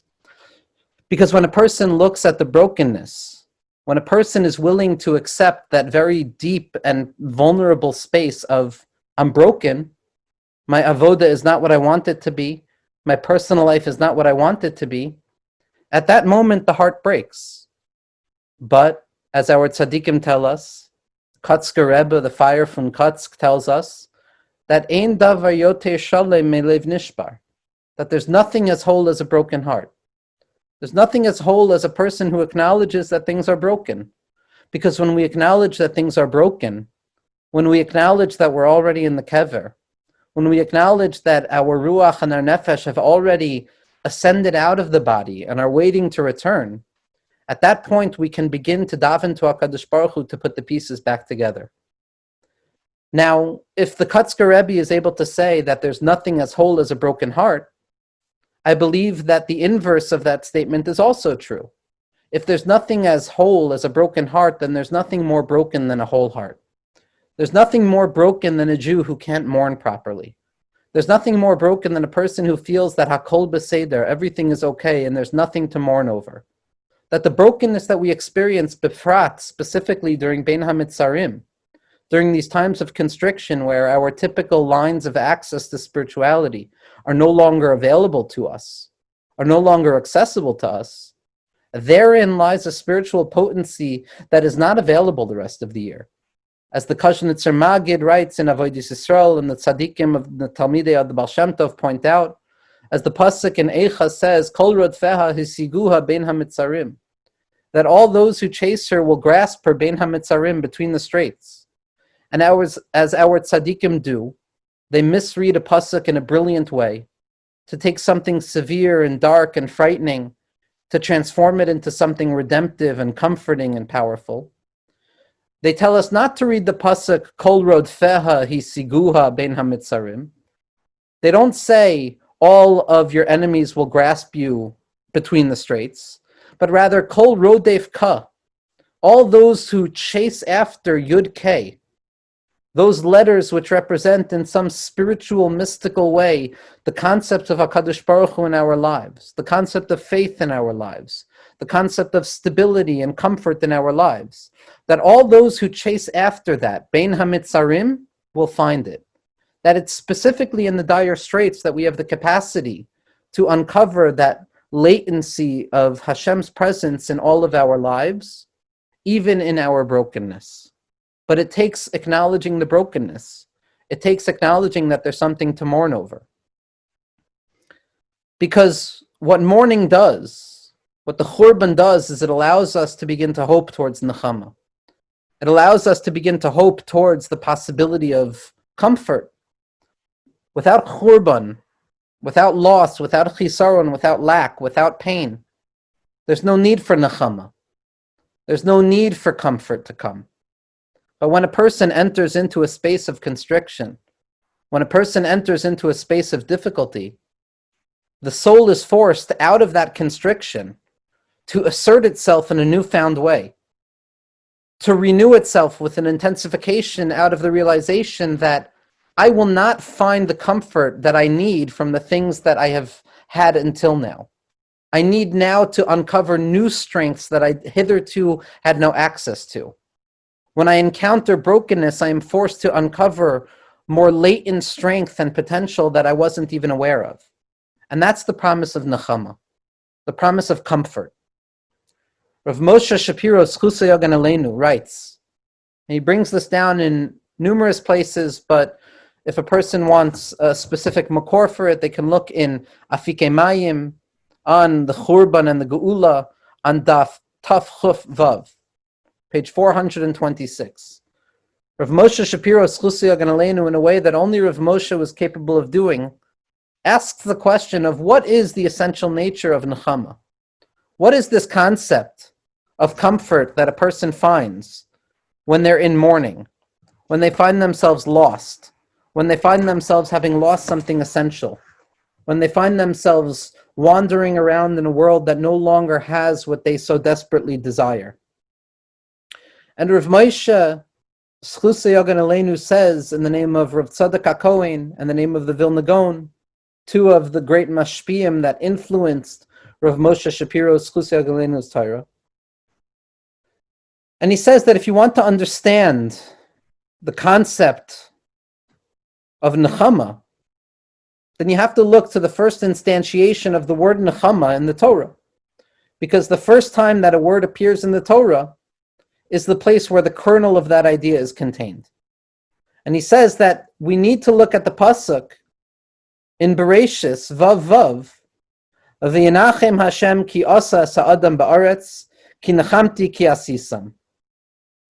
When HaKadosh Baruch Hu looks at the world and he says, I've made a mistake, Kavyachol. I shouldn't have created this place. These people have offended me. These people have broken things. These people have torn things apart. The world is no longer viable in my eyes. God, so to speak, changes his mind as to the value of creation. And Rashi says, Vayinachem. What does the word Vayinachem mean? Nehafcha machshavto shel makom rachamim lemidas hadin. That Chas v'Shalom HaKadosh Baruch Hu changed his mind from compassion and mercy to judgment. But Rav Moshe Shapiro points out that Vayinachem means changing one's mind. If we want to understand what Nechama means, we have to understand that it means simply changing our mind, looking at our situation in a different way. Rav Moshe points out that Nechama is not to evade the sense of loss. Nechama is not to make a person feel as if everything is okay. That's usur. You can't make the Avel forget about the mace. You can't allow the mourning individual to forget about what they're mourning over. So Nechama, Tanchumen, has to have a different definition. And what it means for Rav Moshe Shapiro in the name of the Maharal, based on the klal of Rav Tzadok and the Vilna Gaon, that Nechama means changing one's mind. The capacity to look at a current given situation with a new sense, with a new set of eyes. That Nechama in its depth is not drawing things down that we didn't have previously, but it's changing our vision, changing the way we look at what we already have. And if we want to understand this concept of Nechama, of what it means to be able to change our minds, to find the comfort that we so desperately seek, I'd like to offer 3 points that Galus offers an individual, that mourning offers an individual, that the fact of living without a Beis HaMikdash offers an individual, that can allow us to cultivate spiritual strengths that will not be accessible to us in the times of the Beis HaMikdash. And when we are able to look at the current state of Bein HaMitzarim, of that Churban, as an opportunity to utilize spiritual strengths that are not accessible all the time, we can begin to look at our lives in exile in a different way. Number 1 is going to be based on a teaching that I saw in the name of the Tzaddik, the Gaon, Rav Yitzchak Meyer Morgenstern Shlita, a Tzaddik who lives in Yerushalayim, a big Tzaddik who lives in Yerushalayim.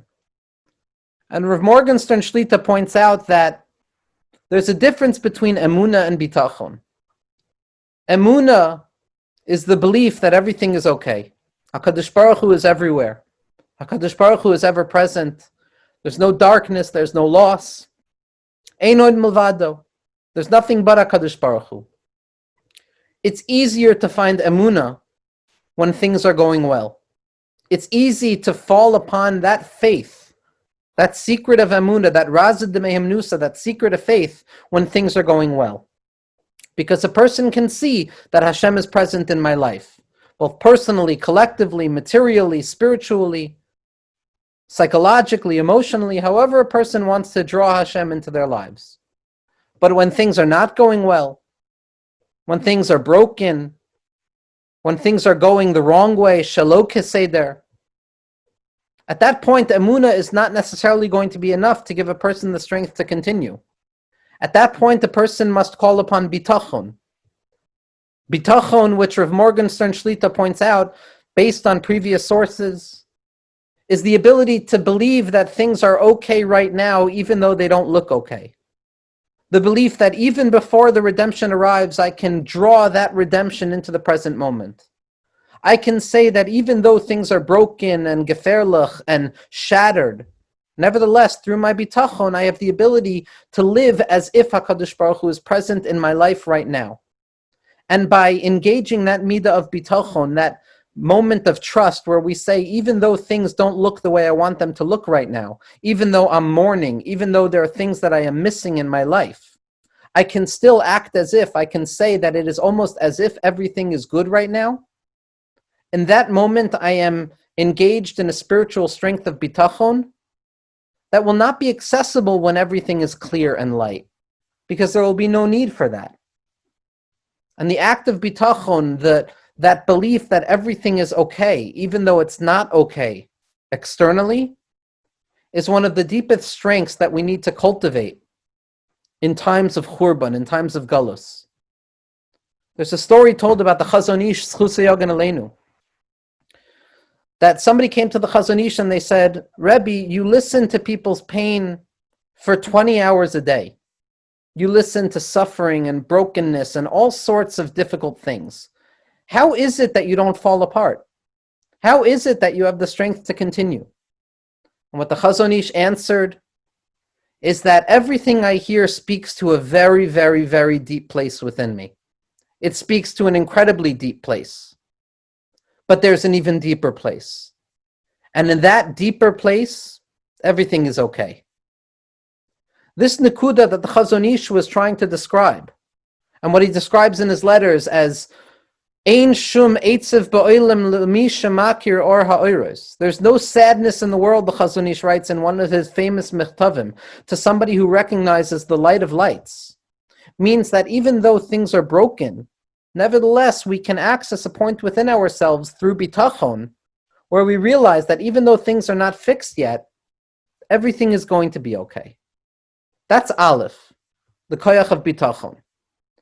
Beis, the second strength that we're capable of accessing in exile, that is inaccessible to us in a time of redemption, is what Rav Yaakov Moshe Chalap, Soulful Acappella and Acheinu, the Talmud Mufak of Rav Avram Yitzchak HaKohen Cook, the Kohen Gadol of the Jewish people, Soulful Acappella and Acheinu, writes in the first teaching in the 6th volume of his 20 volumes of Meimarim. Rav Yaakov Moshe Chalap writes as follows. He says that on a certain level, there's a certain spiritual power that is found in yearning for redemption that cannot be found when redemption comes. Because when redemption comes, Hashem is going to be so ever present in our lives that we are never ever going to be able to think that we can fully understand things, that we can fully grasp what Hashem wants or what Hashem is. But when we're in Galus, when we're stuck in Galus, when we're broken and all we have is the hope for redemption, the hope for Nechama, at that point in the desire for redemption, a person knows exactly what it is that they're yearning for. So that in Galus we have access to experiencing the truest power of HaKadosh Baruch Hu in our deepest imagination, something that is inaccessible to us when redemption arrives, when the Beis HaMikdash is built. So Galus provides us with an opportunity to yearn towards HaKadosh Baruch Hu, to cultivate yearning and desire, which on a certain level is more potent and powerful than having something itself. The Baal HaTanya Soulful Acappella and Acheinu also points this out when he says, "Kein ba'kodesh chazi sicha lirois uzcha uchvaydecha." That halavai, when the Beis HaMikdash is built, that I should be zoichet to grasp you as deeply as I grasped you in times of exile. Because in times of exile, we're forced to hope and yearn. And hoping and yearning cowers a power that having doesn't offer us. And lastly, in times of Galus, when everything is broken and everything looks scary and everything looks dark, we have access to what Rabbi Nachman of Breslov teaches us in the 282nd teaching of his teachings. That the job of a Jew is to uncover positive points out of darkness. Ultimately, the greatest thing we could do is judge things favorably. Judge ourselves favorably, judge other people favorably, judge Hashem favorably, judge the world favorably. To choose to say yes to the world. To choose to say Baruch Sha'amar V'haya Ha'olam. That blessed is he who spoke the world into existence, even though it doesn't look that way. Even though it doesn't feel that way historically sometimes. Nevertheless, we have the power in exile to choose to see the good. When Mashiach comes, when the Beis HaMikdash is rebuilt, when Nechama arrives, there will be no need to choose to see the good, because the good will be blinding. We'll be blinded by that light of the good. In exile, we have the choice to choose to see the good. And that is the power of the redemption that can be found within exile. So Be'ezras Hashem, if we can uncover the gift of Nechama, of changing our minds, of looking at our current circumstances differently, we will give ourselves access to uncover the power of Galus and to draw redemption into Galus itself, thereby showing that the light is not afraid of darkness, but the light of HaKadosh Baruch Hu is found in darkness as well. And Be'ezras Hashem, we should be zoichet to a time where we no longer need to utilize these secondary tools. And we should be zoichet to see B'vias Goyal Tzedek, B'mhera B'yameinu, B'binyan Beis HaMikdash, and the Hiskarvus is all of Klal Yisrael together. Be'ezras Hashem, B'mhera B'yameinu. Amen.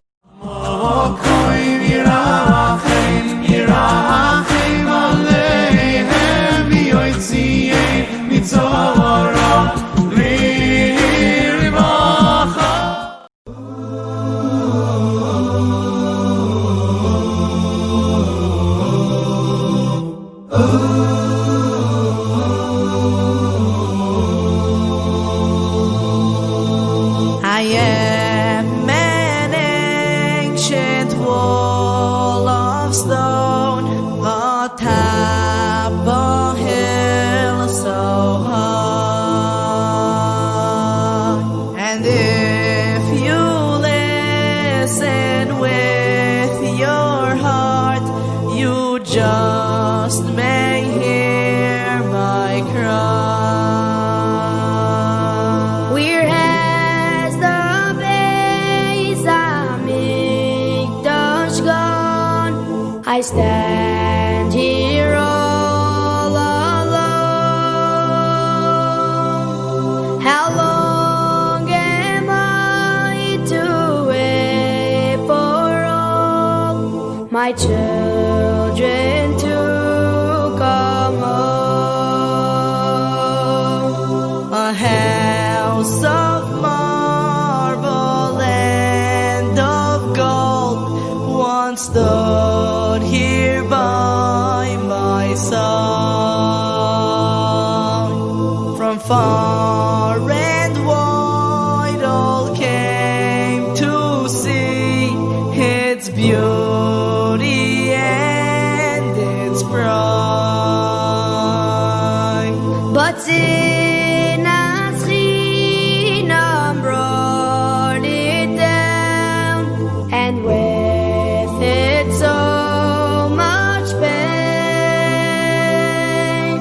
Now only Ahavas Yisroel can build it once again.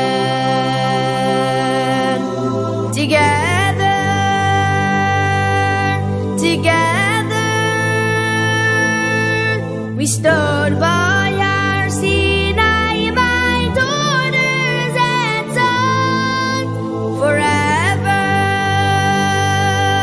forever.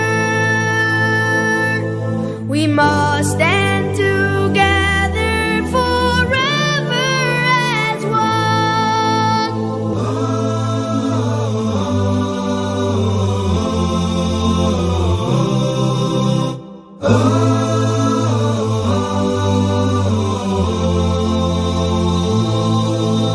You come and stand beside my stones to raise your voice in prayer.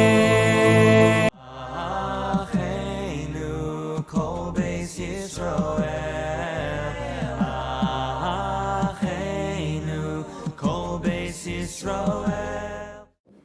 Shalom Aleichem. It's great to see everyone taking part in the Vayichan program. I wanted to deal with a question which I believe is very simple and straightforward at first glance, but as you see, and we get to answers 2 and 3 actually, is going to open up a door towards a whole new perspective on Hashkafa and Hashkafa Torah, and I think they'll hopefully be very, very insightful and something to benefit from. I want to ask the question of why HaKadosh Baruch Hu sends us into Galus. Why does Hashem put Galus on Klal Yisrael? He certainly values Eretz Yisrael. He wants us to be in Eretz Yisrael. He wants to be a Beis HaMikdash and all of us back in Eretz Yisrael. So why send us into Galus? So the truth is the most simple, straightforward answer. We say it in davening. Mipnei chatainu, galinu mi'artzeinu. We sinned, and it's not just tefillah of Musaf, which is source number 1. It's spelt out pretty clearly in the Psukim. The Tochacha Both in Vayikra and in Devarim, both times the Psukim tell us if you behave well, great, but if you misbehave and you do Averos and you sin, God's going to exile you and send you into Chutz La'aretz and send you into Galus. So it's not so surprising, it's kind of intuitive. This answer is echoed by numerous Gemaras. I stuck on the Makoros, source number 2, the Gemara on Shabbos, which lists some of the Averos that may have caused it. Many of Gemaras mention many Averos. If you look in the Psukim, Rashi and Eicha spells this out as well. It's lakis al kol chatosech. It's because you were sin. That's why you were afflicted. That's why you're sent into Galus. The pasuk itself is Geula al kol chatosayich, and the Nachlas David may spell it out. The clears v'od says the Nachlas David hachatu ba'atzma b'chatam gedolim shenischayvu Galus ba'avonos atzmam. They were sent into Galus because of their averos. In one word, it was a punishment. However, there are two other perspectives out there which I find unbelievably enlightening and unbelievably inspiring and unbelievably interesting and intriguing. The second one I'm going to attribute to Rav Hirsch, even though the truth is he's not the first one to say it, and I think he just says it the clearest and develops it the most beautifully. In the 19 letters, it's letter number 9. Let me read you it. I'll try my best to develop it, and I'll try to go back and look at some of the Marmakomos that I guess say it as well. Rav Hirsch in the 19 letters, again, letter number 9, I'm reading from the inside, says, rather, the ruin of the state, referring to Galus, was itself part and parcel of Yisrael's destiny, which was to bring about the revelation of God and of man's calling. In other words, it sounds part of Klal Yisrael's destiny. It almost sounds like Galus was ideal or lechatchila, something we're building towards, something we want, something we benefit from. Now, the truth is, Rav Hirsch was critiqued heavily for seemingly valuing Galus. Does he not believe in Geula, Mashiach, Yimas HaMashiach, and Beis HaMikdash? This is not what he wants. So I think, in order to understand Rav Hirsch properly, let's kind of zoom out. Let me share with you a unbelievably large theory, hypothesis about Torah in general, and hopefully that will give a perfect setup for Rav Hirsch. If I had to ask you what is the goal of Chumash, or if you had to summarize Chumash in a paragraph or in a sentence or in a few, what is the goal of Chumash? What's the goal of Tanakh? So let me start off by suggesting the following. HaKadosh Baruch Hu wants man to recognize who he is. HaKadosh Baruch Hu wants man to recognize he's the Ribono Shel Olam. There are many Marmakomos that say this. Take a look in the last Ramban in Parshas Bo, but many Marmakomos. That's just maybe one of the best. God wanted Adam to recognize who he was. And therefore he said, Adam, don't eat from the Eitz Hadas Tov Ra. And Adam disobeyed. And that kind of undermines who God is. If you don't listen to God, if you don't feel the obligation to listen to God, if you're not listening to Ribono Shel Olam, do you see him as the Ribono Shel Olam? In a certain sense, the first 11 prakim of Sefer Bereshis are all mistakes, avera after avera, mistake after mistake. I think the Ramban spells this out clearly in Bereshis Aleph Aleph. First, Adam and Chava, Yifnei Tzadas Tovra. Then Cain kills his brother. Then Noach and his entire generation create a society based on theft and sexual promiscuity and averos. And God presses reset on the world. It starts fresh. And then the Dor Haflaga. I'm going to detour for 1 second, show you something unbelievable. It'll take 2 minutes. It's mamish, it's worth it. Dor Noach, HaKadosh Baruch Hu, the way he punishes him, destroys him, is kind of like he press resets on creation. He kind of starts it again. And if you think about it, it's mamish remarkable how he does it. There's water above and water below. That is how HaKadosh Baruch Hu brings the Mabul. That's very reminiscent of day number 2 in terms of the 7 days of creation. Then the water recedes and the earth resurfaces, and all of a sudden there's land, and on the land grows flowers and trees and plant and vegetation, etc., which is very reminiscent of day number 3. And then Noach sends out birds into the air. So that means there's birds in the air and fish in the water. That's shockingly, strikingly similar to day number 5.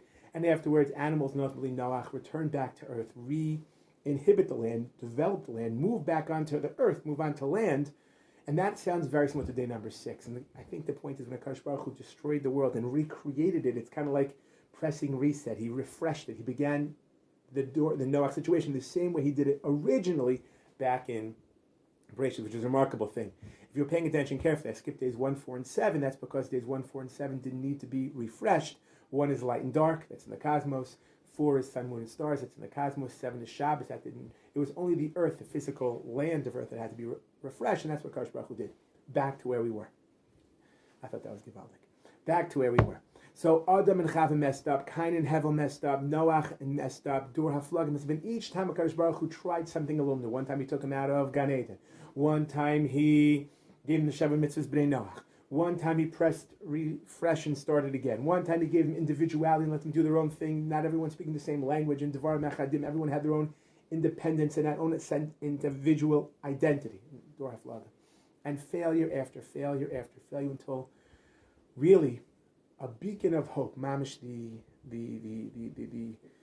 the pinnacle a beacon of hope occurred as Avram Avinu began to teach and preach, educate and inspire. Avram Avinu began to start teaching and inspiring the world of the Rabbanu Shalom. And no longer is the Lord of the Flies a total Hefker Welt where everything is out of control, no one moving in the right direction. Avram began to inspire, to educate, and to teach, to preach, to bring and to motivate, to teach the Midos and the Rabbanu Shalom Tzedek Mishpah, to teach the Kadosh Baruch Hu's values in this world.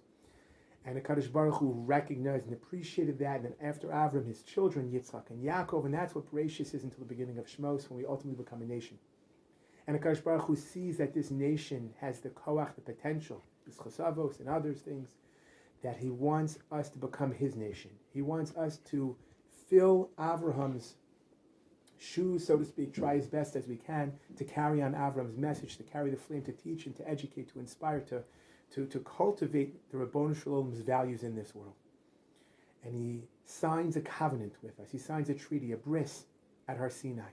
And at Har Sinai says, I'll be a God to you and you be a nation to me. You be my nation. You impact the world. You serve as a role model nation. You be my chosen nation, chosen to help me teach, educate, and inspire. It's like a teacher. When the teacher walks out of the room, it's a balagan, it's a total hefker welt. When the teacher is there, the teacher navigates and inspires and educates and teaches the values. And that's ultimately what Klal Yisrael's job is. HaKadosh Baruch Hu signs that treaty with us at Har Sinai, chooses us to be his primary, central, chosen nation, and then wants to get us into Eretz Yisrael, a land where we can do it. Unfortunately, we don't succeed in that. In Chumash, that doesn't occur till Sefer Yoshua. But in Sefer Yoshua, things are looking very promising. So much of the Gemara in Dharma says that if we wouldn't have sinned, referring to Sefer Shoftim, Imali Lochatu Yisrael, we wouldn't need anything except for Chamisha Chumshei Torah and Sefer Yoshua. We would be educating, inspiring, building a country in Eretz Yisrael, a society, a malchus based upon the Ratzon of HaKadosh Baruch Hu. What a beautiful thing. Isn't that exactly what he wants? Unfortunately, Sefer Shoftim we failed, and Sefer Malachim we patch it up. Sefer Shmuel we patch it up again, but Sefer Malachim again kind of spirals out of control. And all the kings in the north are terrible and horrific, and Ovdei Avodah Zarah, and then the kings in the south, most of them are not so good. And there's corruption and averos and non-religious behavior, and ultimately God sends us Yeshayahu and Yirmiyahu, and we sin, and God says, okay, we're going to go into Galus. No longer do we have this responsibility of living in Eretz Yisrael, building the Rabbanu Shalom's ideal society, one that reflects his value system. And the plan originally was we would do mitzvahs in Eretz Yisrael, and God would reward us with rain, with economical growth, with agricultural success, with military sovereignty. We say this in Shema, we say this throughout Chumash. We behave well in Eretz Yisrael, God will reward us and make things great. And ultimately, we did not behave in Eretz Yisrael, and therefore God did not treat us bad. And it wouldn't make sense to, so to speak. The reason why we're behaving well in Eretz Yisrael, and the reason why we're educating and inspiring, is this where the whole world can say, look at HaKadosh Baruch Hu's incredible role model nation. Look how this society functions. Look how these Jews develop their existence in Eretz Yisrael. Unfortunately, we didn't live up to those expectations. And the Rebbe Shalom's like, okay, so to speak, it's not a punishment as much as it is a natural consequence. It doesn't pay to keep you here. You weren't accomplishing the goal that you were set out to do there. And therefore, God puts us into Galus. And here's where I think Rav Hirsch continues and says, now it's part of our destiny to develop a nation which can now impact differently, so to speak. And Rav Hirsch writes similarly in the ninth letter of the 19th letter, where he says, but every Jew by his silent example were a teacher of universal justice and love. If thus the dispersed of Yisrael were quietly to flourish as the priests of God and of true humanity, dear Benjamin, who's writing to in the 19 letters, if only we lived up to what we were supposed to be. Rav Hirsch, I think, believes that instead of having a national mission, which was building Malchus Yisrael in Eretz Yisrael, the way led by the Malachim, inspired by the Nevi'im, and keeping halacha. Instead, our job kind of shifted ever so slightly. The mission statement shifted ever so slightly. Now we have a Galus mission. If you can't serve as a nation in Eretz Yisrael, so go into Galus and serve as individuals. Instead of inspiring the world nationally, serve as individuals, inspire the world as individuals. And Hirsch speaks about this a lot. Germans in Germany and France, French in French, and apparently the American and English and the American in England and in America, and all the Dalit Kanfo in Australia and Russia. The goal is to kind of spread out throughout the Dalit Kanfo Sa'aretz and use the Ribono Shel Olam's Torah, halacha, hashkafa, cultivate people who are impressive people based upon the attributes and midos of HaKadosh Baruch Hu. Learn Torah to develop the religious personality and serve as a role model to the world as individuals opposed to as a nation. That, I think, is how Rav Shamshon should understand Galus. It's almost like a natural consequence. We didn't succeed at level number 1, therefore we can succeed at a different model over here in Galus. And you do find hints of this throughout.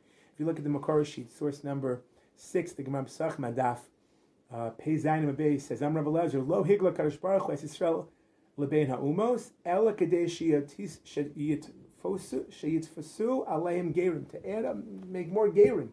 There are some who take that literally to have people convert. You know, that the Yiddish and the Shamas that were not born as Jews should have the opportunity to convert. But that's not how the Maharshan, the Chidush Agad in source number 7, understands.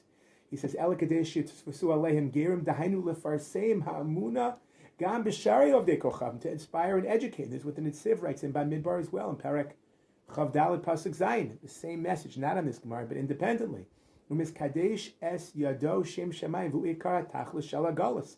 The goal is to be mekadesh shem shemayim. Yachin Avos writes the same thing as well.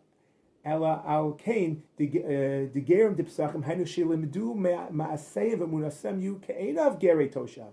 L'chein itztavo gam kain ha'yisrael b'mitzvahs yiseros v'yoser mishomis. We should have more mitzvahs than the other nations to elevate ourselves more, to inspire the nations, not so much to convert them, but to educate them with the hashkafas haTorah for the world, not to act like Jews, but to understand the values and midos of HaKadosh Baruch Hu.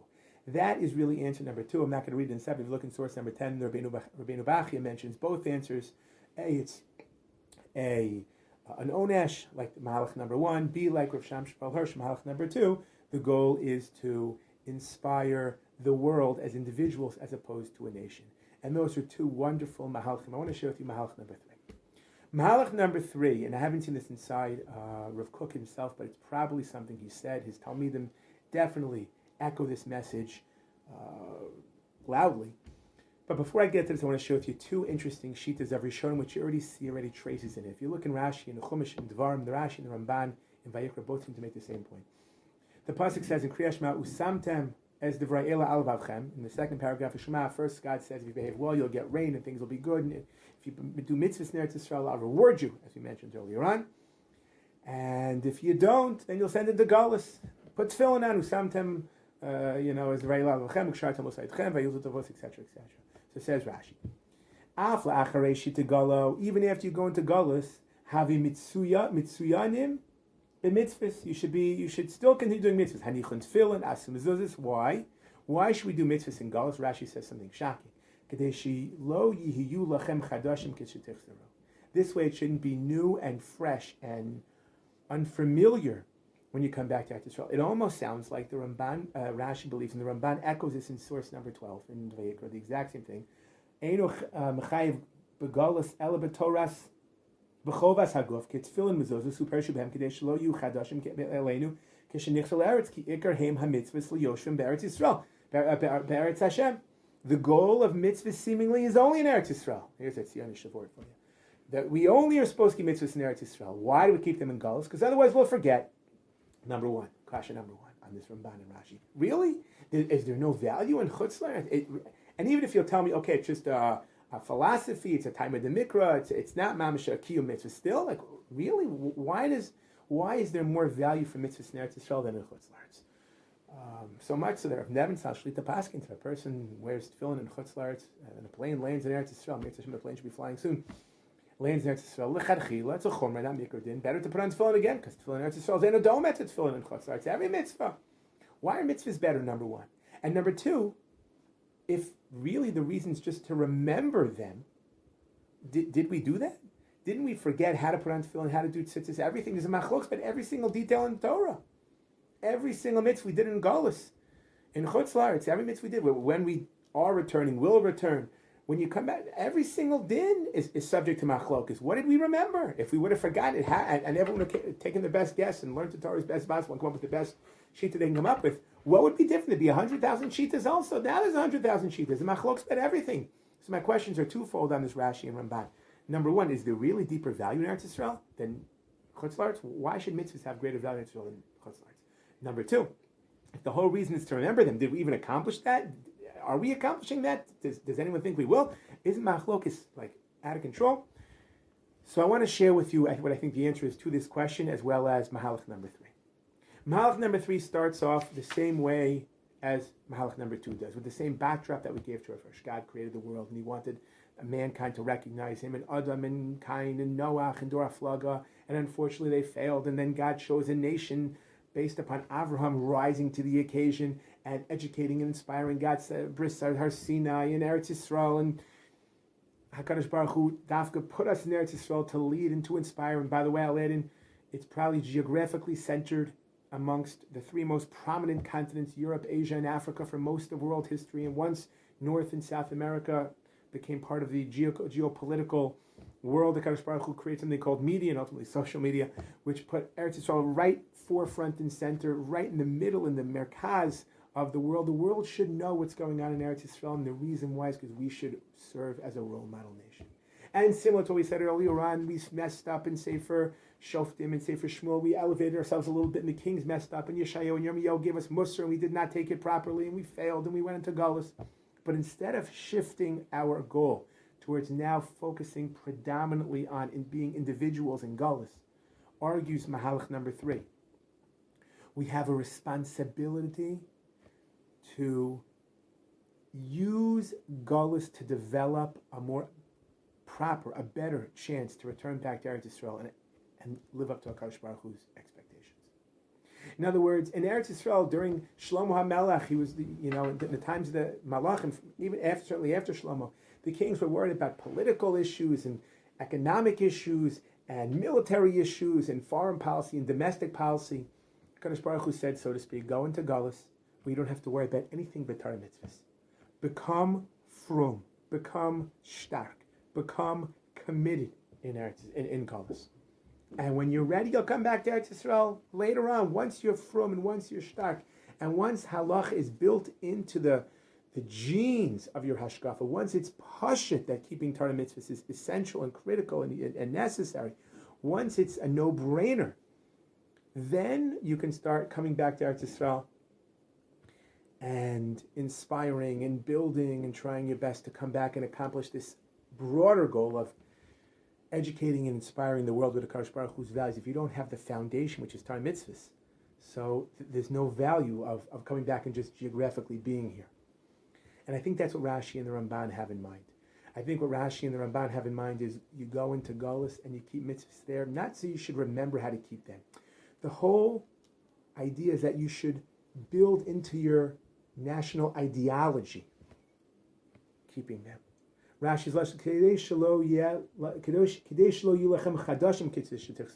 it's not that you'll forget how to keep the details. There'll be a machlokas. I'm not worried about the detail, how to put on tefillin, Rashi, Rabbeinu Tam, how to tie tzitzis like Ashkenazim or Sephardim, details in one bracha on tefillin or 2 brachas. That's not the issue. What Rashi and the Ramban mean over here is it should be built into your religious DNA. It should become part of who you are. Your identity should be rooted in halacha. It shouldn't be chadash. It should become part of who you are. When you come back to Eretz Yisrael, frumkeit is a no-brainer. It's pashut into who you are.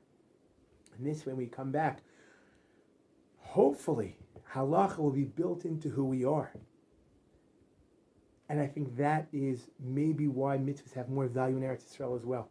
Because one of the, if not the, ideas behind mitzvahs is representing the Rabbonu Shalom in the land where that He chose. This way we can create a religious community, society identity, a national identity which reflects the Rebbeinu Shalom, the world will say, wow, why are they so successful? Why are they militarily succeeding? And why is economics going the right way? And why is agriculture going the right way? And foreign policy and domestic policy? And why is the poverty rate so low? And why is crime so low? And why is there no starving people? Why are they succeeding? One Jewish country operates by the Torah, and all of a sudden they're the most successful one in the world. And the answer is, it's just indicative of the fact that the Rebbeinu Shalom exists and wants us to serve him this way. That is, I think, the third model. Similar to the second insofar as you go into Galus as a result opposed to a punishment, but different insofar as that the goal doesn't shift towards educating and inspiring the world as individuals, but rather continuing to revert back to where we were in order to educate and inspire the world nationally. Those, I think, are the three shittas. If I could add in just one word of divrei hashkafa, which I think is really the Achdut part of the shir and a great way to walk into Tisha B'Av. Many would argue that we're living through powerful, religious, inspiring days. The more Tzion will say to the Medina, the less Tzion will say the Kibbutz Galus is going on despite the Medina. Leaving aside hashkafa right now, it's difficult to look around at the world and not see Klal Yisrael returning back home, numbers-wise, in terms of geography, in terms of the demographics. Klal Yisrael is moving forward in so many wonderful areas. So many wonderful areas. Limud Torah. In the 1930s, Torah was in Europe. In the 1980s, was in America. These days, Torah made aliyats in Eretz Yisrael. The progress we've made in many areas. And I think the one piece which really will bring us to the next level is instead of looking over our shoulders and figuring out why our hashkaf is right and other people's hashkaf is wrong, why we are right and they're not, why we're correct and they are incorrect, is instead if we learn how to love what we love more than we hate what we hate. Love Achdut, love identifying with Torah, loving Klal Yisrael more than things that we dislike or disagree with about others. It's important to learn how to respect others' lishma points when we disagree. And I think the goal for us right now, certainly during these 9 days, is to want to learn from each other, appreciate what the others bring to the table, appreciate what they offer, whether they offer anything that they offer, to learn how to be inspired by what they offer, to learn how to appreciate what they offer, to build together. Those who bring frumkeit of Galus, we should appreciate what they do. Those who bring forward thinking of Geula, we should appreciate what they do. Those who financially support it, those who set a religious standard, those who protect us from enemies, those who protect us, whether it's through the army or through Talmud Torah. It's important that we should start looking to each other and what we do well and appreciating what we do well, opposed to figuring out reasons why what we do is right and what they do is wrong. At the end of the day, we should value bringing the Geula more than we value being right. And Mir Hashem, with this attitude, hopefully we'll inspire ourselves. It's like fever, it catches quickly, and inspire others. And hopefully we'll take prominent steps forward to bringing the Geula Shlema from here again.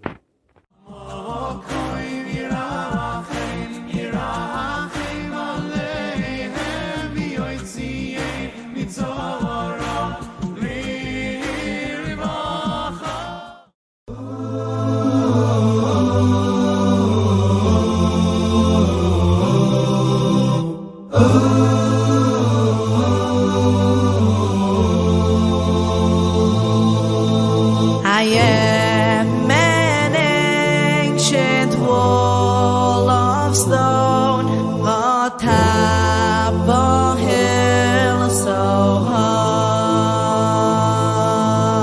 and if you listen with your heart, you just may hear my cry. We're as the Beis Hamikdash gone.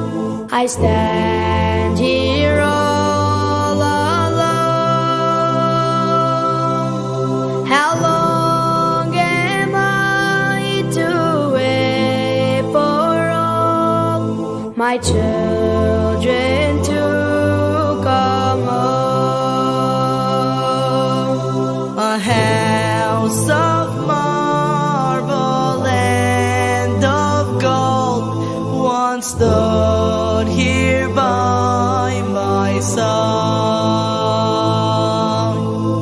far and wide all came to see its beauty and its pride.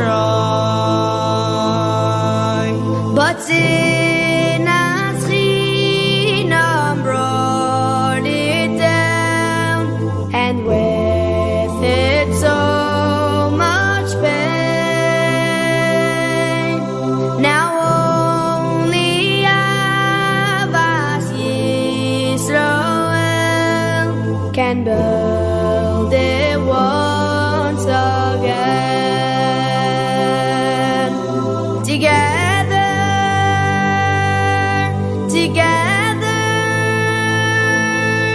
we stood by our Sinai, my daughters and sons, forever, forever. We must stand together forever as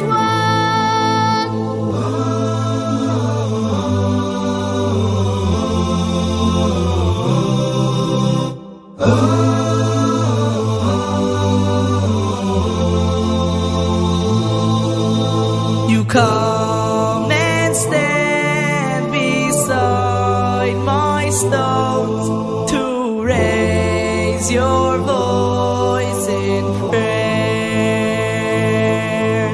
You ask, when will this Galus end? How much more can we bear? but sin and Chinam still lives on. It lingers in your hearts. How can you come back home to me while you remain apart? Together,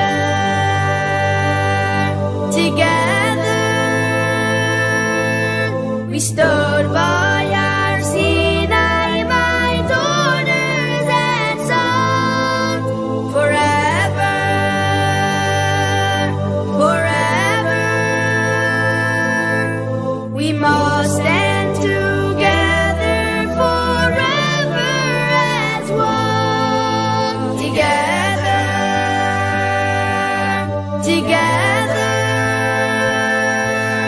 we stood by our Sinai, my daughters and sons, forever, forever. We must stand together forever as one. Together,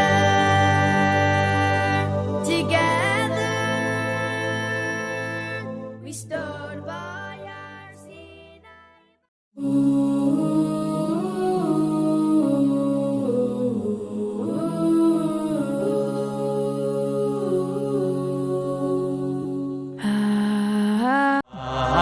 Acheinu kol beis Yisroel. Acheinu kol beis Yisroel. Okay, shalom. This is Vayichan number 3. An unbelievable program. I'm all the credit due to my beloved Rabbi Taragin. This is unbelievable. Uniting people through Torah. What could be better? What could be more important? So once again, Geula Raisa, you should only be matzliach in this ribu covered Shemayim. And I'm very honored and unbelievably fulfilled by being part of this unbelievable program. We hope this should have impact on people to think more, learn more, and ultimately be better people and better Jews. Well, let's start. I understand the broad topic is the period, the Churban, etc. Around the idea possibly of Ahavas Yisroel. I'm sure there's going to be a lot of talk about Ahavas Yisroel, and since I'm usually at the end of this, I think I'll talk more about what the Churban is to me. I say this because this is the time of year where it seems to be quite hard, to be honest. Every year I think over and over again, do I really miss this Mikdash? My cultural reality is as such that I really don't think I'm going to miss the idea of skirted priests slitting throats of goats and sprinkling blood on altars, or Levine singing this nasal oriental music that you probably hear in the old city. I guess there's other, I would prefer Bach, or maybe, Mozart. What do I miss here? Do I miss animal sacrifices? To be very honest, at the moment, no. Even when I daven every day, or when I pray for these things, Hashem V'Savaida, I actually ask God, please help me really want this. It's a struggle for the person that grew up in the Western world. To be honest, do you really, really want this to happen the way it is? Or would you like to kick it into metaphor? Yeah, the Bechina of Mikdash is easy to want, because then it's very subjective. But the Mikdash, the way it is, it's quite hard. And the problem is that we're now going into a stage of Galus, especially when we hit Rosh Chodesh Av and Shavua Shechal B'Tisha Av. Mamish dinim of an Avel of Avelus Gemura. The extent that there were Kadmonim that didn't put on Tefillin Shorosh at all. Not the way we do it in the morning, we don't do it in the afternoon. They didn't put it on. And there were Neig Minhage Avelus. The Gemara says the more that you're a Talmud Chacham, Rama points this out, the more Avelus you had. Obviously, it means to say people who live more in a world of thought really, really miss this more than others. Rama writes, most of the halachas of Tisha B'Av that you know about, many of them rather, are Minhage Talmidei Chachamim. It was Minhage Talmidei Chachamim. There's a very famous Gemara of a person who walked the streets with black shoes, and at the time black shoes was a simon of Avelus, and they says, who are you that you can walk around saying that you really mourn for Jerusalem? And I thought he was a Baal Gaiva. Like, how can I walk around expressing, I really mourn for Jerusalem? They put him in jail. And then he says, no, I'm a Gava Rabbah. And whatever happened to the story, it's a very interesting story. At the end, they saw he was a Gava Rabbah, and they let him out, implying that the more you're a Gava Rabbah, the more it's actually appropriate, makes sense that you actually mourn for Jerusalem. And the more shallow you are, the less you miss it. The externalities of the Mikdash, anybody could miss. But what it really means, and seeing what happens in the externalities represents what it means, that seems to be the domain of people who live in the world of thought. Those people miss what it really means, and ultimately they miss the Mikdash for what it means. So every year I try to understand what the Mikdash is for me. It's been going years and years, and sometimes I go back to an idea and I find more depth into it, because Avelus has to be something which is real. You got to miss something. Well, here's one theme that I developed, because it comes out of, honestly, it's subjective. I want to share it with you. I'd like to, maybe you'll find your own ways of missing the Mikdash. And I'm going to show you an example how I understand it. This is one approach out of many. Every Tisha B'Av is another year. Until Hashem, hopefully this year, this is just going to be a promo for Bias HaMikdash, and there is going to be a Mikdash. At least then we'll be able to go and say, well, this is what it means. Good, I want it. This is what I'm trying to teach. Okay, so let's start. We all know that the Gemara says, called Misabel Yerushalayim Zoiche V'Roye B'Nechemasa. You actually have to be misabel on Yerushalayim if you want to see the rebuilding and the comforting. And to the extent that you are misabel, you will be misnachem, which is so important. Pasuk says in Eicha Perik Beis, Pasuk Yud Zayin, Asa Hashem Asher Zamam, God, that's what he had planned. Bitza Imrato, Little translation, he did or actualized that which he said he would do. Asher tzivami meikedim, that which he had commanded from yesteryear, which we know this goes all the way back to the Parshas HaMeraglim. Haras v'lo chamal, he destroyed with no mercy. Vayisamach alayich oyev, actually your enemy was very happy about this. Herim keren sarayich, those who were your afflictors, all of a sudden the stature rose. This is what the pasuk says. But the Medrash points out that the idea of bitza emraso can also be understood, or rather a some kind of a metaphor to the idea of bitza means to say he was mivatzea, he split, he opened up. Emrato means the hem of his garment, the hem of his clothes. Okay, the idea that you have a certain beged which you've undone, it's the hem of it. It's become bitza purpira shaloi. That's the lashon in the Medrash. He undid the hem of his purple, which is majestic clothing. As we know, purpira is supposed to be the name for techelis.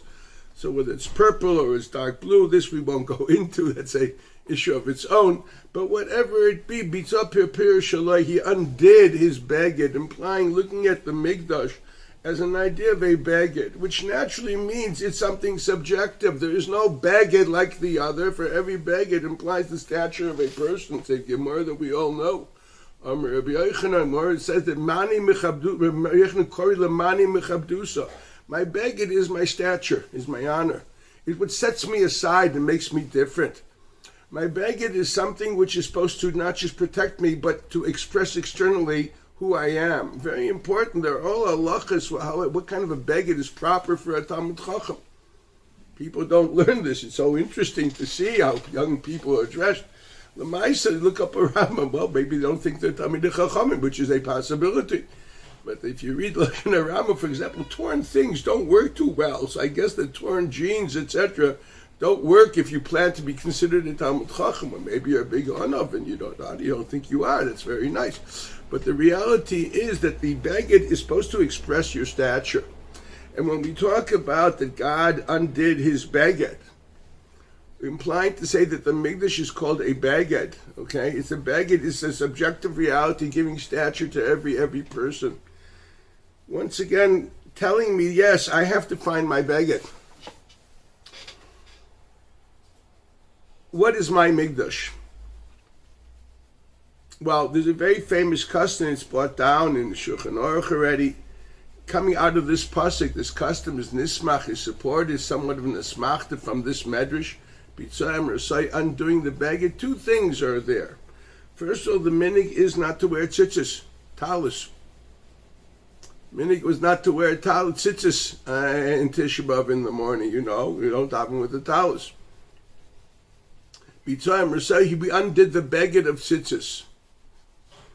Another minig is to take away the paraychas. B'tzayim Rasai, he undid his beged, and the specific beged, unique word which is defined as beged in the Beis HaMikdash, is the paraychas. For it's a beged somehow protecting and projecting the movement between the Kodesh and the Kodesh HaKadoshim, or rather from Kodesh HaKadoshim and the Kodesh. I'd like to explain this. What are these begadim, uniquely of the minig of tzitzis and paraychas, how that somehow will teach me what is my beged in this Mikdash. Very famous Gemara in Gittin, Daf Nun Vav.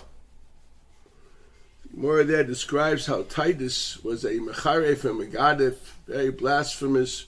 He came in and he blasphemed God. The Gemara describes Daf Nun Vav on He did multiple things there. He took a Sefer Torah. He took a harlot and had a sexual encounter with her in the Beis HaMikdash, basically to show there's nothing there. Then he took out his sword and he sliced the paraychas. The Gemara says, "V'nasa nes." There was a nes, a miracle, and blood, drops of blood, came out of that cut, out of the severed paraychas, and obviously, and it says there that Titus thought he had killed God. That God is embodied in the paraychas, and by cutting into the paraychas, he had cut God. He had killed God. That's what the Gemara says. Horek is atzmai, the Gemara uses a lashon, which is a kinui to HaKadosh Baruch Hu, b'lashon nikia, if you can read Rashi there. So obviously, and then the pasuk comes out and says, no, don't worry about it. But what does it mean? What is Chazal telling us? Did it really happen? Well, if it really happened, HaKadosh Baruch Hu Oina Oisa Nes B'chdi doesn't do it for anything. There's got a meaning in it. And if it didn't actually happen, just Chazal are trying to describe something in a metaphoric way, typical Moralian approach, well then it also has to be explained. If it's a Nes, it's there to teach you something. And if it's only a metaphor of a Nes, definitely Chazal are trying to teach you something. So what really happened there with Titus killing the Paraichas, thinking he's killing God, and blood coming out. The Maral in his book Netzach Yisrael in Perik Hay elaborates on this at length, and I'm going to explain it, if I may, in my fashion. There's an obsession with uniqueness of blood in the Mikra. We even call every murder shvichas damim, pouring blood. It's actually not true. It's if you use a knife, you're pouring blood. I can grant that, but there are other ways of killing people. There's arba misas bezdin. I mean, there's lav dafka shvichas damim when you're doing chenek. Throttling someone does not pour blood. Okay? Sreifa may pour blood internally, I grant that, but you wouldn't see it. You're pouring hot lead down someone. So what exactly is the idea of blood? And killing somebody through skila? A blunt object falling on someone's head, crushing him? Is that's the idea of the death because of shvichas damim? Why is it called shvichas damim? What is the idea of kisui adam? Respecting the blood of the animal. Yes, we use the animal for food, we're allowed to, yet there's a certain halacha of respecting the animal by covering his blood. What are we saying here? You know, we say there's an issue of eating blood, drinking blood, or eating frozen blood, because Adam hu nefesh. So to speak, the dam is the nefesh, which obviously cannot be taken literally. I don't believe that anybody thinks that if you get a blood transfusion, you get another soul identity. That would be somewhat pathetic. Well, let's define the word nefesh. We all know the Gemara says that the neshama has 5 names, which means to say that metaphysical entity expresses itself in 5 different ways. What are they? Nefesh, Ruach, Neshama, Chaya, Yechida. Those are the 5 names of the Nefesh, of what you call the Neshama. Neshama is a Shem Kaila, it's a total name for the whole reality, but it's also an aspect of the Neshama. Nefesh, Ruach, Neshama. It's actually number 3. We say Elokai, Neshama, Shenasata Bi Tahirahi. And you know, Reb Chaim Volozhiner asked, for goodness sakes, how can you possibly say that every morning? You've sinned. I mean, you said, you know, Vu Rachim Chaper Oven at Ma'ariv, and believe me, you said Vidui before you went to sleep. And you know how many Averis you can do before you say L'kai Neshama in the morning? Tahirahi. At the best you say, I need to do tshuva, and I want to do tshuva. How can you possibly Tahirahi? It's pure. Reb Chaim asked the question, and the answer Reb Chaim points out is that, yes, the only aspects of the neshama which are expressed in your bodily world are the last 2, which are called nefesh and ruach. Nefesh means to say that expression of the neshama, which is the properties of called life, the energy of life, the fact that there's a life, there's a living organism here. That gift of life is the one expression of the neshama. And when that nefesh leaves, okay, there's still the neshama. Just the nefesh is no more expressed in the body, so the body is no more alive, and that organism crumbles and turns to dust. Doesn't mean there's no more nefesh. That nefesh, that aspect of neshama, is not expressed through the name or through the action called nefesh. Ruach deals with the idea of movement, emotional movement, your psychological profile, and movement at large. Those two aspects are actually those two aspects expressed in your life is what life is. Nefesh and Ruach. Those are the aspects which engage in mitzvahs and engage in sin actively. And that's why Koresh deals with Nichrusu HaNefasha Isais. But your neshama is not actively involved in your Maisim B'chol Yoim. It's, so to speak, without going into it at the moment, because I'd really love to teach you, but I don't think the time allows, it, so to speak, is above that. It expresses itself in other domains, in other realms, and other levels of existence. And therefore you can honestly say, Neshama shenasat to be tahirei. But your nefesh, okay, problems. Your nefesh is now when we say that the nefesh is the blood, what does that mean? Just as nefesh is nothing more than an expression of one property of the neshama, what would be the ultimate expression of the nefesh in the body? Well, the ultimate expression of life would be the constant rejuvenation of your cells through the nutrients which are constantly flowing through that beautiful stream called the blood.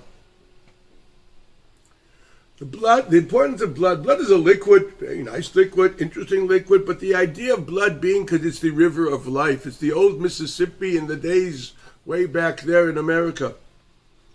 It's where all the steamboats go.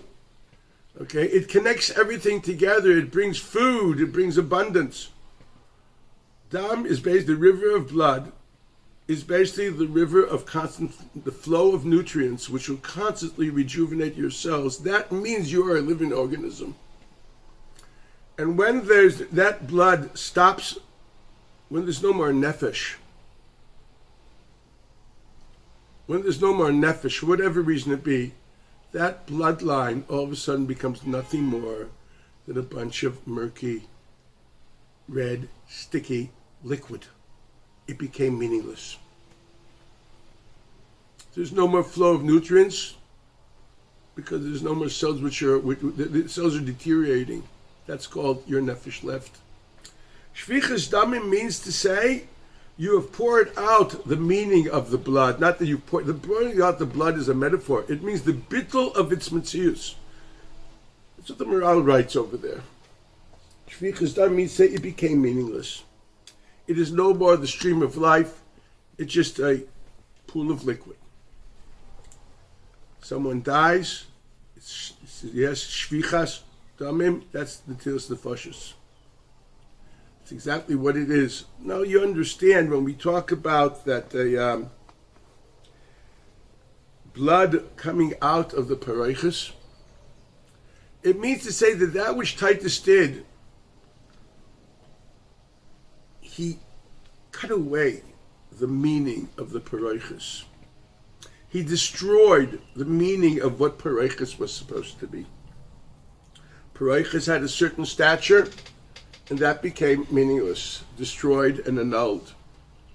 And he actually thought he was killing God. That means to say there is no more God expressed. No, so God says, no, I'm here. But at the moment, this expression is not happening. And that's what this means. He made this meaningless. And I'd like to try to understand what does pareiches do? And what happened in that churban that all of a sudden there is no more pareiches which is meaningful. What is the yesod of the pareiches? We know that basically the pareiches is that place which is the medium between the Kodesh HaKadoshim and the Kodesh. There is something which divides between them, but in a way it's also the place where they meet. The nature of things, there must be a division between Kodesh and Kadashim, between Kodesh, but that place of division is also the place in which somehow they join. Gemara says that the two badim of the Orain, which stick out through the pareiches, kishnei dadim. There's a certain tribe that the Orain wants to come outside into the world of the Kodesh, from the Kodesh and Kadashim, yet somehow it's expressed there, but through a mechitza. Once again, what does that mean? Well, it goes like this. First and foremost, what is the Kodesh HaKadoshim? You know, the Gemara says in Megillah something fantastic. The Gemara says that the dimensions of the Kodesh HaKadoshim were 20 amos, 20 cubits. The length of the Kodesh HaKadoshim was 20 cubits. Yet we're talking about Sheni, which there are 2 kruvim there, and each kruv was 10 cubits. Each kruv was 10 amos.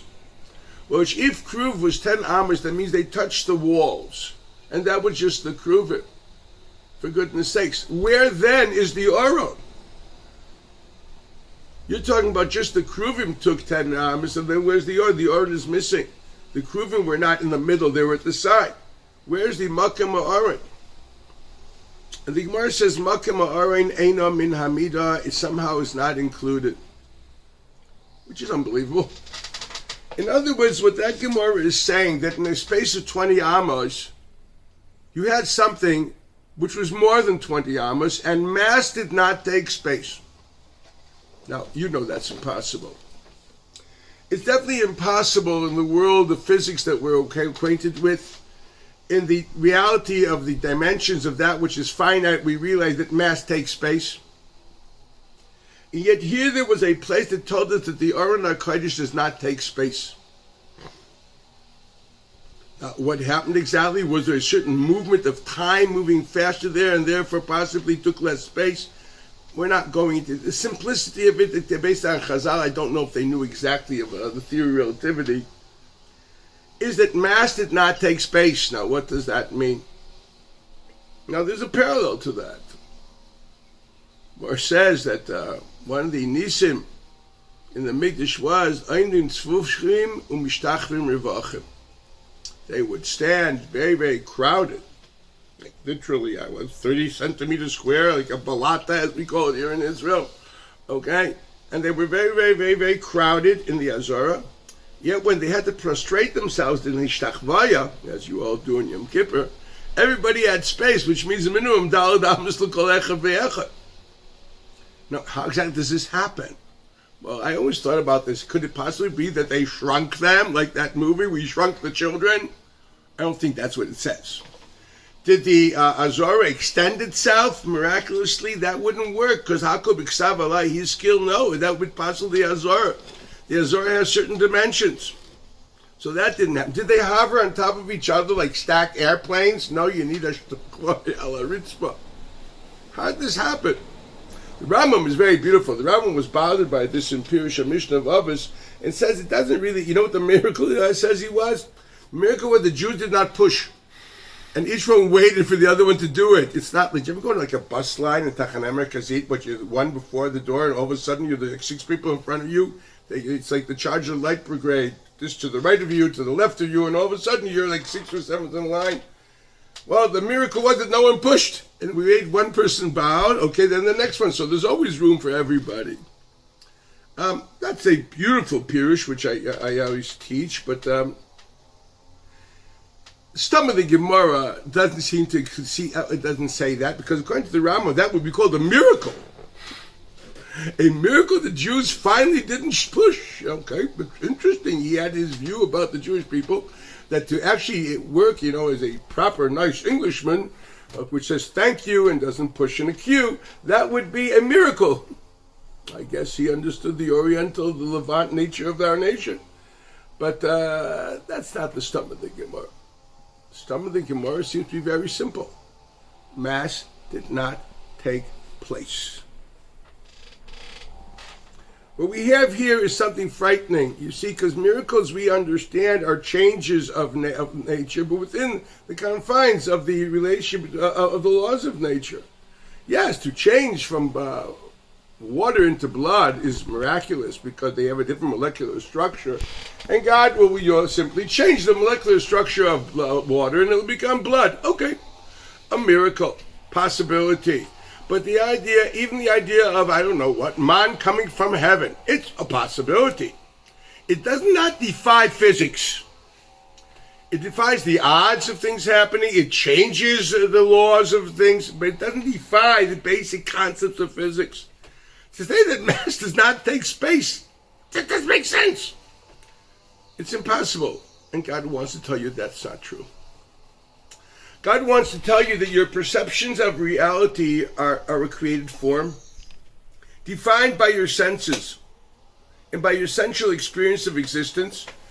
You think about what you see, you think about what you feel, and also you translate it into ideas, and that's what you would call your laws of science. But reality is, this is also a created form. It's a created form of thinking.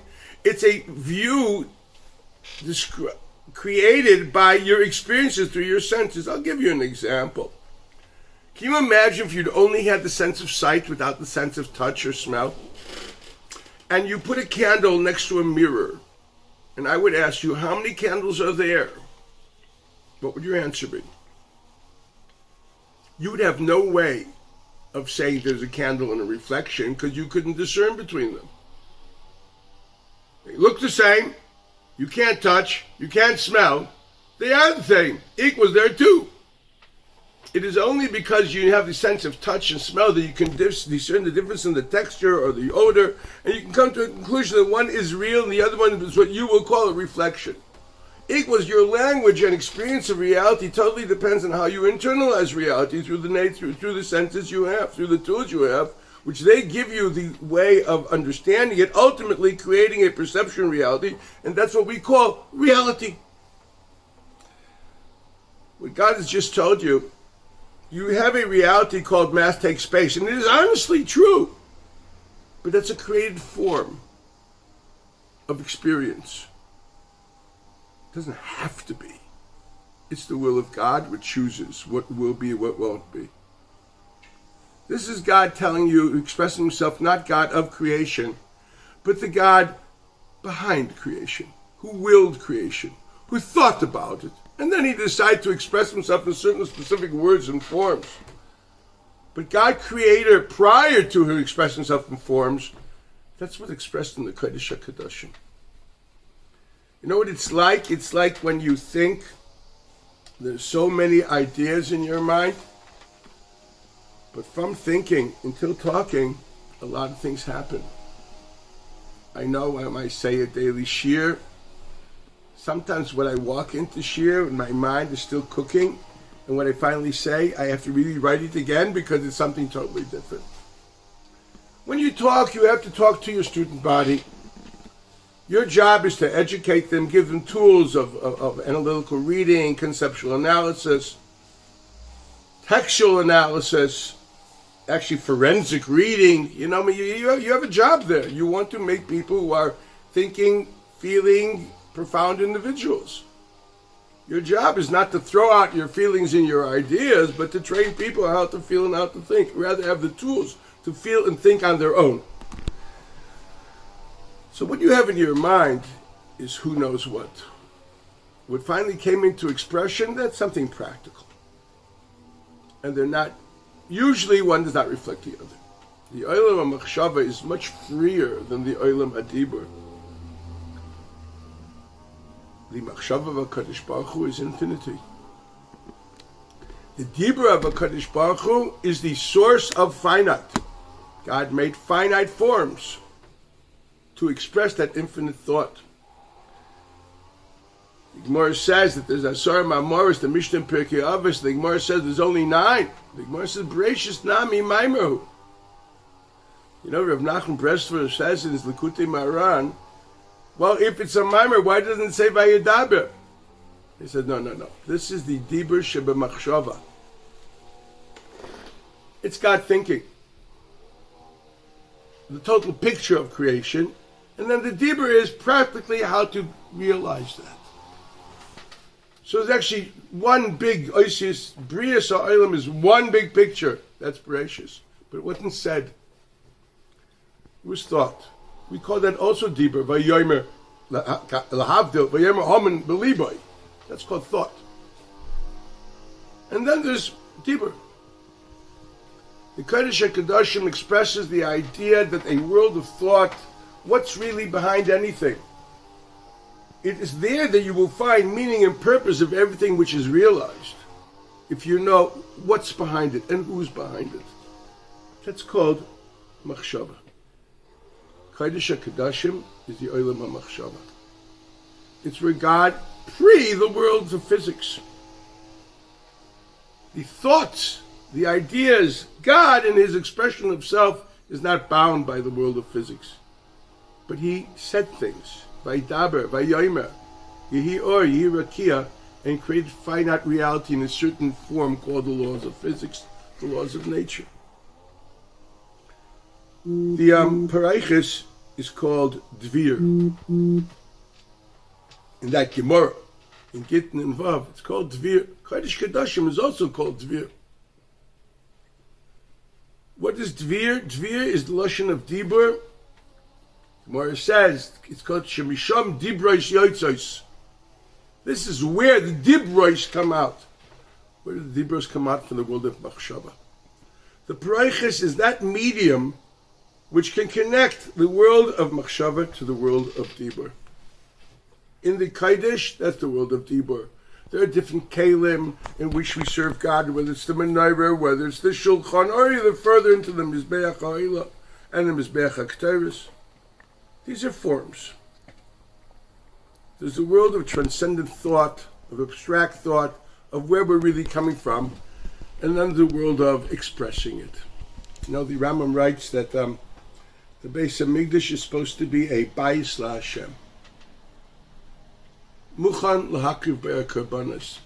Rambam Perek Aleph, Beis Abchira Halacha Aleph. You know, I'm always pondered, what does bayis LaHashem mean? What makes something a bayis LaHashem? Well, the Tosefta writes in Zvachim at the end that the definition of a Mikdash is not the Mizbeach. It has to have an Orain with the Luchas. Without an Orain and a Luchas, it's not a Mikdash, it's a Bama Gedaila. And they're major enough communists la'alacha. It's obvious that that's why the Rambam Paskins in Hilchos Beis Abchira, that the Aron HaKodesh, even during Bayis Sheni, was there, yet in some subterranean cavern in Harabayis. That's a Machlokes in Gemara, and the Rambam is Machriya, that Aron Nignas b'Mekayma. And everybody asks, why does the Rambam Paskin Aron Nignas b'Mekayma? And the answer is simple, because of that Tosefta.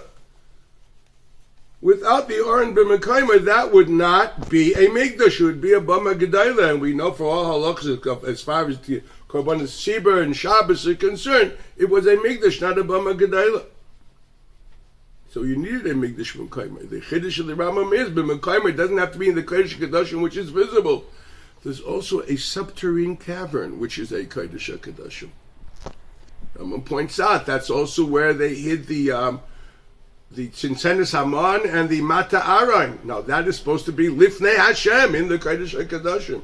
And the answer is yes. When Shlomo made the Mikdash, he made a Kodesh HaKadoshim Hagalui and a Kodesh HaKadoshim Anistra. It's a nice way of saying that the world of thought has gone deep, deep, deep into the subterranean realities and much less accessible. Killing the Paraichis is killing that connection between the Kodesh and the Kodesh HaKadoshim, killing the relationship between Olam HaMachshava and Olam HaDibur. You know what it means to you and me? It means to say, the world of thought is much less accessible. People live a much more shallow life and don't search for the world of thought, purpose, meaning. We're so busy with food, clothing, and shelter, and we never ask why, what for, and where does this lead to, and how does this justify existence? Not only that true, not only is there a very big gap in what we would call the search for any truth, and people love living externalities. I'm talking even in Torah and mitzvos. They, so to speak, can be very shallow. They don't express any true ideology. Oh, they may express emotions. People love jumping, singing, and clapping. They think they stand on the roof of some yeshiva in the old city, they're close to God. I remember once we had a Lava Malka on a certain rooftop in Jerusalem, the old city, with the singing and the dancing, and the guys were Amish, their eyes were rolling, they felt they were close to the Lord. So I told them, when I was a kid, there was a newspaper in New York called the Rolling Stone. Al Shem, a certain group of very famous or infamous singers, Mick Jagger, etc. Rolling Stones. So I remember when I saw, I'm talking really a kid, like 10 years old, and 11, and there was an advertisement. It says, when you go on, we'll cremate you, and we will put you in a capsule, and you will put you somewhere, we'll orbit you around the globe, and you will be close to the Lord. So it says, let me tell you, you guys on the rooftop singing, I was close to the Lord, as that ash in a capsule. Just because you feel something doesn't mean it is. You're close to your nervous systems. Your images, are they real? When you're close to the Lord, if you live, think, walk, and talk His ideas, then you're close to Him. When your thoughts are the thoughts of a Kadosh Baruch Hu, His Chachma, and through His mitzvahs, etc., you're connected to Him. When you live His values, when you live His purpose, when your will is His, Aseh Ritzoncha Ritzono, when it's one, then you're close to HaKadosh Baruch Hu. One has to know that. And we live in a shallow world which is very sensuous, which everybody wants to feel close to something. I got a small feeling they're closer to their toes than they are to HaKadosh Baruch Hu. I've seen people singing and dancing and clapping, but nothing changed in their lives. They're still running after externalities and hedonistic pleasures. That's not Kirvus Hashem, that's not Tveikus Hashem. Something happened. Bayis Hashem means to say, the Rambam writes in Mer Nevuchim, just like every Avodah Zarah had a temple which they would put the artifacts which express the inherent values of their faith. And they would meditate on those images. And through that, meditating on the meaning of those images would cerebrally really get close to the values and the ideas. That would be a closeness to their images. Then they would do their sacrifices. So lahavda, we have the same thing. We have a bayis Hashem, a place where there is the Orai, where we have the God of the covenant. Your covenantal relationship with God, which supersedes the laws of science. It's makam oren eina min amida. You connect to that. You connect to the world of thought of God pre-creation. And what is this God? What does He want? Why did He do any of this? Who am I in this big plan? And then after you've connected to your inherent value systems, you've tried your best at whatever stage you are, then you express that in the Muchan L'Hakriv HaKarbanos. Then you express that in Avodas Hashem through Karbanos, Bismanazah through Tefillah. And Chogigim Elav Shalish Panim B'Shana, then the nation as a nation who has experienced this covenantal relationship, who has meditated on its values, expresses itself through a national experience of us all converging on Har HaBayis. But it has to first be a Bayis LaHashem. There's got to be an Orain, and a relationship between an Oren and an Olam HaKarbanos, which is the Parochos. Let's go to tzitzis for a moment. What are tzitzis? Well, as mentioned, we know that the tzitzis is based on the idea there's a beged. And we know that, as I mentioned, the Gemara in Shabbos, that mani mechabdusa, the purpose of a beged is to cover your body on one hand, protects it, and through that, sometimes covering in a certain way, expresses your stature. And it seems to be that there are fringes in that stature. The tzitzis are basically tzitzis to your persona. The Gemara says in Shabbos, Daf Chav Hei Amud Beis, Rambam paskins it la'alocha in Perik Lamed Hilchos Shabbos. Kach haya minhagei sheb Yehuda bar Eloi Erev Shabbos. This was the custom of Reb Yehuda bar Eloi every Erev Shabbos. Mivim le'areva mleya chamim. They would bring a pot full of hot water. V'roiches panav yadav v'raglav. They didn't exactly have baths there or showers, so you would clean his face, his arms, hands, and his feet. Misatef, he would then be misatef, which means to say, the Rambam is going to point, v'yoshev b'sadin am tzuyotzin. He would sit in the, equals a talus, a wrap of white wrap. Sadinim are usually white with tzitzis in them. V'daimel malach shem tzvakas, he would look like a malach shem tzvakas. This is what he did. Wore tzitzis l'chavit Shabbos. You know, the Yemenites still have this custom of Kabbalah Shabbos with talis. Sometimes it's a pity. I feel why we have this. The Rambam says this la'aloch in Perek Lamed Hilchos Shabbos Halacha Beis. Ezu covered. What is the covered of Shabbos? Zeh shamru chachamim chachamim Torah mitzvah la'adam. We are commanded lirchotz panav yadav v'raglav, once again to cleanse our hands, our face, our legs, b'chamim be'erev Shabbos, mipnei covered Shabbos. Obviously reflecting that Gemara that we just mentioned. Umisatev b'tzitzis, again that Gemara. V'yoshev b'kaved roish, he sits heavy-hearted, seriously. Miyachel, and awaiting l'akbalas pnei Shabbos, to finally meet Shabbos. Certain halacha of Yoshev b'kaved roish, miyachel l'Shabbos. To remember, as a child, we had that minhag at home. We would all get scrubbed up and dressed. Wow, a few hours before Shabbos. All sit in the living room with my father and mom, and we would all sing Shir Hashirim together.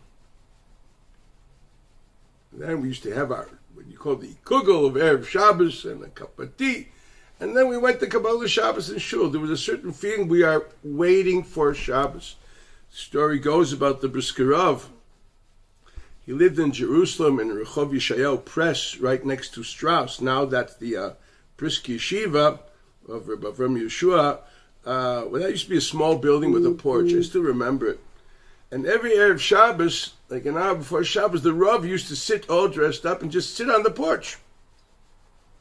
And they once asked the Rav Zichron Levracha, what is this? He said, someone for a Rambam. Yoshev b'kaved roish, miyachel akbalas pnei Shabbos. I'm waiting for Shabbos.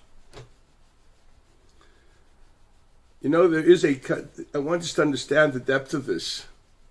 What do you mean you're waiting for Shabbos? So we know there is a custom to say Shir Hashirim on Shabbos, Erev Shabbos, as I mentioned. And where's this coming from? So here I'll tell you something. Shir Hashirim, Erev Shabbos, wearing tzitzis, Erev Shabbos, Yeshiva Mitzapel, the Shabbos, what's all that? Ramban says in Pashas Kedaishim on the Pasuk, Shabsaisai Tishmairu Mikdashi Tiro. Soter Ramban, when it says in Mikdashi Tiro, it does not mean the temple on Moriah. Rather, it means the temple of time called Shabbos. There's a mitzvah of Yiras Shabbos, the temple of time, which we understand meaning very simply. If the temple is the place where you focus on that God of Machshava, well, Shabbos is the time that you do it. Kaddish means transcendent and set aside. Taisus Kedushin, Daf Beis Amid Beis. The temple of place is Moriah. The temple of time is Shabbos. That's what it means, Migdashit. There's a mitzvah of Yiras Shabbos, which means to say, Lo min ha-migdash ata yorei, and mishishaychem b'saycha. You're not afraid of Shabbos. There's a certain sense of acute awareness of godliness on Shabbos, which is Mechayv Din of Yiras Shabbos. The Yereim writes it la'alacha, and there's me and our mitzvahs. The Yereim and the Bahag say there's a mitzvah, let's say, of Yira on Shabbos. There's actually a Yerushalmi in Demai that says that the Amoris, which is normally not believed on Demai, because we're not sure he's makbid on Maisers, but if he says he was mafresh Maisers, on Shabbos he's believed. In the beginning of Demai. Why? Emas Shabbos Olav. The Amoritz of Zman Talmud had a more acute God awareness than we have today. Emas Shabbos Olav. It's frightening. Kabbalah's Shabbos is Kabbalah's. You're going to meet God. You're going to meet God, and when you meet God, you know, what does this mean to meet God? Again, to introduce yourself into God awareness, to move away from the world of thought, the world of action and speech, and move into the world of thought. Contemplate not what you're doing, but the whys. That's what Shabbos is. Shabbos is not a day for, having parties. Some people think Kabbalah Shabbos means to say it's sing and clap again. No. Shabbos is a time of thought. Meleches machsheves asra Torah, which means to say that Malacha and Shabbos is defined by purpose. You may be carrying a big pot in the Rosh Hashanah, but all you have in there is a small little pea, which is not a shir haitzah, you're butter. It's not called haitzah, but you have a big pot. No, that pot's purpose is a small little pea, which is not important. Don't you see, we do not look at externalities, we look at what they mean, what they're for. That's the world of Shabbos. That's meeting God on Shabbos. Delving in the depths of why, what for, where from.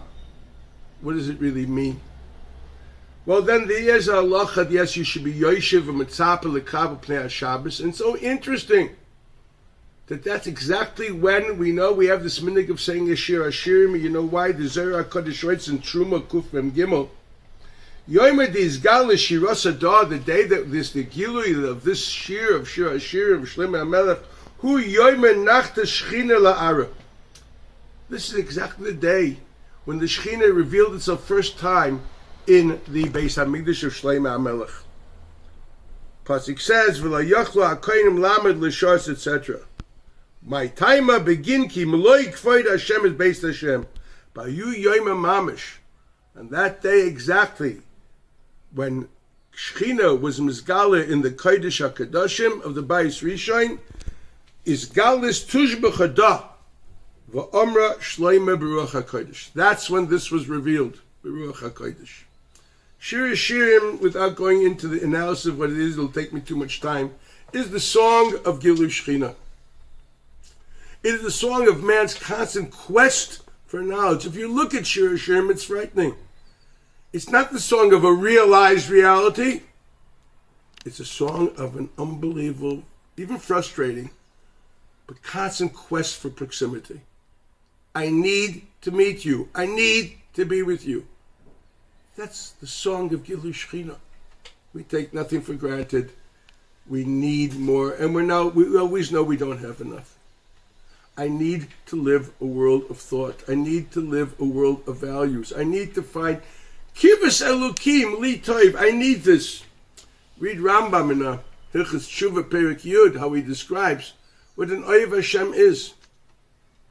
In constant quest of trying to understand God and be close to Him in His mind, equals in His thinking and His values. There's no physical proximity with God. It all lies only here.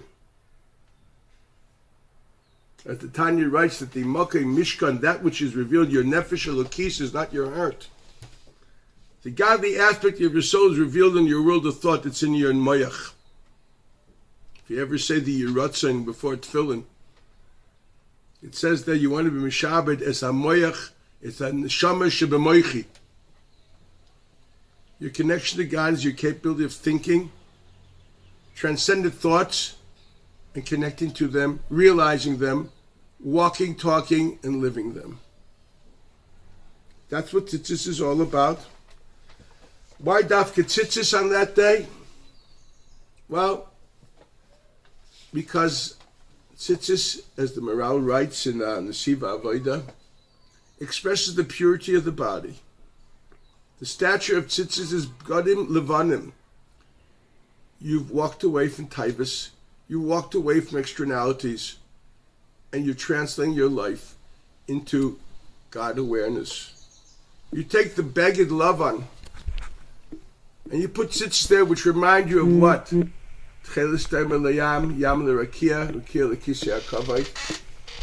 try your best to see kisei hakavod wherever you go.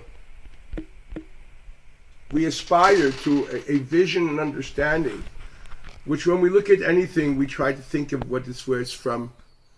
You know, the Gemara says in Amoritz is not allowed to eat basar. Or sometimes I hope that maybe some butcher shop should decide to give a bechina and shas before they sell your meat. What does it mean? It's very simple, because if you really live a world of values, then what when you see in basar, you see what you can do with it and what it means at multiple levels. It means you're going to take these nutrients and you're going to translate them into an unbelievable world of maisim, taivim, etc. Wow, that's the person who has the right to eat basar, because you're using it for getting closer to HaKadosh Baruch Hu.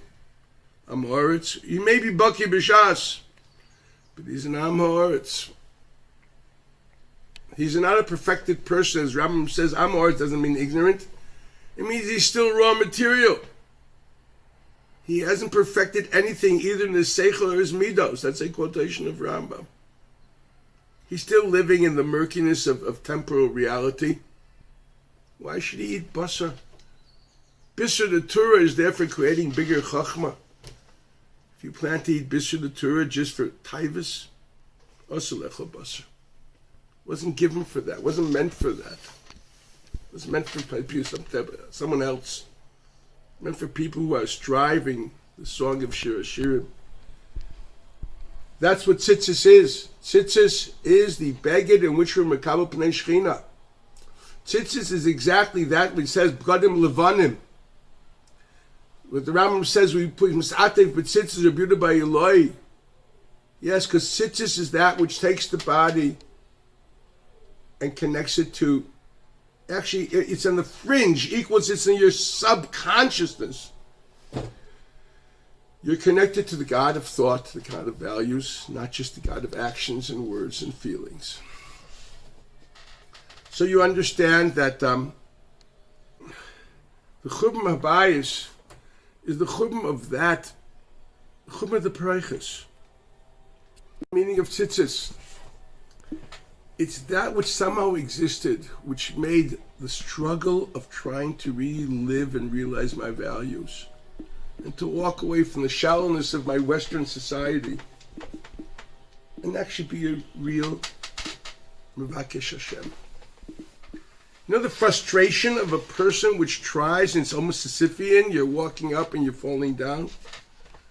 How frustrating it can be that you really want something and you work on it, and somehow you always fall back into the shallowness of the world that you grew up in. I repeat, people take a shortcut. Yeah, dancing, clapping, and they think that emotions will do it. Well, I can tell you they won't. Emotions are very nice and very sweet, and they're needed. But nothing will change unless there's a paradigm switch. One actually understands that, it all goes back to the boss. It all goes back to what my thoughts are. It all goes back to what meaning is. It all goes back to, I really look in the mirror and see this is a neshama in a guf, and what a neshama is, and ultimately I must be living according to that. It's called intellectual honesty. It's called consistency. And can you imagine there was a place like that? Just the thought of it is unbelievable. There was a place like that. There was an unbelievable place where you could connect to that. Not just you, but the nation could. The nation could meditate, Makav Karbanis, and then Chagigim Elav Shalish Pamim B'Shana. You live in a society which has lived that way or strived for that. And all that's gone. And you feel like, oh, how much you miss this. You miss this terribly. Sometimes I think about this on Purim, and that's a good reason for getting drunk. You want this to happen already. So on Purim, you think you're going to do a shortcut, but the truth of the matter is, there are no shortcuts. And you want the Sechzana Einenu B'Shuvcha L'Tzion B'Rachamim, have Rachmanus. And let us finally realize that. Ani Kirvas Hashem L'Tov. Yes, to a person who lives this world of thought, or rather strives, or wishes to will, to want, to desire, to live in that universe. And is quite frustrated how hard this is. These are days of mourning. You're mourning for the hardships that you endure to be consistent, the constant failures, and thank God you don't give up. And you're hoping God can please help and bring this Mikdash back. You know, there's a famous Hasidic story that Baal Shem Tov's daughter was once sweeping the base medrash in Meshbush. So all of a sudden she stops and she says, God, I know you're going to help. Could you possibly help a little bit before you help? So yeah, that's my Tisha B'Av. Sharing this with you, it's a bit of a private Tisha B'Av.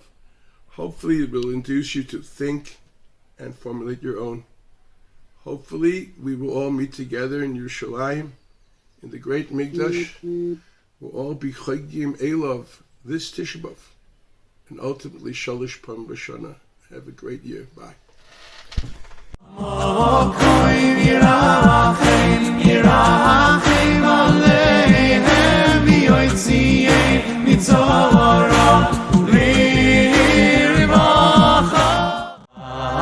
Acheinu kol beis Yisroel, Acheinu kol beis Yisroel. Ahavas Yisroel, that is the subject to talk about at this time. So let me share with you a few ideas by way of celebrating, I suppose, the completion of your admirable program in terms of our feeling about Jews, loving other Jews, Jewish people, loving the Jewish people as a whole. The starting point, of course, is that it is more than a mitzvah, I would say, to love other Jews. Now, we know some Jews are harder to love than others. That's true. I'm afraid that doesn't diminish the obligation. Perhaps it gives even more merit for this effort. Let me try to give you an insight into something perhaps a little unusual, but more thought-provoking maybe than simply chizuk in the idea itself. Something to think about. I would like to suggest that relating to the Jewish people, love of the Jewish people has two dimensions. There's loving Jews and seeking their benefit, that we know.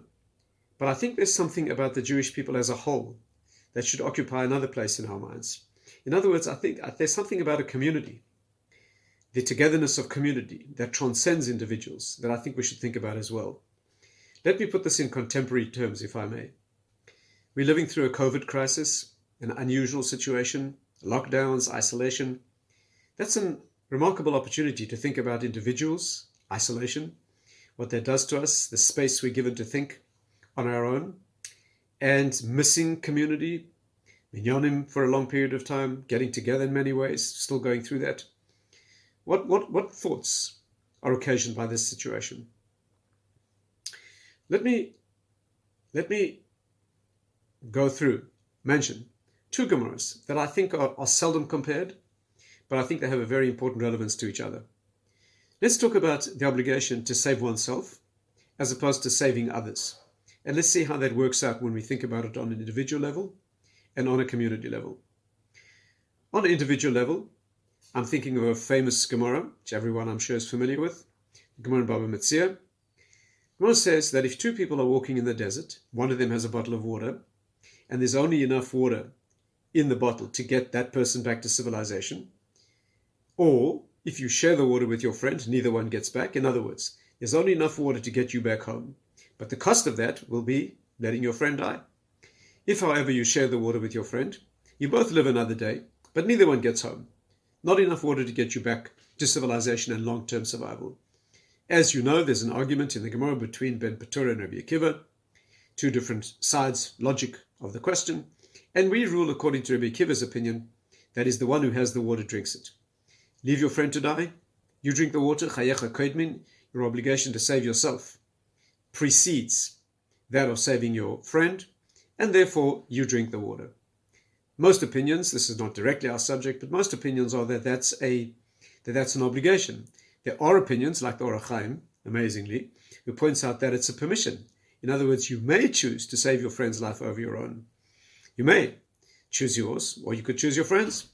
Most poskim who talk about this seem to feel It's not a permissibility to drink the water, it's a downright obligation. Chayecha Kodmin is not a heter, it's a chiyuv. In other words, you're obliged to save your life. As a complete side point, just to give you something to think about after this talk, what would happen if no one owns the water? Chazon Ish discusses this. What would happen if you arrive there with a helicopter, you've got a bottle of water, 2 people in the desert, you could give it to one, say flip a coin, give it to one, and he will survive, or you could split it between 2 who will live a little longer and then they'll both die. In other words, would we handle this the same way or not? I think the question really boils down to this.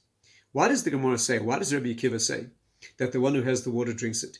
Is it because it's better to save one life, or is it because it's his water? You see, the test case would be if it's not his water. A third party arrives with a bottle of water, you land there in your helicopter, it's neither one's water. Would we then default to Ben Paturas since no one owns the water?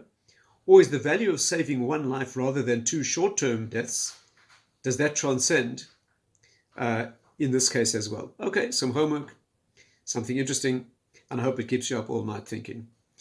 You look it up in the Chazon Ish, it talks about it in more than one place. But let's go back to the basic din.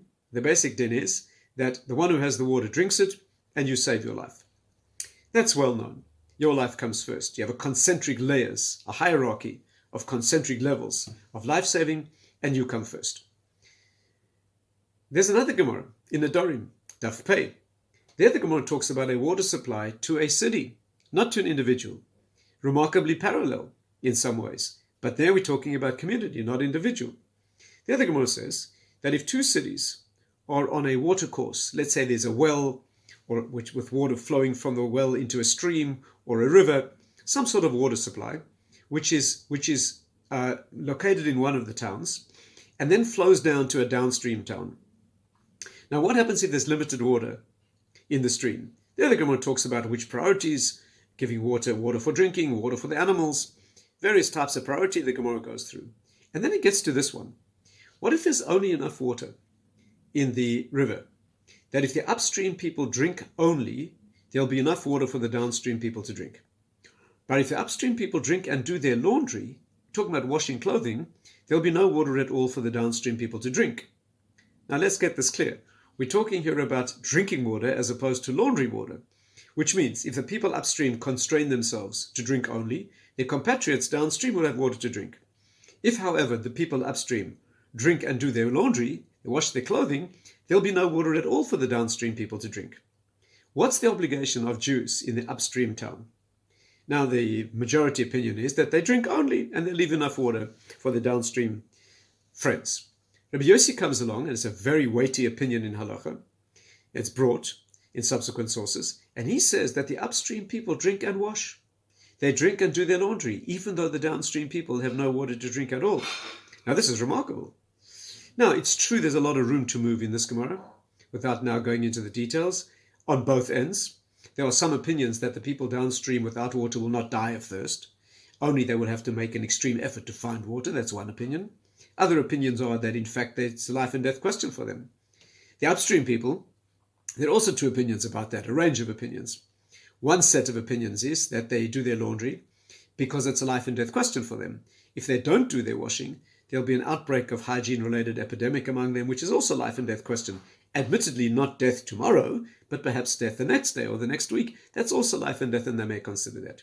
Other opinions are that the laundry is only a question of convenience and comfort. So there's a lot of leeway in how you learn this Gemara. But with cutting through all of that, we still see a remarkable thing. We see that there's, from one perspective at least, and this may even be an extreme perspective if you go through the factors I just mentioned, the people upstream are allowed to wash as well as drink, even though downstream people have no water to drink. Now that's remarkable. But I think the question to ask here is, how would that apply to an individual? Is it conceivable we'd think that way with an individual? Let's go back to the desert. 2 people walking through the desert. One of them has a bottle of water. And there's only enough water, let's assume. Let's take a new case. Let's assume there's enough water to get both of you home. Just enough to get both of you home. But just before sharing the water with his friend, the man with the water turns to his friend and he says, you know, I really need to wash my shirt. His friend says to him, but how can you do that? I'm going to die. He says, well, there's a Gemara in Nedarim. It says that my laundry comes before your life. Is that conceivable? It's unthinkable. The Gemara doesn't address the question at all. And the reason is that when it comes to an individual and when it comes to a community, we think differently. When it comes to an individual, there's no question about your laundry. That could well be a life and death question for a community. I think you see this in Gittin as well, when the Gemara talks about impoverishing a community to ransom captives back. We won't pay exorbitant prices to ransom captives back under certain circumstances for fear of impoverishing a community. That's a real thing. They bring in the name of the Rogatchover, in classic, typical fashion for him. He said that the reason we don't say B'chol Mo'odechem in the second paragraph of Shema, what do we say in Shema? We say B'chol Lavshecha B'chol Mo'odecha in the first paragraph when we speak to the individual. You have to love Hashem with all your heart, all your soul, and all your money, your life and your money. In the second paragraph, we don't mention money when we're speaking in the plural to a community. Said the Rogatchover, for you as an individual, you have to give everything for Hashem. But you give all your money, which is impoverishing a community and has consequences for others in the community. No, not so fast. So I think you see this very clearly. A community has needs. In the COVID situation, we're talking about locking down individuals to save them and impoverishing a community. That's very real. There's no question that the isolation and lockdown was necessary in the beginning. But there comes a point in time when impoverishing a community, costing jobs, and all sorts of effects on a community are very real. Okay, it's a delicate balance. How you release that pressure and risk individuals for the sake of community, that's a very thorny problem. But the two sides of the problem are real. Let me tell you an incident that I remember hearing from Rav Zilberstein. Here's what happened. In the life of Rav Elyashiv, Rav Zilberstein, his son-in-law, was faced with the following question, which he put to Rav Elyashiv. There was a family living in young couple living in a certain European city, found themselves unable to have children for a long time, and eventually found themselves at a very good fertility unit at a Tel Aviv hospital, and they had a child. Happened to be exceptionally wealthy young couple, and in his joy at having a child, the new father made a massive donation to the hospital, but stipulating that his money should go to helping other people have children. After all, that's how he wanted to express his gratitude. Well, the director of the hospital, Israelis sometimes have their own opinions, and the hospital director said to the fellow, that's immoral of you. It is immoral of you to pay money to help people have children when I've got dying people who need to be saved. I've got people who need chemotherapy that's expensive and surgery. You have no right to help people have children when I've got dying people who need to be saved. It's a straight question of pikuach nefesh. So the man said, I'm not giving my money. Well, they ended up at Rav Elyashiv. What is the right thing to do? Rav Elyashiv said, this man has a full right to give his money to help the fertility program. So the hospital director said, Rabbi, don't you know Jewish law? Pikuach nefesh, saving lives. How can you say that? And listen to what Rav Elyashiv said, and I heard this from Rav Zilberstein myself. He said, a country needs a normal spread of facilities. When you fund only emergencies, military and emergency facilities, people get an embattled mentality. That affects morale. That's a life and death question. Now, you need very broad shoulders to call those shots for a community, but that's what he said.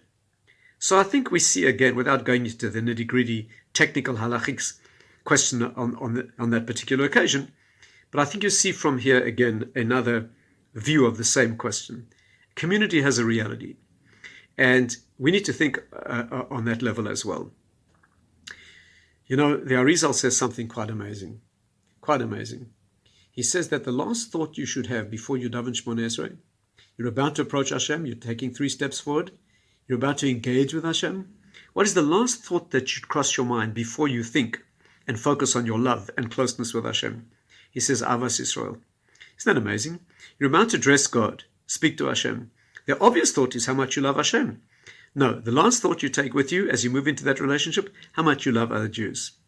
There are many layers to this Kabbalistically as well, of course. But the simple one is this.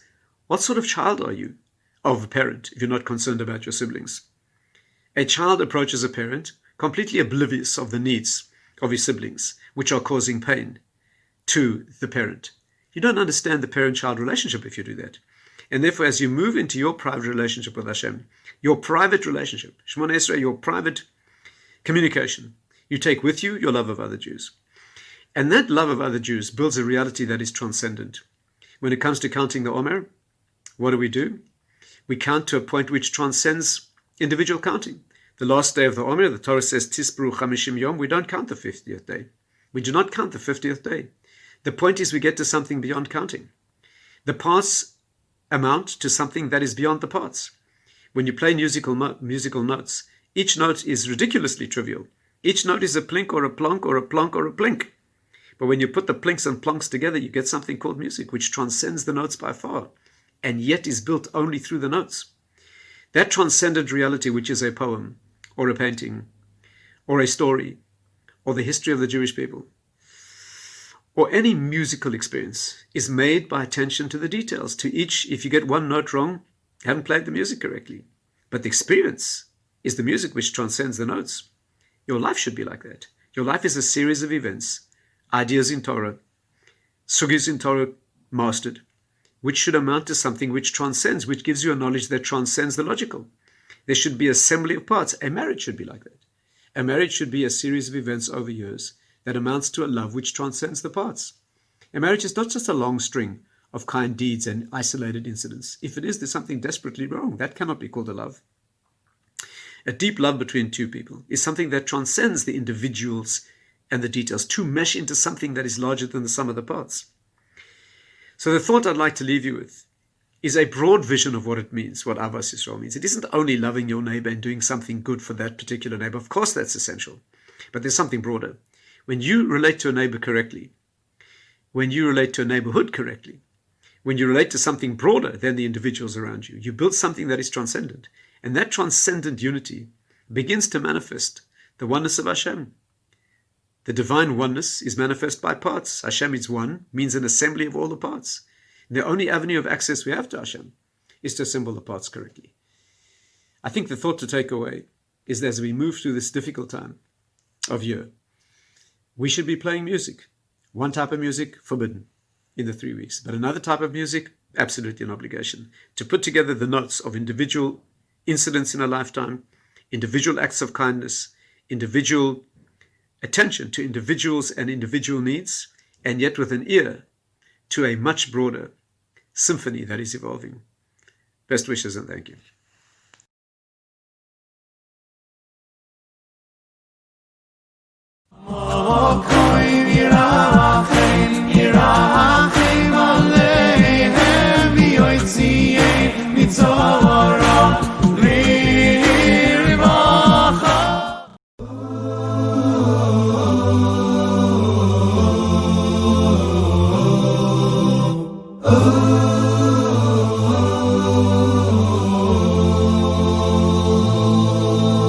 I am an ancient wall of stone atop a hill so high, and if you listen with your heart, you just may hear my cry.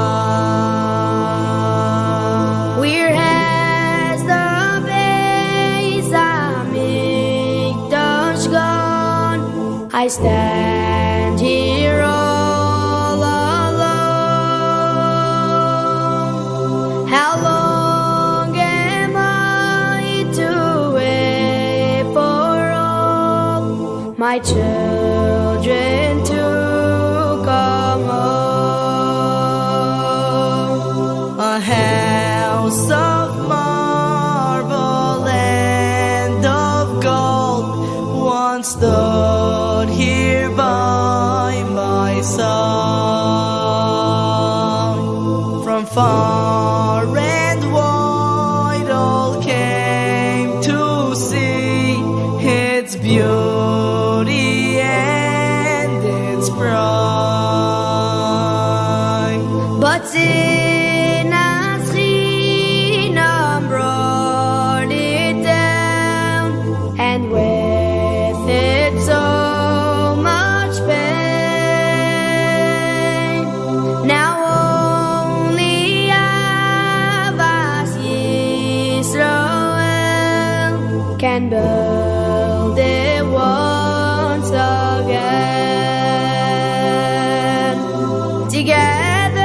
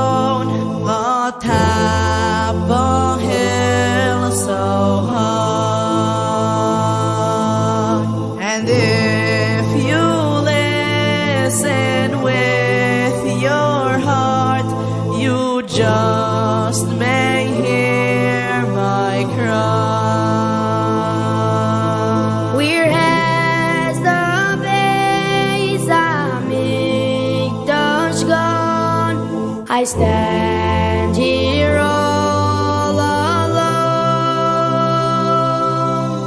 How long am I to wait for all my children to come home?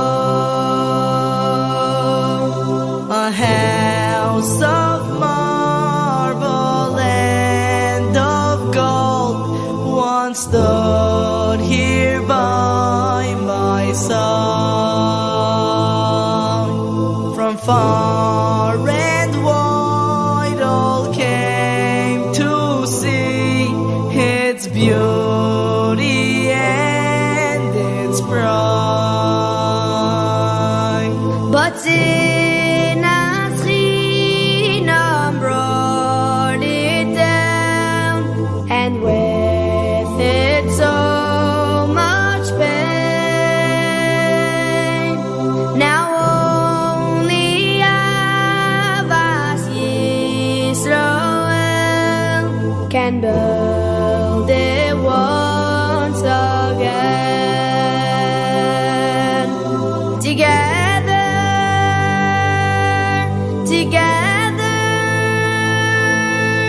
we stood by our Sinai, my daughters and sons, forever, forever. We must stand together forever as one.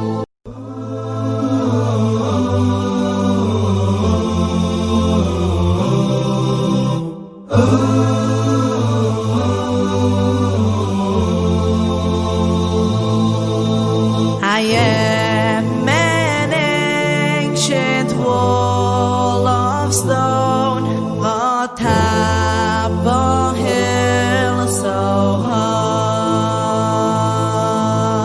And if you listen with your heart, you just may hear my cry. We're as the Beis Hamikdash gone. I stand here all alone. How long am I to wait for all my children to come home? A house of marble and of gold once stood here by my side.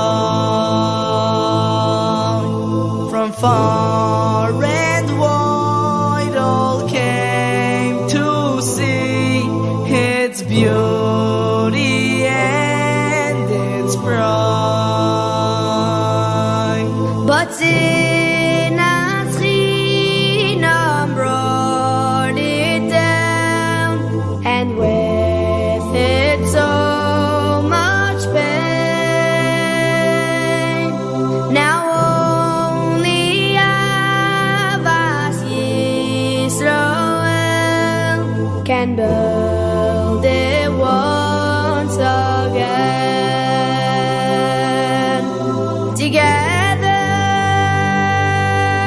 Together, we stood by our Sinai, my daughters and sons, forever,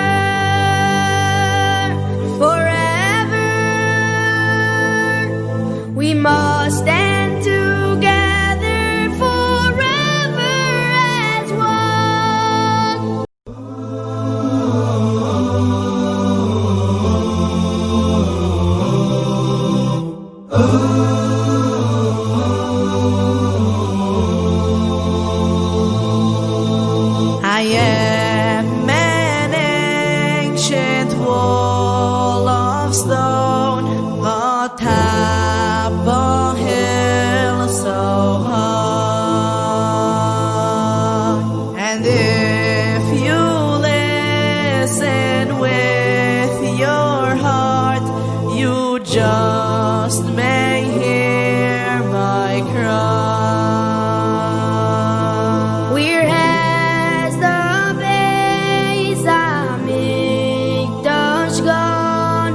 I stand here all alone.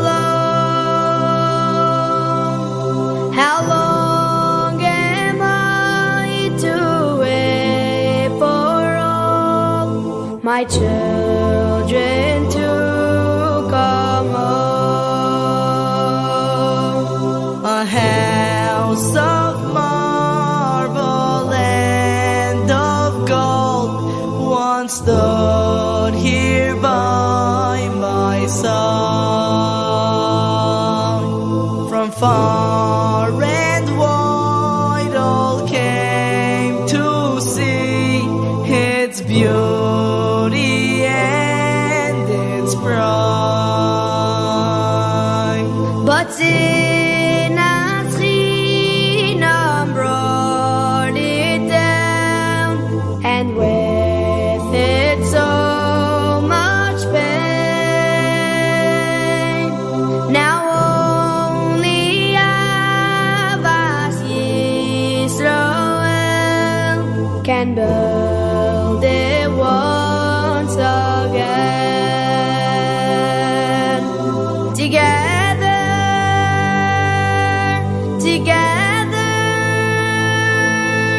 we stood by our Sinai, my daughters and sons, forever.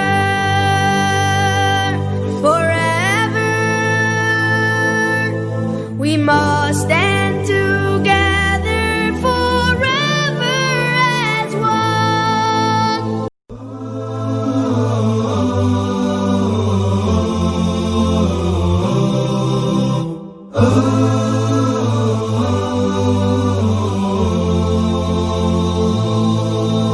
I am an ancient wall of stone atop a hill so high.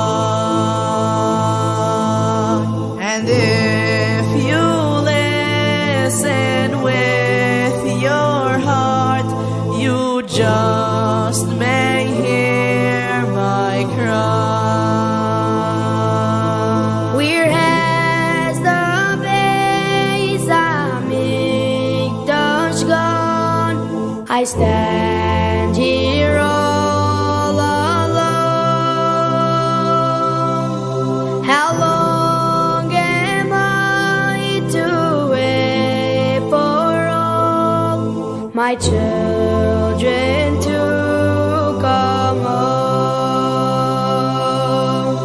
A house of marble and of gold once stood here by my side. From far and wide all came to see its beauty and its pride. But sin and Chinam brought it down, and with it so much pain. Now only Ahavas Yisroel can build it once again. Together,